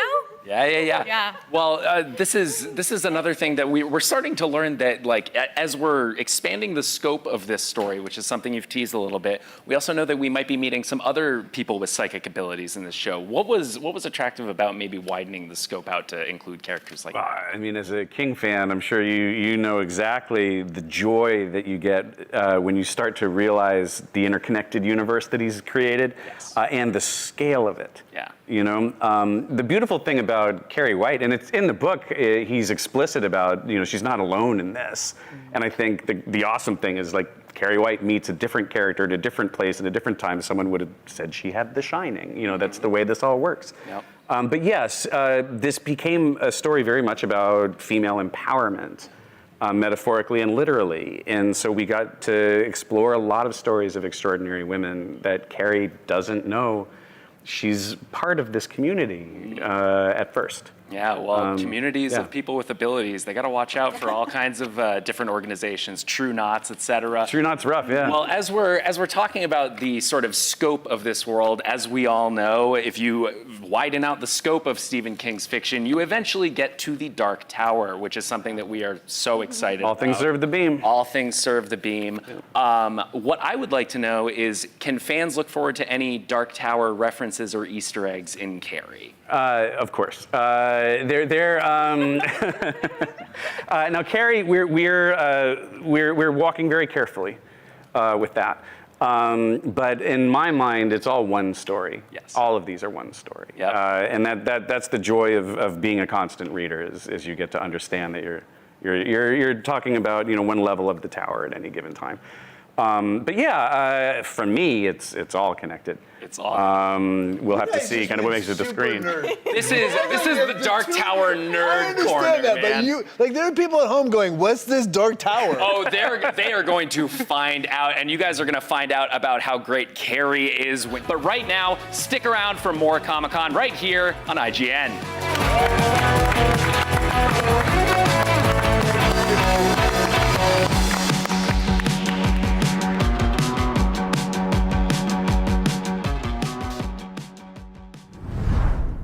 IGN's SDCC 2026 coverage is presented by Aliens Fireteam Elite 2.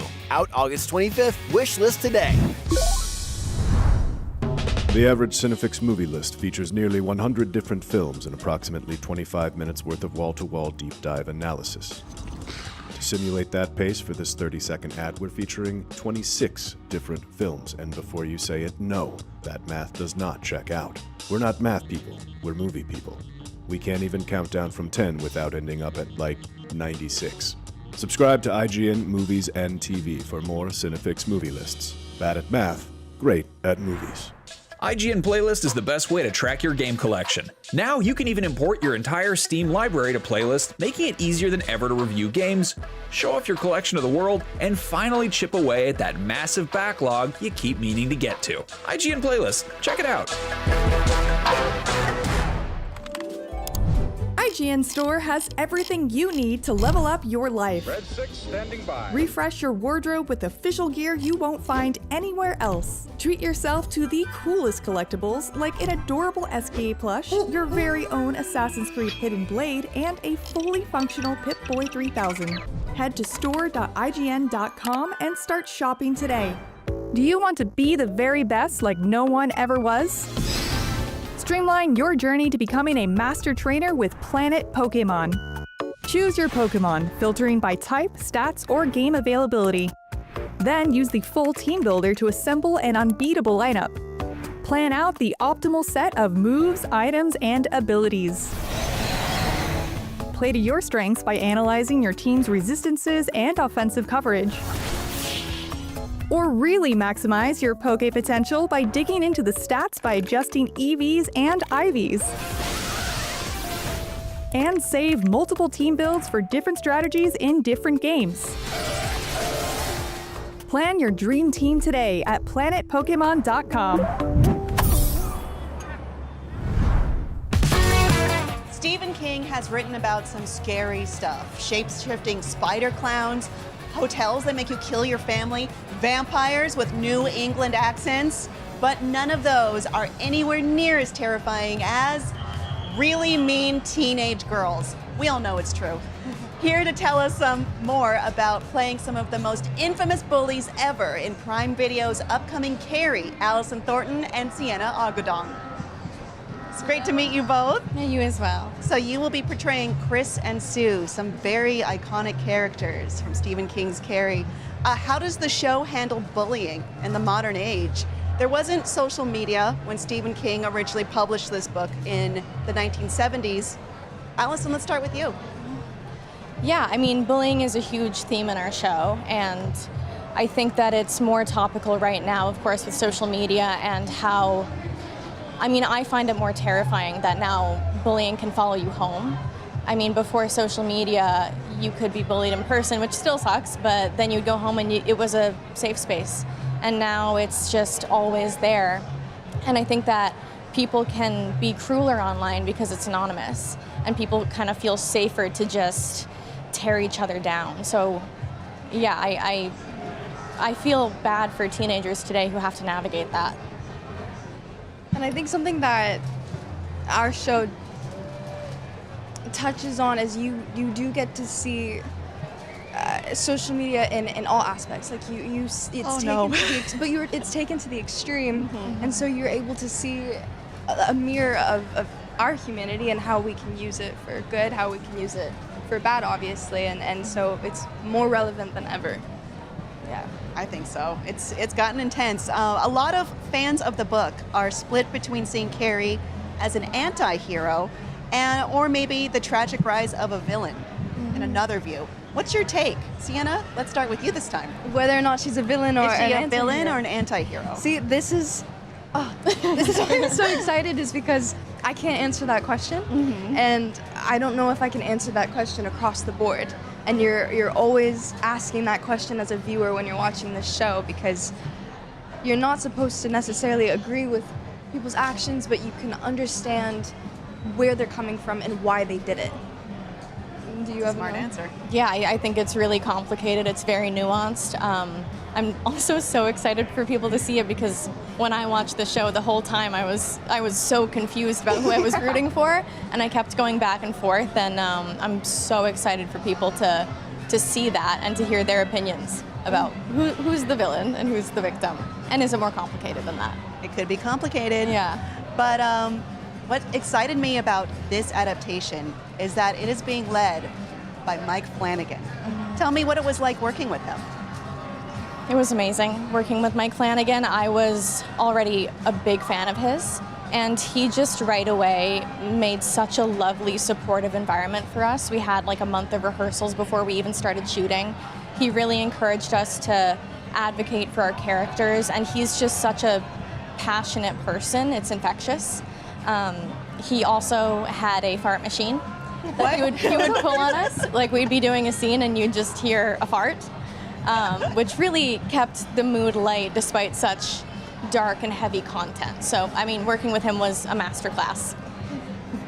This was the most organized set that I've ever worked on, and the most time efficient, but the most playful. Like, it was just full of so much joy, and for a show to be about kindness and connecting with people around you, that was on and off screen. Excellent. That sounds amazing. So this is not the first time Carrie has been adapted in different versions.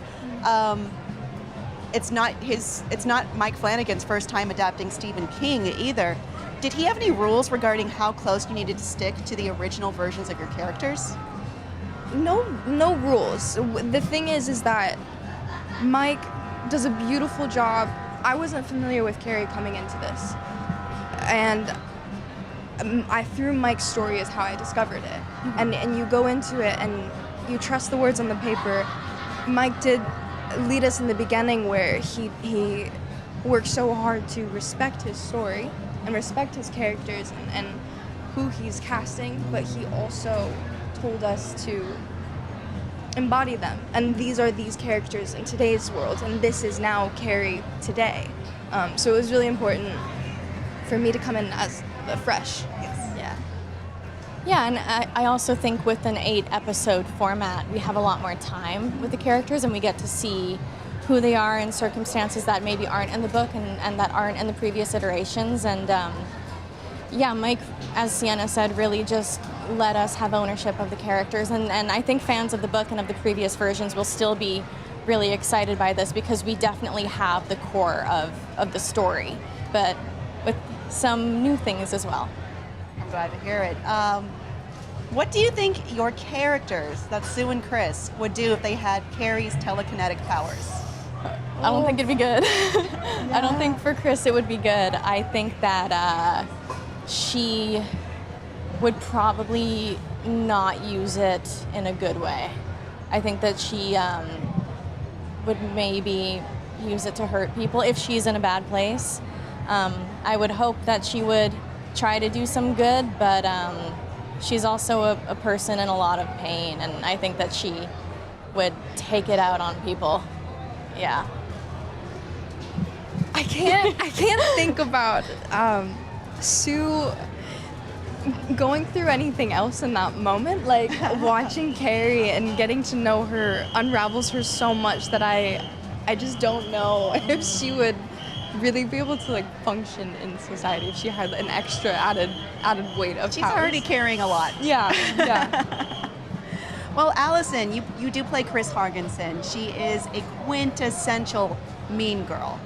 In Brian De Palma's version, she instigates a lot of the bullying against Carrie, the prom massacre being one of them. What separates your version of Chris from the 1976 or even the book version? Well, that's a really good question. I think that this version of Chris, there's a lot of vulnerability underneath the cruelty. She's in a really dark place. She's having a very hard time. She does not have a support system. She doesn't have really any role models or healthy coping mechanisms. So a lot of the bullying and cruelty comes from a place of pain. And I don't really think it has much to do with Carrie. I think that Carrie is just who's in front of her at that time. It's just bad timing. And I think one of the most heartbreaking things about this version of Chris and of the show is that had Chris and Carrie met maybe 6 months earlier, I think that they would have actually been friends.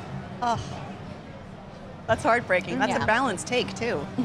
How fun are you having playing the villain, question mark? I mean, it's really fun. I don't see Chris as a villain, but I'm a little biased. It's really fun and challenging to play a character that's that complicated. But I've had so much fun. Also, I mean, working with Sienna, working with Summer, the whole cast, it was incredible. One of the best experiences of my life, for sure. Can I add something? Absolutely.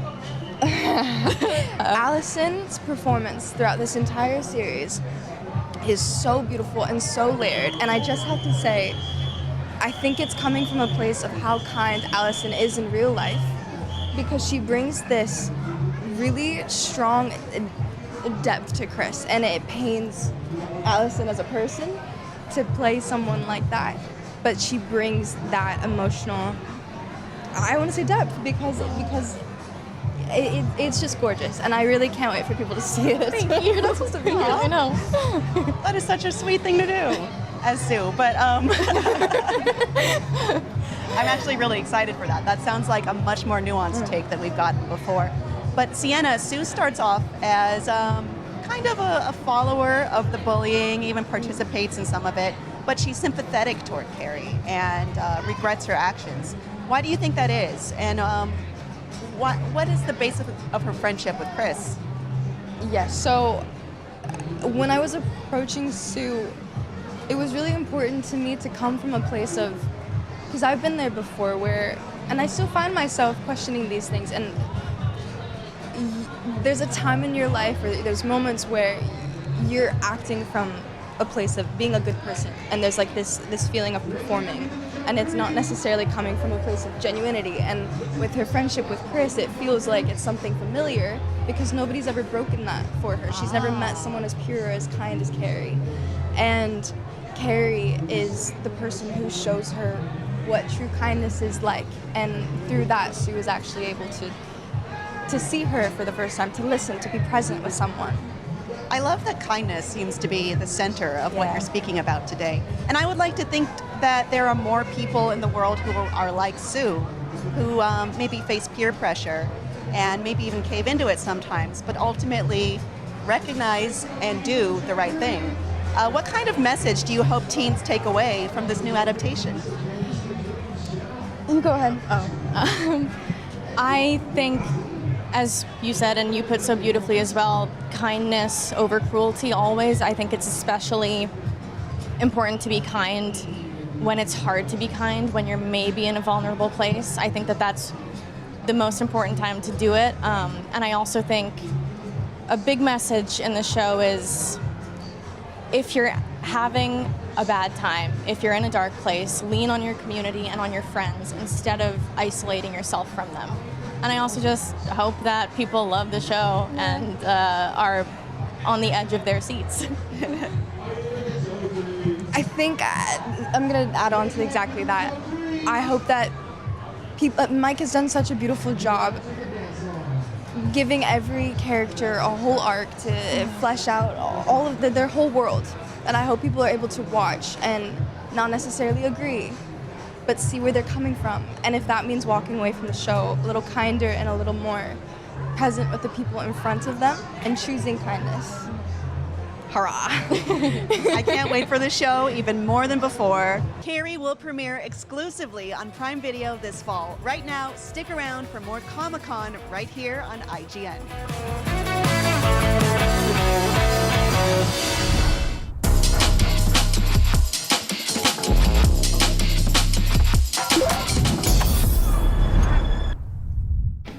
Welcome back. I'm Kim. This is IGN, and we're here at San Diego Comic-Con 2026. Coming up later today, we'll be hearing about what was shown off during the Marvel TOCON Fighting Souls panel, and then talking to the stars and creators of Blade Runner 2099 and Adventure Time side quests. After that, a lot of people play as M. Bison in Street Fighter, but David Dastmalchian has the honor of actually playing the iconic villain in the new Street Fighter movie, and he'll be stopping by.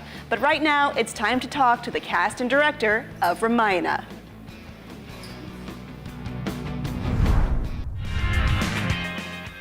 For thousands of years, Ramayana has inspired generations across the world, and now it comes to life as an epic cinematic event for a new generation of moviegoer. Joining me to talk about Namit Malhotra's Ramayana is Ranbir Kapoor, Yash, Namit Malhotra, and director Nitesh Tiwari. Welcome.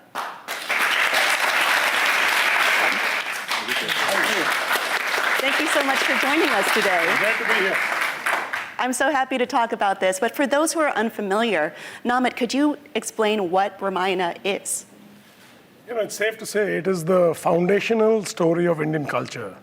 It's something that has existed for over thousands of years and is really at the core of Indian, culture, history, and very, very close to every person that sort of represents themselves as part of that part of the world.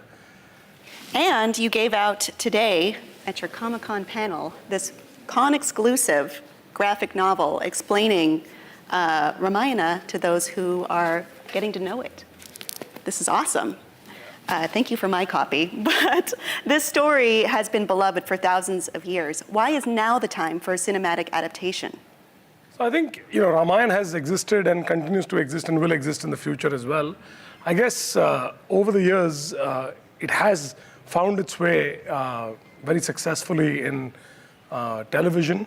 In the late 80s, that was the real, what people believe was the most successful rendition of the story on TV. And since then, there have been very small attempts here and there, as far as the film is concerned, but because this scope and the scale and the story, the characters, the worlds are so huge that traditionally most Indian filmmakers have sort of strayed away from it because it's firstly very, very sensitive because people really care too much about it. So unless you've got the allocation of great talent and great technology, it's actually very hard to do justice to something like this. And in my own case, after having built DNEG into this global visual effects company, having won a few Academy Awards on the way, it dawned on me that there's no better story than the Ramayana to really leverage something that really comes from where I belong, and how do we bring that to the world so that not only Indians but the rest of the world can also consume it. And that's why it's, to me, the perfect time to be doing this. Excellent. Ranbir, you play Ram. What's it like to step into a role of a protagonist whose story you've grown up with? It's not every movie that allows you to play such a powerful role. Absolutely. The first time Namit spoke to me about the fact that he was making Ramayana and he offered me the part of Lord Ram, my first instinct was fear, was doubt. Am I capable enough? Was I good enough?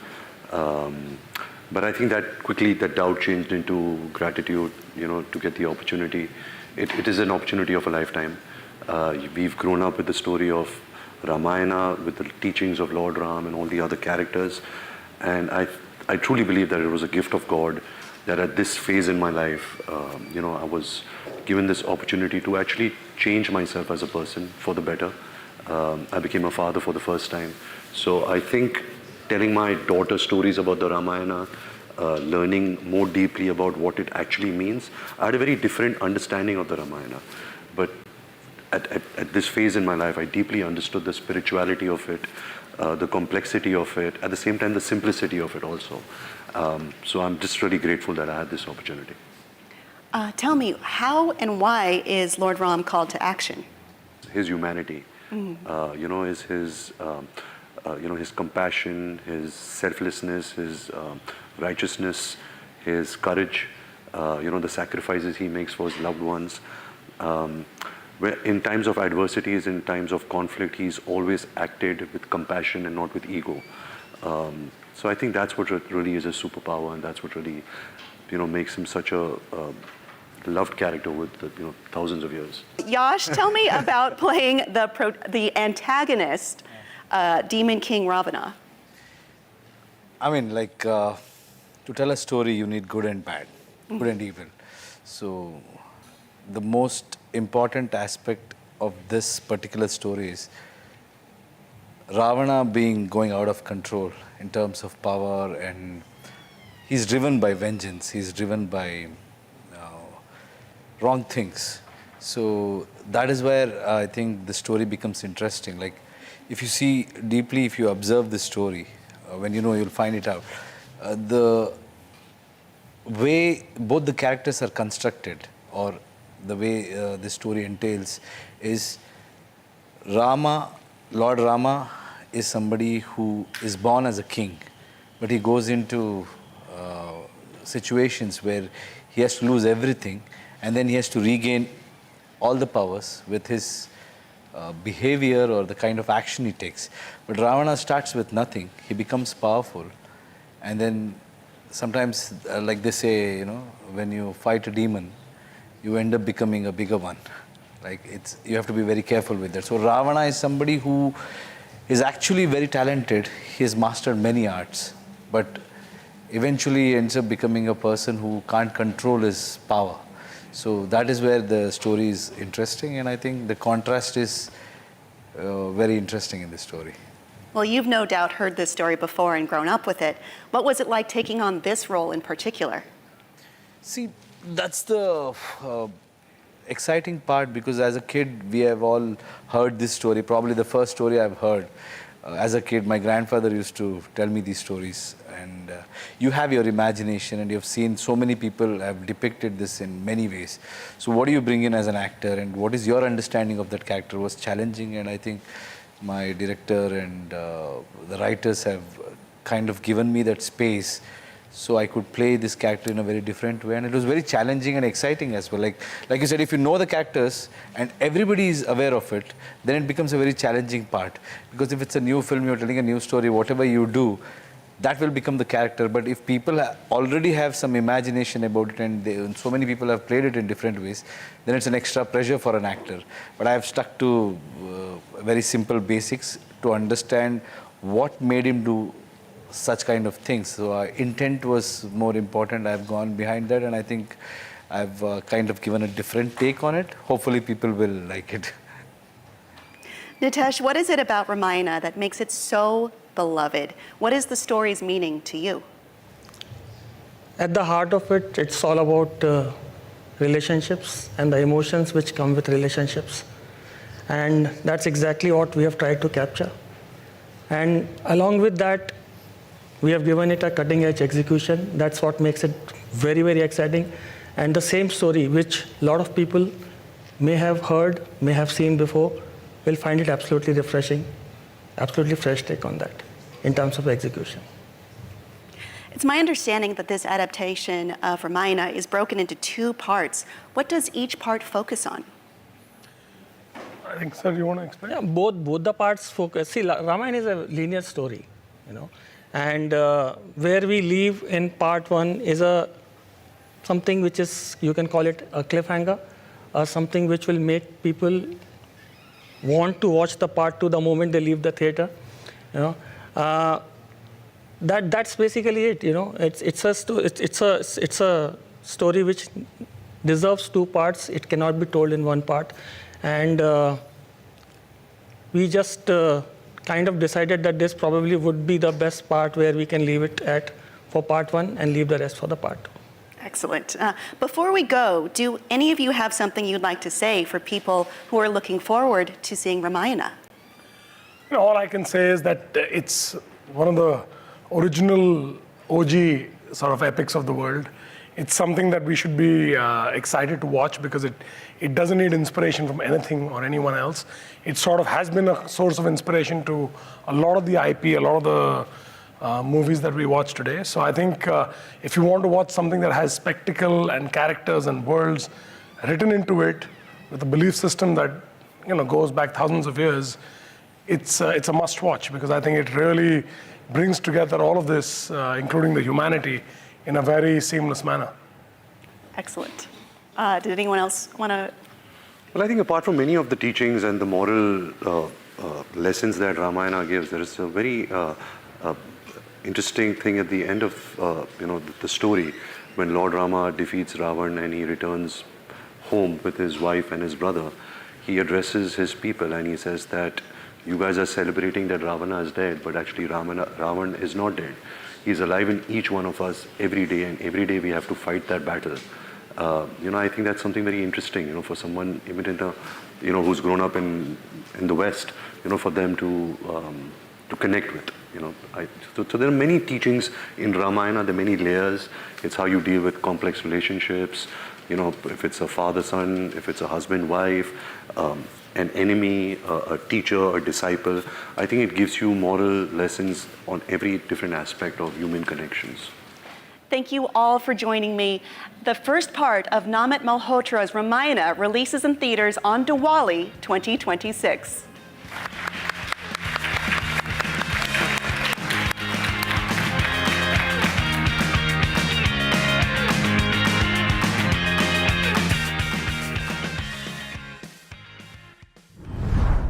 What's up, everybody? Damon here with Ginny Glaze, right here in the middle of it at Comic-Con 2026.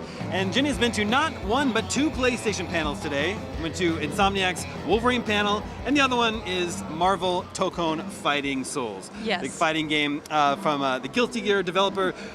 Name is? Arc System Works. That's right. I'm actually really excited for this game. I'm not a big fighting game guy, but I love the style of it.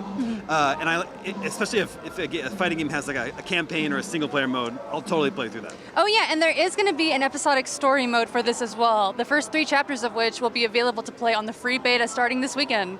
So if you are at home and you want to try a new game, I would definitely suggest checking it out. So at the panel, they were showing off the opening movie for the game, and then also they revealed the first DLC character that's coming down the line, and that's going to be Phoenix Cyclops. So first of all, this opening movie, what was sort of like the inspiration behind what they wanted to do with this? Yeah, so the game producer spoke at length about this, and he said, it was inspired by classic anime openings from the 2000s and the 90s, and he noticed a lot of fighting games nowadays don't really have an opening, even Japanese ones. So he was like, I really wanted to pay tribute to that and include that in our game, as well as a kind of nice merge between Japanese anime and more Western cartoon style. Yeah, I watched the movie. It's a cool animation. It's super cool. Watch it on IGN right now, so check that out if you haven't. So this first DLC character, Phoenix Cyclops, he's voiced by Ray Chase, who also voices Cyclops on X-Men 97 on Disney Plus, and apparently also voices Cyclops in Marvel Rivals. So he is the Scott Scummers. He's the perfect choice for this character. He's due out this fall, correct? Yes, fall 2026, along with 3 other characters are coming in that DLC package, as well as a new stage. So we can expect 4 upcoming characters for this DLC, which is really exciting because that's a whole team. And this is everything you get if you buy the season pass, correct? I'm pretty sure. Yeah, okay.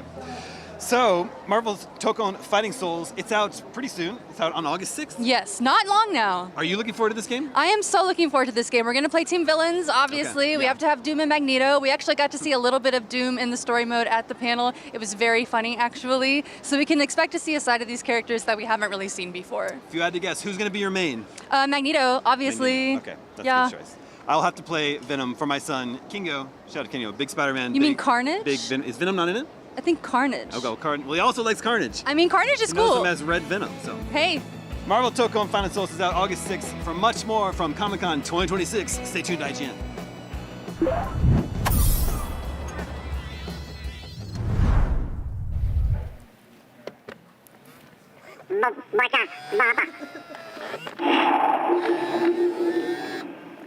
Very interesting.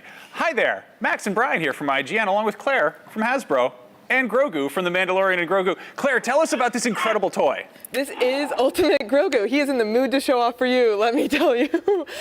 Doing that force and some of the many animations that we've packed into this guy to make him come to life. So I'm sorry, this is the coolest thing I've ever seen in my life. Thank you, we're pretty proud of him. You're so cute. You have to rein it in. You are so adorable. I cannot believe it. So tell us about some of his little tricks and abilities and skills and stuff. So he has 14 different sensors that trigger all sorts of different ways to play, including that uppy. He's always looking for a hug or to be picked up, and always disappointed when you put him back down. I think he would let me carry him all day if I was willing. And so you're able to, touch his head to trigger different interactions, both of his hands, his back, his cheeks, and really just make everything come together. He's doing the force. Yeah. What's he reaching for? Is he reaching for a cookie? He's always reaching for that cookie. Tell us about how the cookie works. The cookie is wirelessly communicating with him, so you give it a little bit of a squeeze, and you can put it in his hand. Will he take it? Give it a little bit of a rotate and see if he... Oh. What are we doing? You want to bite? Yeah. You get that bite nice and close to him. Little nibble. Mm-hmm. Oh, there you go. You got it. That's just weird. Usually the toys don't take the cookies from me. I don't know. What do we got here? What's this little thing? Yeah, this is his grab charge, because now he's a big action hero. So if you press that button up on the top, let's see what he does.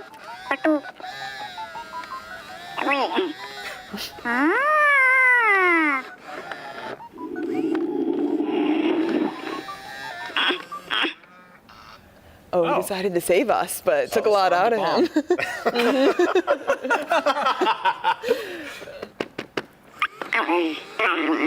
So when can people get this? Yeah, so this is available for pre-order now on Hasbro Pulse. It is shipping in 2027 and retailing for $599.99.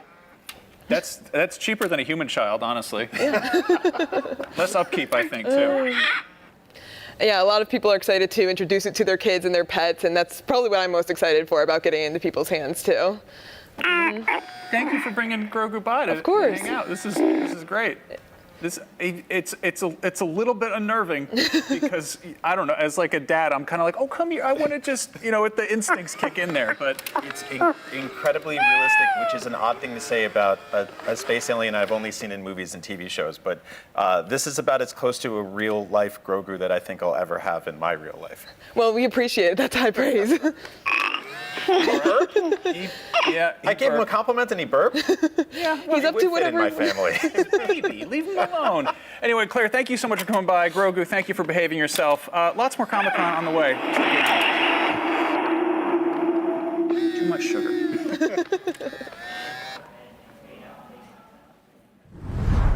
IGN's SDCC 2026 coverage is presented by Alienware.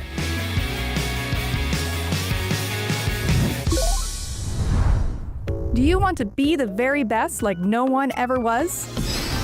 Streamline your journey to becoming a master trainer with Planet Pokemon. Choose your Pokemon, filtering by type, stats, or game availability. Then use the full team builder to assemble an unbeatable lineup. Plan out the optimal set of moves, items, and abilities. Play to your strengths by analyzing your team's resistances and offensive coverage. Or really maximize your Poke potential by digging into the stats by adjusting EVs and IVs. And save multiple team builds for different strategies in different games. Plan your dream team today at planetpokemon.com. IGN Store has everything you need to level up your life. Red 6 standing by. Refresh your wardrobe with official gear you won't find anywhere else. From Fallout, Expedition 33, Romeo's a Dead Man, and more. Treat yourself to the coolest collectibles like an adorable SKA plush, your very own Assassin's Creed Hidden Blade, and a fully functional Pip-Boy 3000. Or kick back and relax to your favorite video game soundtracks on vinyl. Whatever you need, IGN Store has you covered. Head to store.ign.com and start shopping today. Can't find that final collectible you're missing? IGN strategy guides and interactive maps are here to help. One step at a time. IGN guides are trusted by millions, easy to use, and best of all, free. IGN has the very best, most complete and accurate guides for Shadow of the Erdtree, Baldur's Gate 3, Tears of the Kingdom, Call of Duty Black Ops 6 Zombies, and so much more. See? It's good, right? Every guide is tested and verified for you by experts. Just search for IGN when you search for guides.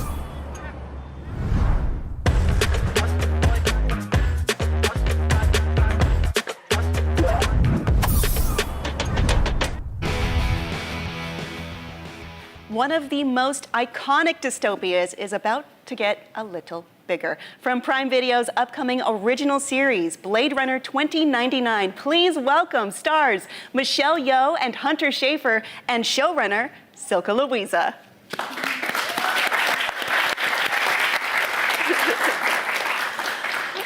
2099's first trailer was finally revealed this morning. Silke, how excited were you to add to the Blade Runner mythology with this show? I mean, Blade Runner was such an important film for me, so all of this is really just beyond a dream come true. I mean, I was stunned watching the trailer myself. Hunter and Michelle, your characters seem to be in the middle of everything happening in this trailer. What can you tell me about your dynamic? Yeah. Dangerous. Mysterious. Yeah, I would say there's some visages being worn, and we have a lot to learn about each other over the course of the series. Pretty friendly? No? Not too friendly. Totally not friendly. I mean, Owen is not a friendly person. I picked it up. Michelle, with Star Trek Discovery and now Blade Runner, you're in two of the most iconic science fiction franchises. What do you like about playing in these worlds? Oh, wow. Like you say, they're iconic, they're legendary, and to be part of it, these worlds is such a privilege and an honor. But it's because it's so challenging. I love sci-fi because it's the future, and we're always curious about what is the future going to be like. And suddenly we are there, when we're on set and we are literally living it out. It's exciting. It brings so much joy. Yeah. Thank you, Captain. Hunter, what was your first exposure to the Blade Runner franchise? Yeah, my first exposure was, I hate to admit it, but my first exposure was to Blade Runner 2049 when it first came out and I was in high school. And then that led me to the original Blade Runner. And it wasn't until joining this series that I read the Philip K. Dick book and really kind of took that next step of diving into the lore, which was very exciting. Well, I mean, on the note of 2049, how does 2099 compare to 2019 and 2049? What's weird and futuristic, and what's immediately familiar? Ooh, well, we're taking place 50 years after 2049, and is this okay with you? God. Sorry. And there's been a huge reversal in the world. Right now, replicants have taken over. So the war that was beginning, or felt like it was about to begin at the end of 2049, has now happened, and we're in the aftermath of that. Will there be flashbacks? Oh, I can't say that. Okay, that's for us to find out. The role of AI in real life is changing rapidly.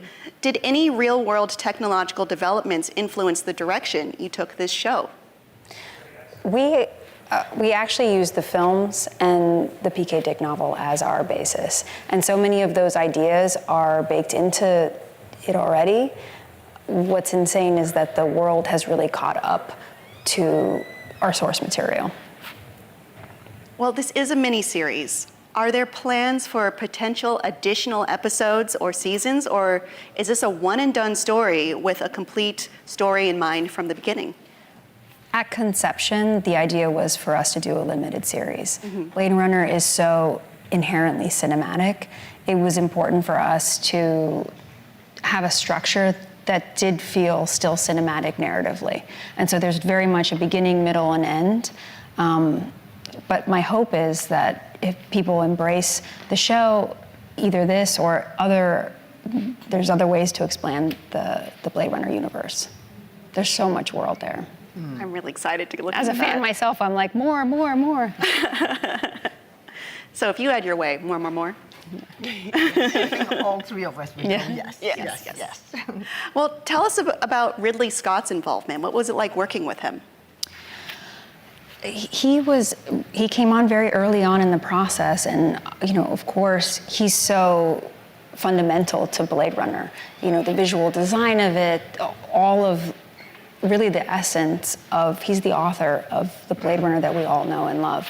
And early on, as I was writing the script, he really helped me understand how he set up the world mechanics and what his intentions were, how he philosophically approached replicants, and what humanity means, and all of that was really helpful in just making sure that we were continuing to build on top of a canon that felt authentic. After watching the trailer, it feels like there might be a bit of a bookend to the famous Tears in the Rain speech from the original, now that the replicants are in charge. Did you try to answer some of the questions that were raised in the Ridley Scott original? In terms of what does it mean to be human? Yes. I don't think you can do Blade Runner without trying to answer that question. That is so baked into what Blade Runner is. I think what's fantastic is that we have a television show, we have two amazing roles and characters in Alwyn and Cora, and we actually get to explore it even more than the films because we have more time, and it's such an expansive world. Well, what can you tell us about Alwyn and Cora? I want to know them so badly. Alwyn, as we know, is a replicant. Right? And she's, from the beginning, you can see that she's accepted the fact that there is a timeline and her death is impending very soon. But she is one of those that don't like to leave things not unfinished. She likes to make sure everything is, that's very typical Alwyn. And so she has a mission that she wants to complete. And I'm not telling you what the mission is, but lo and behold comes Cora.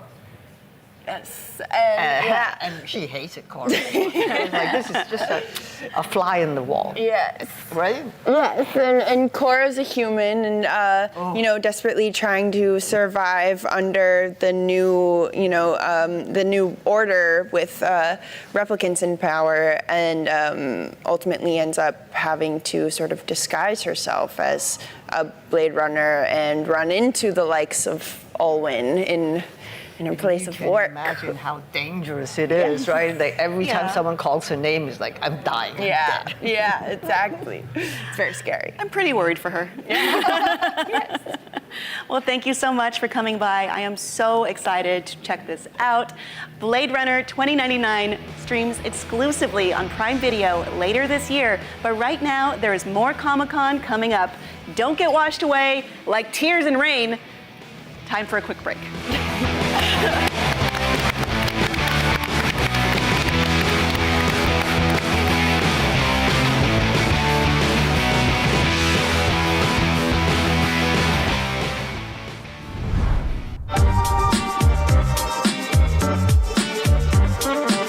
What is up, everybody? Max and Brian here, coming to you from San Diego Comic-Con 2026. Brian, you're a big Nintendo fan. Is there any huge Nintendo fan? Anything exciting here at the Hasbro booth? Okay, so I love Hasbro action figures and I love Legend of Zelda, and they recently announced a partnership to make brand new toys, and we have our look at the first 3 of them right here on the show floor at San Diego Comic-Con, and they're based on Tears of the Kingdom. So we got Link, we got Zelda, and we got Ganondorf. Let's go look at them.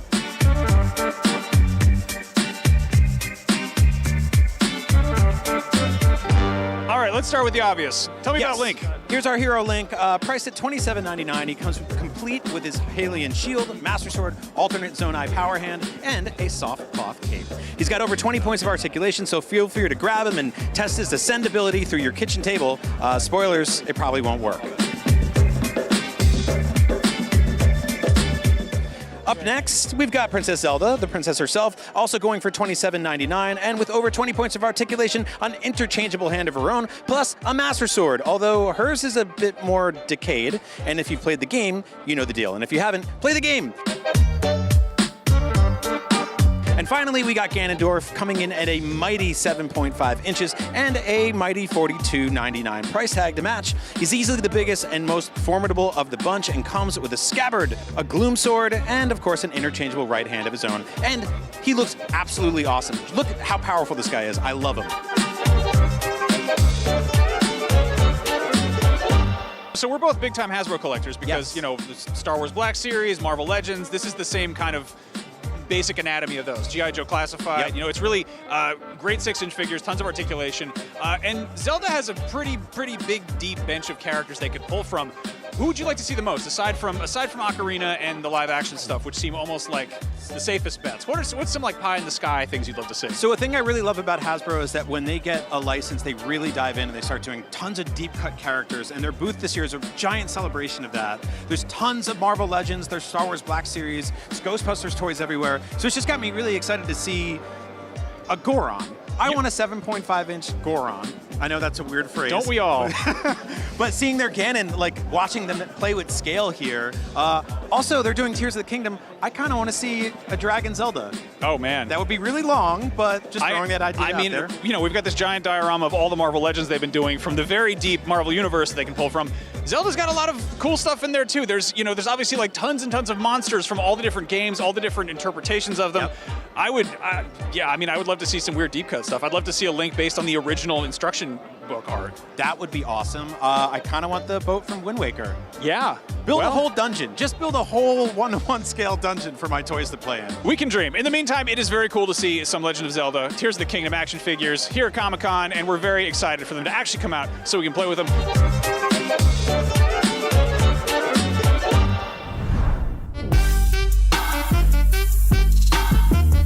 We're at the LEGO booth. We have had LEGO video games for a very long time, but in recent years, we've been getting more and more video game LEGO sets. Yes, there's some really cool ones this year at their booth. Predominantly Pokemon. So much Pokemon. It's incredibly exciting. Plus some classics like Zelda and Mario Kart, but my favorite this year is the brand new, newly revealed Donkey Kong arcade set. Let's go check it all out.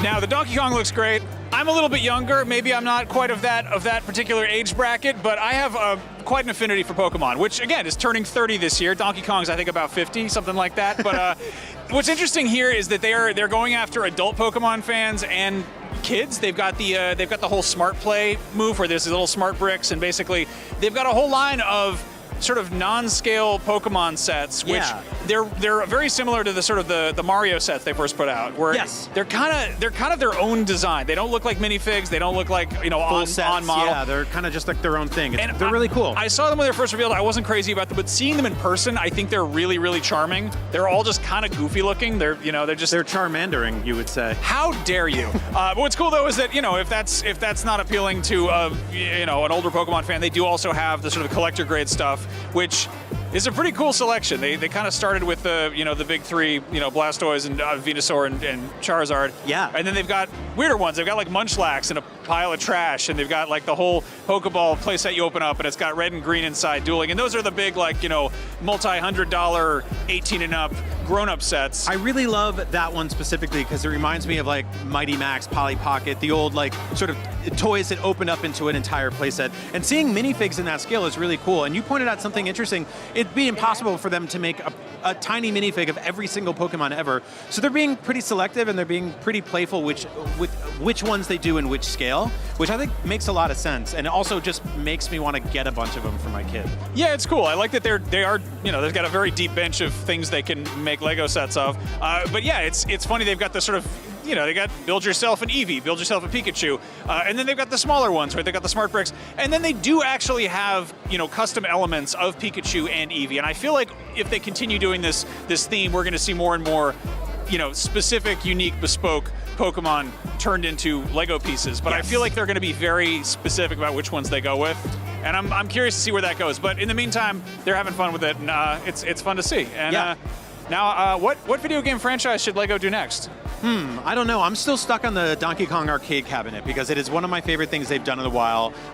They started off a couple of years ago with the Lego NES set, which was amazing, and it had cartridges you could pop in. Last year, they had the Game Boy, which is just incredible with, once again, swappable cartridges and stuff like that. They've done Legend of Zelda and stuff, but this Donkey Kong set's really interesting because it's effectively the front of arcade cabinet with the marquee art on top. It's $200, which is, it's cheaper than a Donkey Kong machine. Definitely, that's for sure, and less maintenance. But it's really cool because it's got interactive elements like a joystick and a barrel button, and you can feed barrels into the side of it, press jump, and Jumpman, aka Super Mario himself, which I also found out used to be called Mr. Video Game, jumps over them. So I haven't seen how it works exactly, but I can't wait to find out more about this thing.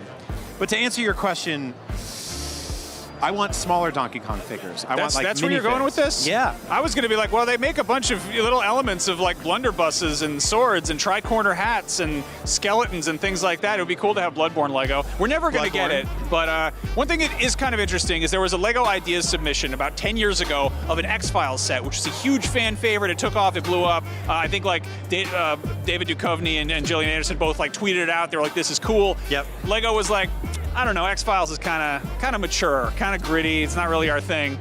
10 years later, they're making the set. They got a Fluke Man minifig. Which is so cool. It's disgusting, and I love that they're doing that. And it also, like, again, you've got $300 Lego sets that are clearly aiming at a mature audience. Like, maybe they'll loosen up.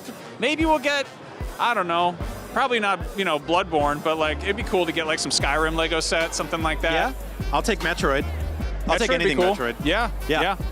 Anyway, there's tons of cool stuff here at Comic-Con, so keep an eye out. We got lots more coming out soon here on IGN. Watch your feet. Don't step on the bricks on the ground.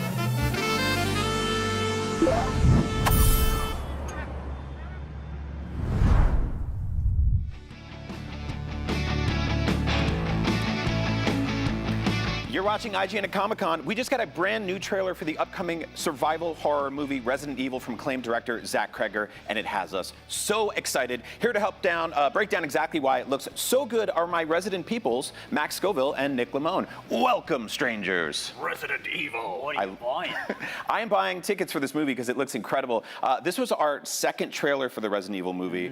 Had a bit of overlap with stuff from the first trailer, but it's given us a much better look exactly how this thing is going to play out. So what we know so far is this is a horror movie from the director of Weapons and Barbarian, two movies I absolutely love. It is a new take on the Resident Evil series, so no continuity with the original movies. Some overlap with the games, but it's largely telling a story of something that could theoretically happen adjacent to the events of Resident Evil 2 in Raccoon City, with some new creative liberties. Obviously, it's taking place in modern times. We've got cell phones, we've got new cars, and it's snowing like it never did in the games. But what I love about this trailer specifically is we got a bunch of cool little things. We've got our first aid kit, we've got the shotgun, we got to see typewriter and bullet cases. We'll get a look at the shells, and the box art looks, on the shotgun shells looks exactly like it does in the game. I'm really excited for this one, you guys. So Kreger has said like this is not adapting an existing story. This is telling a new story in that sandbox. Obviously, he's going to take some liberties. The snow thing, people really hung up on that. I feel like it's kind of a cool mechanic because one of the things we see in the trailer is it's the trail of breadcrumbs that leads this character in here. Like he sees footprints and blood in the snow and he follows it, which also kind of reminds me of the beginning of Village. Like you're just kind of going into the woods. But yeah, like I love that it's like this guy knows the games. He plays them, he gets it, and he's making a game that is not adapting an existing story. It is trying to capture the experience of playing one of these games. And I think this trailer does a really good job of establishing that better than the previous one did. Like this is has a very clear progression where you see him getting the shotgun, then he's got to look for ammo, and he's engaging with the environment in the same way that you do in those games. He opens a drawer right there and he finds, there it is, there's the shotgun shells. Shotgun shells. And I think that's what makes this a smart adaptation in that regard is it is not just taking a one-to-one recreation of a story we've already seen and played through at least 2 different times at this point. It is instead modernizing and taking what, we've never seen the incident at Raccoon City in a film setting at this point. So who's to say that doesn't happen in, modern era? There's nothing that explicitly ties it to 1998 that is integral to the story. And again, I think Kreger is doing the elegant thing of showing that he knows ball by saying, hey, look, the first weapon he finds, it's the shotgun. It always has to be the shotgun. And you do see the desperation on Austin Abrams' character. I think his name's Brian, actually. That desperation on his face as he's clawing and crawling all around the little house that he finds in the woods. And you see, like, I've been in that situation before. And that's like, it's so clever and so smart of showcasing not the scene we've seen before, but we've all felt that way before, and I think that's the cleverness of the adaptation. I like this where he's actually fumbling with his inventory, like he's trying to find enough room in his pockets for the shotgun shells, and there's that scramble, like something is coming towards you while you're in a spot, and you're like, got to get your you're fumbling. Like that's so much of that is the thrill of the games. Like there's that panic.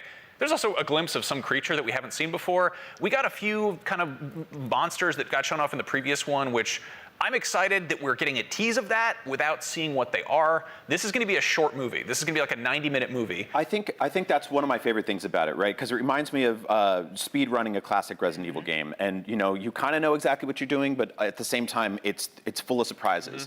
And I think that this is taking a lot of ideas from the sort of philosophy behind some of the modern Resident Evil games, right? He's introducing new creatures and monsters, which if you've played Requiem, the first time you saw a big chunk coming down the hallway, and you're like, what the hell is this? Like, that knocked you on your ass. And I want that in movie form. We've also got a protagonist who is unprepared, but is slowly becoming more capable. And I feel like that mirrors a lot of things that we saw in protagonists like Ethan and Grace this year in Requiem, where, she's literally falling down at the beginning of the game, but by the end of the game, she's got a gun. It's, she's blowing off some heads of some zombies and stuff like that, and she's throwing down. Well, yeah, you got to have someone who's, a fish out of water. They're not in their element, and that's what made Grace such a good protagonist, juxtaposed with someone like Leon, because people are like, "Where's Leon in this movie?" It's like, if Leon's in this movie, this isn't a horror movie. It turns into an action thriller at that point. Having someone who is incapable helps build that tension and suspense, and I think that's such a smart move. Yeah, I agree, and not to diss like where some of the older Resident Evil live-action movies went, but those characters were kind of OP by the end, and they very much left the source material behind. Anybody who's mad that Leon's not in this, they can go take it up with Paul W.S. Anderson, because Leon was in the fifth one of those, and for one movie. And just like he made like one appearance. Like, what are you doing? Also, like, people can replay Resident Evil 2 and RE2 remake, and again, this is to tie it back to Requiem. Some of the marketing leading up to Requiem, they produced a short film that was a commercial that's showcasing what was happening in Raccoon City from a mother and the daughter's perspective. Yeah. And that was like a delightful little 2-minute short film that was also a commercial for the game. That's like, I want more stories like that. Let me see the perspective of normies in Raccoon City and see how they dealt with it. Will we hear echoes of Nemesis in the background yelling stars? Who knows? But I like that. I don't know, it's got my brain sparking and excited at all the possibilities. It's interesting. We're kind of in the age of finally getting good video game adaptations, but I think adapting a video game well really depends on what is the game, what is the appeal, and The Last of Us, the first season anyway, that it nailed that because so much of that game hinges on character dynamics, and they got the characters right. Fallout, so much of that world works because of the world itself and how you engage, the creatures and the kind of general aesthetics, and the Fallout show works because of that. Resident Evil, so much of it is about the unknown and about not knowing what you're getting into, and it's about getting scared, and there are certain, kind of beloved mechanics and elements. And again, I love Leon Kennedy, but we've seen him done so well in the games that I feel like if you even do it slightly off from what you want to see, it's just going to be worse than having it not at all. So instead, we're getting something completely unknown, which, remember, leading up to Requiem, everyone's like, where's Leon? Where's Leon? And then, Leon's a big part of the game. He's like more than half the game. They finally gave it to us, but like that unknown, that intrigue, that was great. And I think the only reason that Requiem was able to work as well as it did as a game is because Capcom had earned back fans' trust. I agree. When you're marketing a video game, it's reasonable to be concerned if you get a trailer that shows you nothing. With a movie and the trailer shows you nothing, a lot of times that's for the best because that means more of the movie will come as a surprise to you, especially in the case of horror. No, it's a huge pet peeve of mine when a movie trailer spoils everything, and that's why I think this movie trailer is perfect for this game, because it is showing us some familiar elements and some brand new stuff, right? We've seen across both trailers now, Zach Kreger has shown us settings like a house, a hospital, a sewer, like these are a street, right? These are all things that have taken place in Resident Evil games. We don't know where this is going. We know it's 90 minutes. It's allegedly has this sort of like Mad Max energy to it, where you step on the gas at the beginning and it never lets let's go. So this is just going to be this, kind of domino rally effect, this Rube Goldberg machine, where once the ball starts rolling, it doesn't stop until it reaches the end. And we don't know how this movie is going to end. We know that Zach Cregger has, across Barbarian and Weapons, shocked us in hilarious ways, in crazy ways, watching those movies and going in sort of as blind as possible and having these moments where it just knocks you on your ass because you weren't expecting it. That's what I want from this movie, and I know we're gonna get it. Anybody who's on the fence about this and hasn't seen Barbarian and Weapons, like, I implore you, please go watch those. But more importantly, watch the trailer for Barbarian and then watch Barbarian, because the amount of restraint with what that trailer straight up didn't show from that movie is really cool. And it's like there's a sleight of hand that comes with marketing something like this. Yeah, and I think tying this back to Cregger as a storyteller, and also he kind of feels like a little bit like a game developer at this point, or at least a map planner, because one of the things that's so clever about something like Weapons is he does such a good job at playing fair with the audience of mapping out different key locations in a way that feels organic to the film. Yep. I'm thinking specifically of a scene in Weapons where our alcoholic main character is going through the rounds of basically sleepwalking through a liquor store, and she's grabbing a drink or whatever, and that comes to pay off later in the film where we see an encounter in there, and we already know as an audience what the layout of this particular store is. And so that's what we're seeing here with something like our character going through the mansion and scrambling for ammo. It's like he's playing level designer at that point. Exactly. It's really fun. You know what? Like I want to give a shout out to the hardcore Resident Evil fans out there, because you guys are amazing. I have seen the sort of discourse change on this film, and there was a lot of doubters for the first trailer, and the second one now, people are on board. They're excited. They know what they're getting from this movie, and that's going to be full of surprise and a little bit of familiarity. So, Zach Cregger is going to be on our Comic-Con live show this weekend. I'm really excited to talk to him, along with Austin Abrams, the star of the film. And there's also a panel for this movie at Comic-Con this weekend. So, spoilers will be unveiled, hopefully not too much. And the movie is out September 18th. So we're not even that far from it. But until then, we have tons more Comic-Con coming up right here ahead on IGN, so don't go anywhere.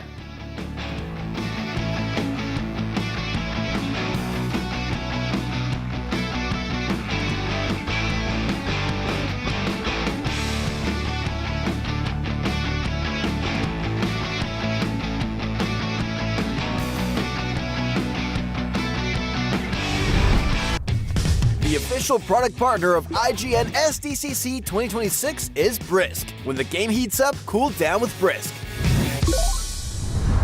Can't find that final collectible you're missing? IGN strategy guides and interactive maps are here to help. One step at a time. IGN guides are trusted by millions, easy to use, and best of all, free. IGN has the very best, most complete and accurate guides for Shadow of the Erdtree, Baldur's Gate 3, Tears of the Kingdom, and so much more. See? It's good, right? Every guide is tested and verified for you by experts. Just search for IGN when you search for guides.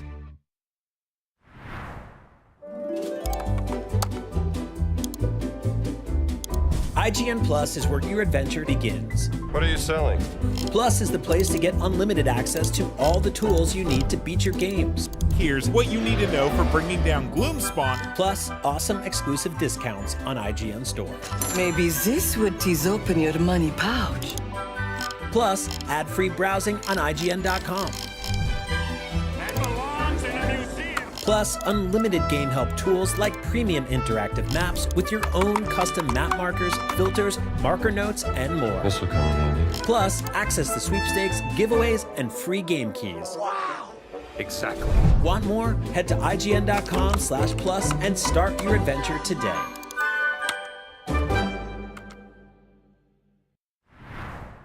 The average Cinefix movie list features nearly 100 different films and approximately 25 minutes worth of wall-to-wall deep dive analysis. To simulate that pace for this 30-second ad, we're featuring 26 different films, and before you say it, no, that math does not check out. We're not math people, we're movie people.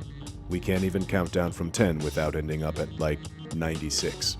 Subscribe to IGN Movies and TV for more Cinefix movie lists. Bad at math, great at movies.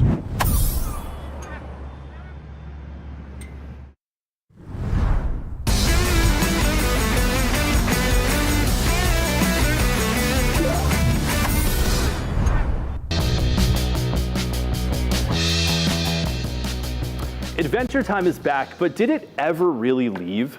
Joining me at San Diego Comic-Con is John DiMaggio, Sasha Knight, and Nikki Yang, the voices of Adventure Time side quests. Welcome. Thank you very much.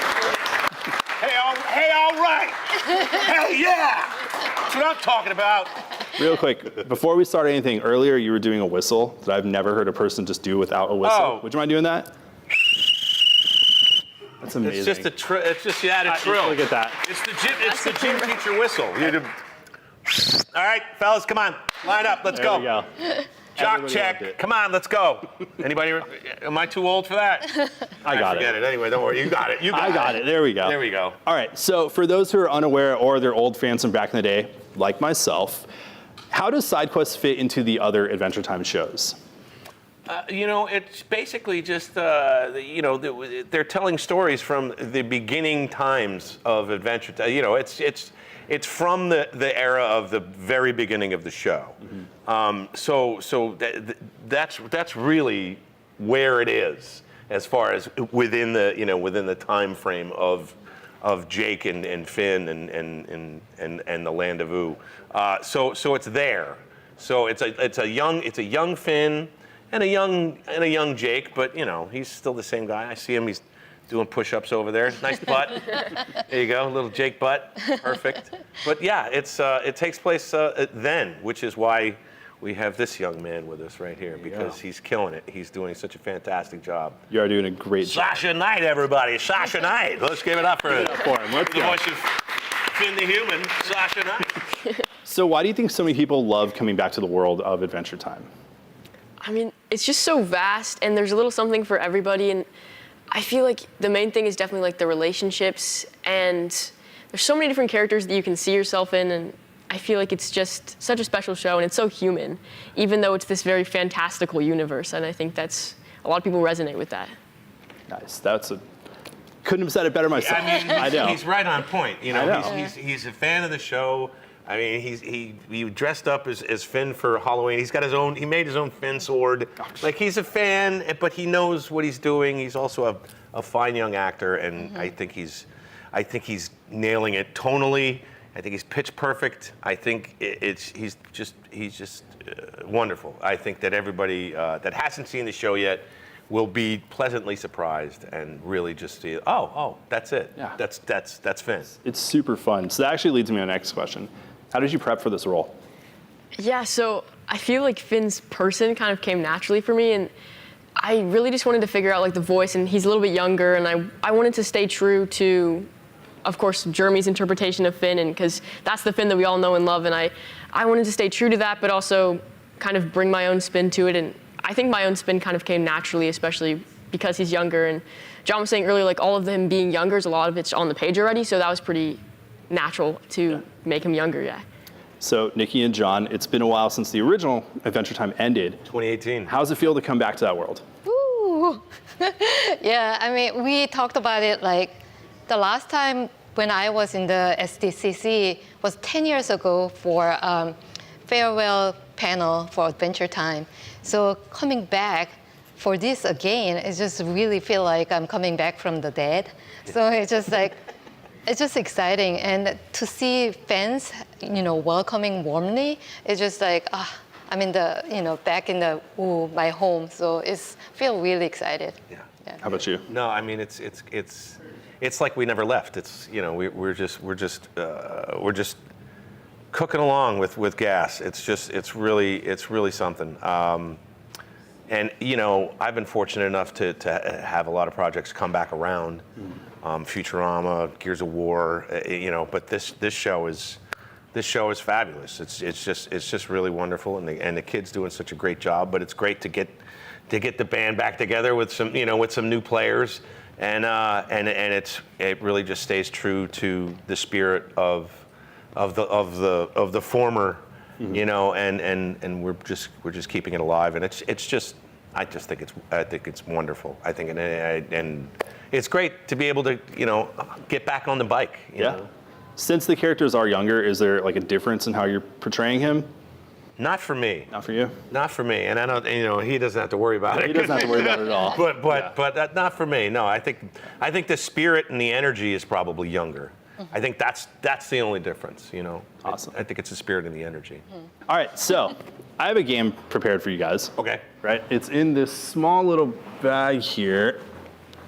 You're going to draw a name out of Oh, this. wow, that is the big Each of you. Wow, And that's crazy. You're going to draw one name out of it, and then you guys are going to explain to me how Jake and Finn would defeat this villain. All right, I have a name. Here, you go. They're really down there. Comically large bag. Yes, for Comic-Con. It's all the way in the corner. You got it? I'm going inside I the know. bag. There we go. Yeah, you're going to fall in. All right, who do we got here? Oh, I can't believe I picked him. All right, so if you want to tell everyone who you got, and then... Joker. I got the Joker. Wow. Which is funny because I've played the Joker. So, Joker. How would Jake the dog defeat Joker? And Finn the human. And Finn the human? Tag team together? If we Have them did. together? Well, yeah. All together. I think by sheer physical force, we would have to just, it would just be a violent end to the joke. The most violent that this duo could be against someone that evil. I was thinking maybe you would just not laugh at his jokes, but I guess... Well, we could always do that as well, He'd but... also be so much funnier than him that he just wouldn't know what to do with himself. you Oh, know? that's true. Yeah, and I would end all of his jokes with a fart noise. That would just be the worst button for the Joker to have to deal with, you know. Nothing is funnier. I know, that's true. So, you know, listen, a well-placed fart, that's it. By the way, fun fact for everybody watching at home, I created all the fart sounds that Jake does. Not with my butt, but with my mouth. Yeah, I know. I created all the fart sounds. So every fart sound that Jake makes is actually, there's a library of fart sounds. Hold on. So we would put that against the Joker any day. Can we get a demonstration of one? Well, there was a classic one where he says, I didn't know it was going to be that loud. And it was kind of like like it was one of those. Yeah. It was like off the bowl, kind of, you know. Anybody? Off the bowl in the back? How we did? There we go. Look at that. Off the bowl. That's a morning reference. Anyway, folks, listen, we're talking about farts here, IGN. Look, I'm just saying, it's gone awry. No, that's how we defeat the Joker, by sheer physical force and fart sounds. Sasha, what'd you get? I got Bane. Oh, Bane! We'd have to sit there and I would make fun of his voice. I would just sit there, oh, Bane! Oh, yeah. You just make fun of him and until and then, I mean, somebody would be, I'd be able to go around and like unhook his things. Oh, yeah. Without him even know, like we would like, you know, do something in the front and I just go, and pop that sucker out, and he wouldn't be able to breathe, and that's how we take him out. Cool. Nikki, what'd you get? I guess Scarecrow. Oh, Scarecrow. That's another, okay. Yeah. Do we have to scare him? Scarecrow? Scarecrow is the guy who blows stuff in your face, and then he makes you crazy, and I don't know how we'd be. Can we trap into some digital world? BMO can put him inside of something like, Something scarier. Oh, there you go. That sounds pretty Horror scary. movie. Nikki, you just nailed that one. That's scarier than anything I could have thought of. Well, that's it for us today. So awesome. And there you have it. Thank you, Sasha, John, and Nikki, so much for joining us. You can catch all of Season 1 of Adventure Time Side Quest on Disney Plus and Hulu. IGN has coverage from San Diego Comic-Con all weekend, so don't go anywhere. Don't go anywhere. Right there. Cool.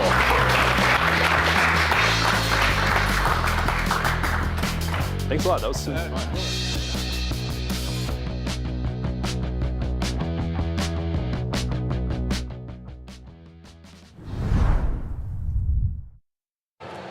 Ever since his debut in The Dark Knight, he's had various roles in the DC and Marvel Cinematic Universes, plus memorable appearances in Dune and Oppenheimer, but our favorite place to see him is right here at Comic-Con. Joining us once again, please give it up for David Dastmalchian. Oh, thank you. Hi, everybody. Hi, San Diego. Hi, crowd. Hi, David. Hi. How you doing, It's good man? to see you, man. Always good to see you. I love being on this balcony. We've had some incredible interviews. I think last year we were here with Kristen Ritter.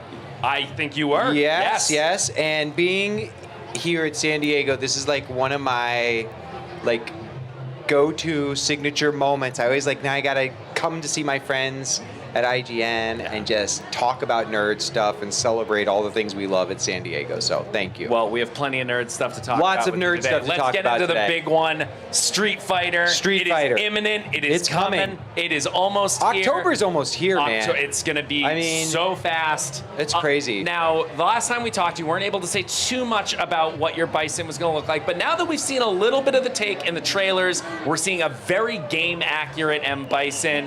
What was it like finding the sort of pitch of that character with Kitao Sakurai? Kitao is so passionate about the game. Everybody involved with making this movie was so excited about it, and I was terrified because I thought, I don't want to be just another one of these bad guy, like, you know, cut from the typical cloth where it's like, how do you have all of these people willing to go into battle for you, die for you? You've got this huge organization around you with Shadaloo. Like, how does a person do that? So we dug in and studied, like, really, like, kind of insane dictators over time, thinking about everyone from Idi Amin all the way back to, you know, fascists in Italy in World War II, and looking at not just like movie characters, but actually like real historical characters. And so I started to like put that on and see what that felt like, and how is he, you know, compelling enough to lead such a movement. And the script, like the script is so cool, it's so crazy, it's so fun, but it really gives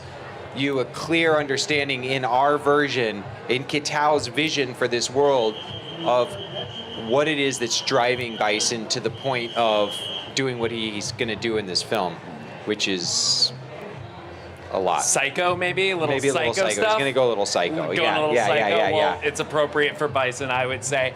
Now, you've also got, you are, of course, a very prolific comics writer as well. You've got Kingdom of Earth out right now. Kingdom of Earth just came out. Dark Horse Comics, my longtime co-creator, partner in so many different things, Leah Kilpatrick and I had this idea. We love writing about monster stuff and horror stuff, and we have written comics before, but we've always done one-shots, and Dark Horse gave us a chance to tell this story called Kingdom of Earth, which is about a not too distant future where every monster that you've ever heard of and have been imagined in mythology all the way through popular culture has risen from the earth and sea, and they've taken over the world. Humans are just food or slaves, and there's this movement of humans trying to survive.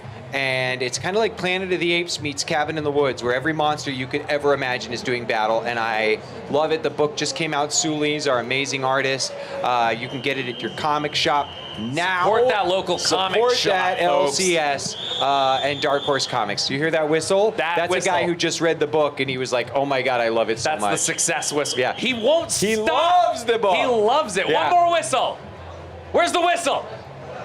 All right, fine. All right, well, I guess he needs to read it one more time. Another book you've got coming out, The Accessories. Tell us a little bit about that. Accessories is so fun. So imagine all of the great monsters: Dracula, Dr. Frankenstein, Dr. Jekyll, but they're hench people. They're sidekicks. Well, one day, the sidekicks have had enough. They're tired of serving their masters for different reasons, but these toxic, overbearing, oppressive, abusive relationships are done. It's 1930s London. Igor flees from the lab of Dr. Frankenstein, finally ready to forge his own way. Renfield can't do what Dracula's been putting him up to do, and Mrs. Hyde, who is a new character, the invention of my amazing co-creator Leah Kilpatrick, is basically, well, you'll see when you see the art, but she's been confined and institutionalized, and she's trying to break free. But they find each other. So Igor, Renfield, Mrs. Hyde, they find one another in this fatal meeting, and they form a bond. And their adventure together is just beginning in this first volume. It is from a new imprint called Panic, and we've got an incredible artist, and we have this. They're just two totally different books between Kingdom of Earth and Accessories about monsters. But one in the future, one in 1930s London, and they're two tonally very different stories, and I'm so proud of both of them. And you get a double the fun, two Das Malchin comics, double Das Malchin, two Kilpatrick comics, all in the summer. I mean, what Take else it could to you the ask beach. for? Take Put it to your the beach. sunscreen on and read that thing. Another project you have going on, an excellent talk show called Grave Conversations, which I'm always watching. I would love to know. Last year, I wanted to know who your dream guest was. It was Stephen King, of course. Yes. This year, I would like to know if anybody has had any surprising or adverse reactions to getting into one of those coffins. Oh, every episode, there's something that happens that catches both me and usually the guest off guard. And sometimes it's the ease with which, like, they get in the cast, they're like, oh, this is actually so much, like, more comfortable than I was expecting to be. And then sometimes the way it makes people get a little freaked out. I loved having Ricky Lindholm in the casket. I don't know if you're a fan. I'm a huge fan. Ricky's so insanely talented. Oh, and Ricky grew up around funeral homes. It was a family business, but she'd never laid in a casket like this before, and had this really interesting response to it. It was really cool. Almost every single episode we had. We had this season that just aired, and it's available on YouTube now. On the YouTube.com. The range of very funny, very surreal, and also very deeply meaningful episodes was moving for me. I'm always grateful that we get to do the show and that people keep watching it. And we actually just shot a season, which we're going to secretly be announcing very soon. All of the guests to come, but there are some bangers. Can't wait. I can't wait to see that. Thanks. Let's end it with this. It's one of my favorite. It's a movie that I was so taken aback by and surprised by that came out earlier this year. A movie called Dust Bunny that you were in. I love you, Tom. I love you. Rocks. If you did not see Dust Bunny, you're part of the problem. Tell us a little bit about why people should watch Dust Bunny, even at home. 2 words. Brian Fuller. He's a genius. Not only is Brian like a brother to me, Brian is one of the most brilliant minds working in Hollywood today. He's created television shows and characters that people have known and loved for years now. But this, I was so honored to be a part of it because this was his feature directorial debut. And it's a movie called Dust Bunny about an incredible little girl who lives with her parents in a strange apartment building, and her parents are gotten one day by what she believes to be the monster under her bed.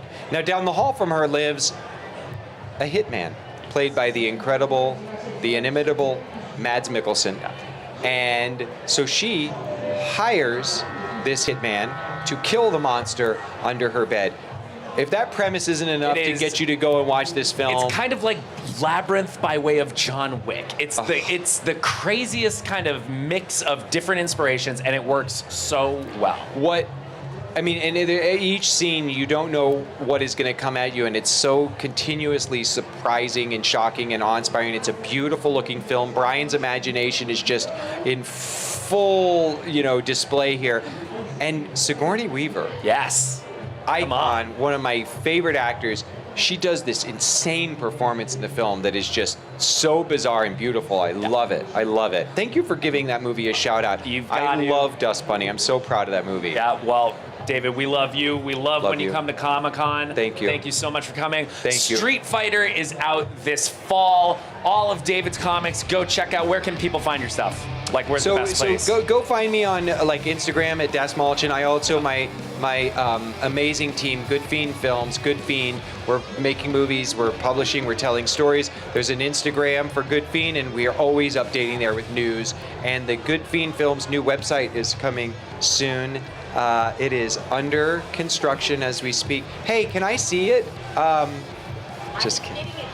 She's right there. It's getting She's done. working It's on getting it. done. It's so close. And this segment is getting done. We have plenty more from Comic-Con, so stick around.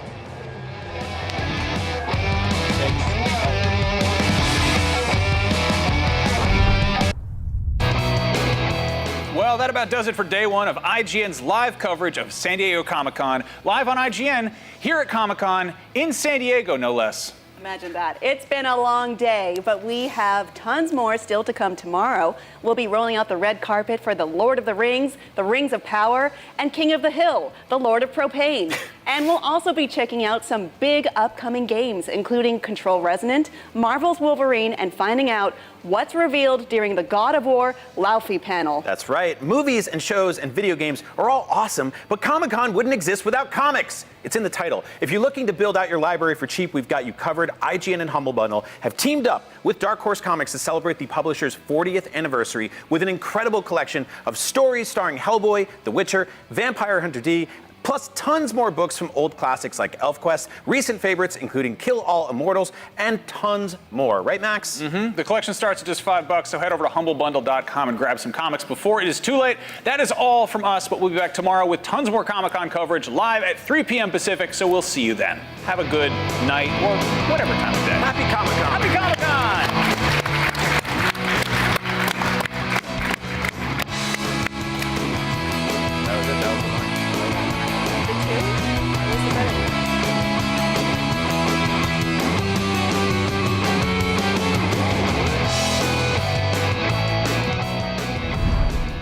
IGN SDCC 2026 is in partnership with Ramayana. Experience one of the world's greatest epics on the big screen. Coming to theaters worldwide Diwali 2026.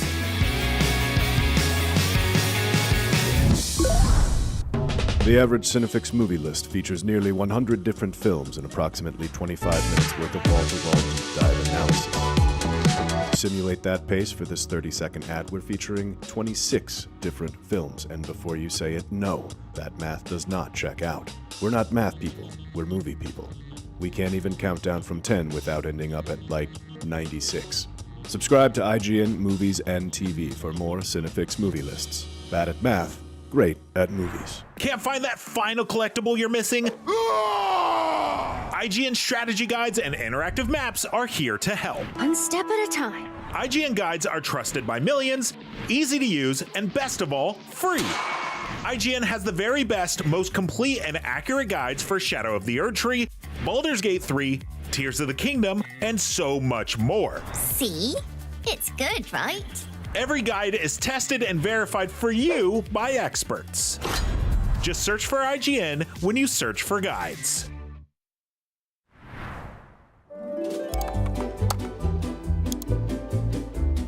IGN Plus is where your adventure begins. What are you selling? Plus is the place to get unlimited access to all the tools you need to beat your games. Here's what you need to know for bringing down Gloomspawn. Plus awesome exclusive discounts on IGN Store. Maybe this would tease open your money pouch. Plus ad-free browsing on IGN.com. Plus, unlimited game help tools like premium interactive maps with your own custom map markers, filters, marker notes, and more. This will come in handy. Plus, access to sweepstakes, giveaways, and free game keys. Wow! Exactly. Want more? Head to IGN.com/plus and start your adventure today.